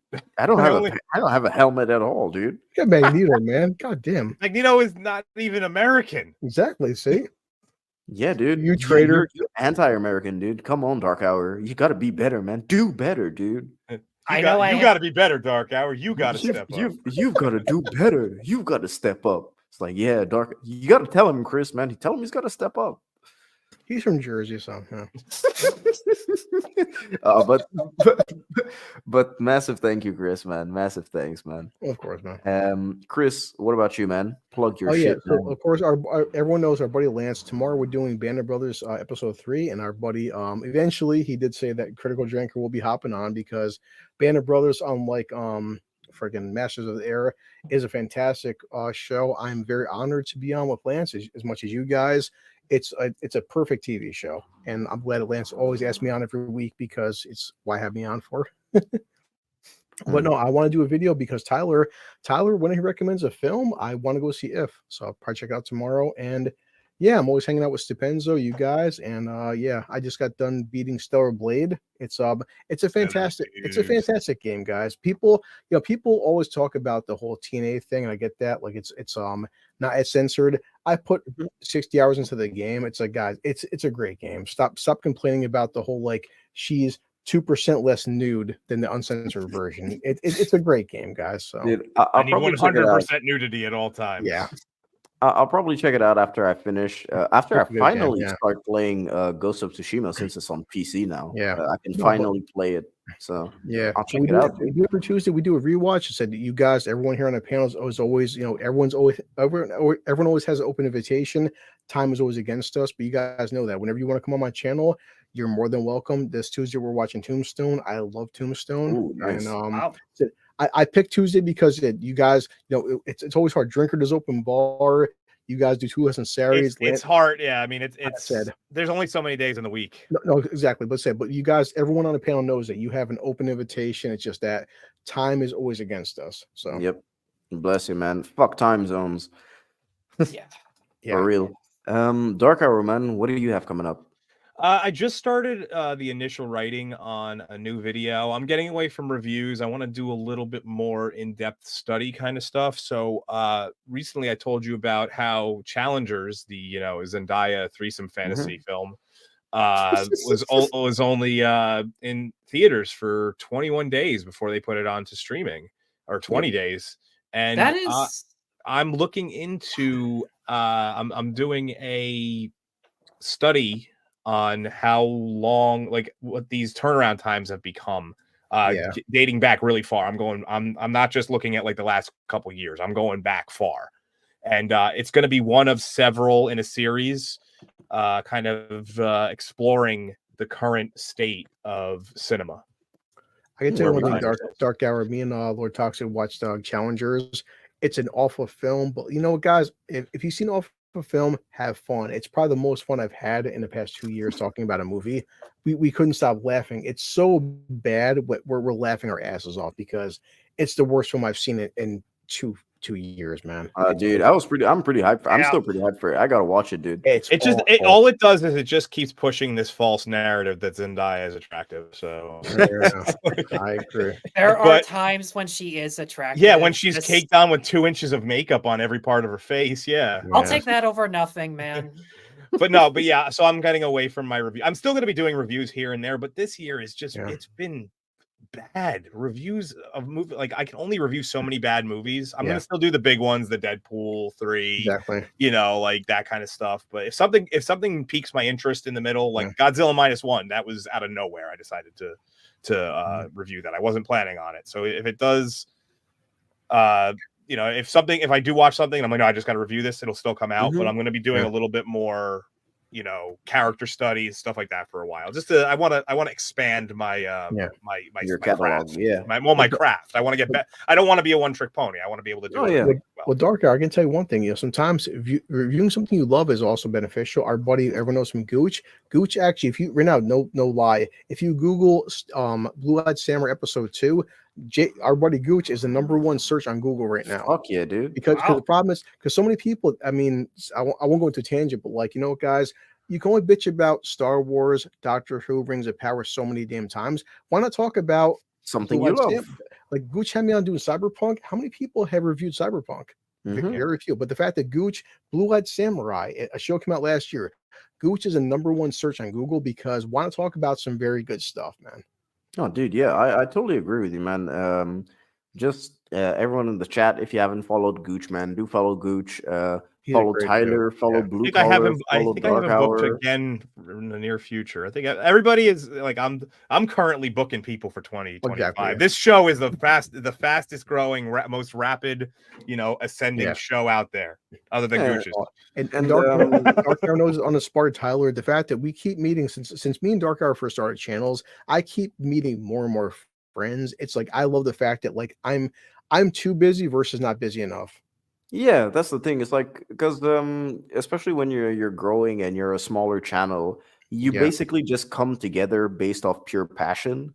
And even with the subscribers, like even with Smilex, who's literally in the chat, dude. Smilex, I've streamed with you. Atom, I've streamed with you. Jay Sometimes as we just well. like to bring on, people who are just don't necessarily 100%. aren't pushing their own channel. They're just they like to be on other people's channels. Yeah, dude. And it's like the fact that we all just gather together to talk about stuff that we're passionate about is Exactly. just really, really good. And This, even for me in terms of like videos and stuff that I'm gonna be doing. Yeah, Dark Hours pottery class. Fuck yeah, dude. It's very similar. So you remember the scene in Ghost with Patrick Swayze? Well, I'm Demi Moore in that scene in the pottery class. That's what I'm doing. I'm very, very, very similar to that. I found a guy that looks a lot like Patrick Swayze. He sits behind me. It's fantastic. It's very that we make very phallic pottery. It's insane. I mean, remind me again why I asked you to be in the If review. Please clip that, somebody. Please make it go viral. Chris, why didn't you say yes? You would have been a much better. You didn't ask me. I asked everybody in the fucking group. I can't pay attention. Like, it's fine. He'll be in the next one. Tyler, I'm mostly drunk, okay? Yeah, Well, I don't being know a professional driver, he must drink all the time. Exactly. Yeah, dude. It's nothing personal. One guy in the group said yes, and then Hey, on the stream, I downloaded all four. This whole 4-pack's gone. So yeah. Dude. So I mean, me in terms of videos, in terms of videos and stuff, I'm kind of like Dark Hour to the point where I'm shifting. Instead of doing like normal review of a movie that just comes out, I'm kind of doing either analysis videos, kind of like my Dread video, or like my 12 Angry Men video, where it's kind of a more analytical approach, breaking down the story and and of course doing more, how would I say this, not documentary style videos, but more for example, let's say a video talking about the history of this specific thing in horror, for example, stuff like that, just because of starting the new job, which is going absolutely great, by the way, but it just leaves me less time to make a normal casual review. So I would much rather prioritize making a nice chunky video, maybe releasing, let's say, once or twice a month if I can. And yeah, that's how it's going to be on the channel. I will probably still do a normal review for the big movies that come out, but even then, those will take more time than usual. So yeah, and plus, I'm still going to be talking about stuff I love. I'm still going to be live streaming on Two Hosts and on my channel as well. Going to be talking about most of my live streams on my channel are horror stuff. So yeah, it's probably going to be horror related as well. All I can tell you about the rest of the year for Two Hoes is that I've booked a lot of really cool panels of all different ranges, from, obviously, you guys know I've had Critical Drinker on. He's coming back later this year. Platoon, like the big names. I got, like the on par with our channels. I'm trying to mix it in, get the best. I got for sure. And, I stay up late at night looking at the schedule. How can I improve this? And that's not a joke. Like how can I make this better? Yeah. How can I improve this show? But the fact that you're so busy is like, so many people complain about, oh, I'm bored, there's nothing to do. Dark Hour, Unsparred Tyler. You guys, every time I talk to you guys, you're so busy. I love that about that. You guys are never bored. Yeah. I'm tired of people saying, I'm bored, there's nothing to do. I'm like, there's always shit to do, man. Well, to be honest, I mean, me editing my own stuff or editing his stuff. I'm on this side, Tyler. I know that now. Is really all I've been doing so far for 2024. Dark Hour's right here. I'm the one who's drunk. Like this guy, right? As I was saying,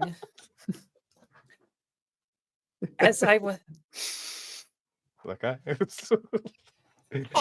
I love that people still don't sometimes people don't realize these are here until like I just saw those for the first time today, so that definitely helps. But I mean, filming and editing my own stuff and editing our stuff is really all I have been doing for 2024. Just because like this stuff makes me happy. It gives me fulfillment, and I'm getting closer and closer, as close as I've been to like making and you're this, a like, really good editor. You've not only have you helped by helping me edit stuff, you've taught me stuff about editing, which is cool. You know, you could easily just be like, no, edit, pay me now, kind of stuff like that. But no, you're actually like, no, this is like a cool way to do it, you know.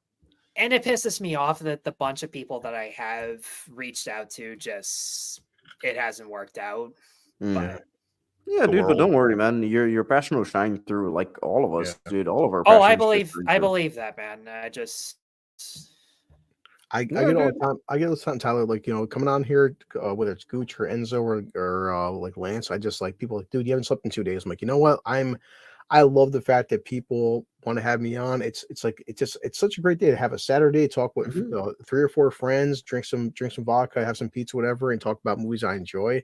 It's just like the past 2 years since I met Dark Hour and just like making a channel, I've never one time, I hope it never changes, but I've never one time been stressed out. I look forward to doing this shit. Like, I love doing it. Like, to be honest, this might be like the most stress-free year I've had in God knows how long, maybe even like half a decade. This is like group therapy right now, guys. It really does pan out that way. I mean, when we were done No Country for Old Men, it was me, Uninspired, and Brooks, Jedi Brooks. We went on for like, I want to say at least a half hour. I don't know what you guys did after. Dude, we went on for like an hour and a half, actually. And you know what? If there wasn't a family dinner I was late to for that, there's a reason there's a damn Snickers back there now.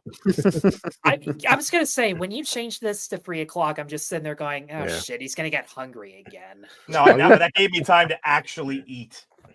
Yeah, meanwhile, I still have my popcorn from Thursday night. It's almost empty, so I hope the fact that, like, you know, all 3 of you guys, that the time never comes where you guys feel like this is an obligation. So far for me, it's never this has never worked. This is just I love doing this shit with you guys. So yeah, dude. Well, here's the thing. Sometimes just like having a video out so that you can say you put one out that very day feels like an obligation. But if it's something that you actually want to talk about, like sometimes I do 30-second shorts of like an old movie from the 80s. Like I did a short on After Hours for no reason other than I'm not a huge Scorsese fan, but After Hours is one of my favorites of his. 400 people showed up, and it felt good knowing that I wasn't the only one who felt that way. Yeah, of course, man. Well, I can 100% tell you, like, I would hang out with Tyler and Uninspired, but you're in the wrong countries, so I'll just hang out with Dark Hour.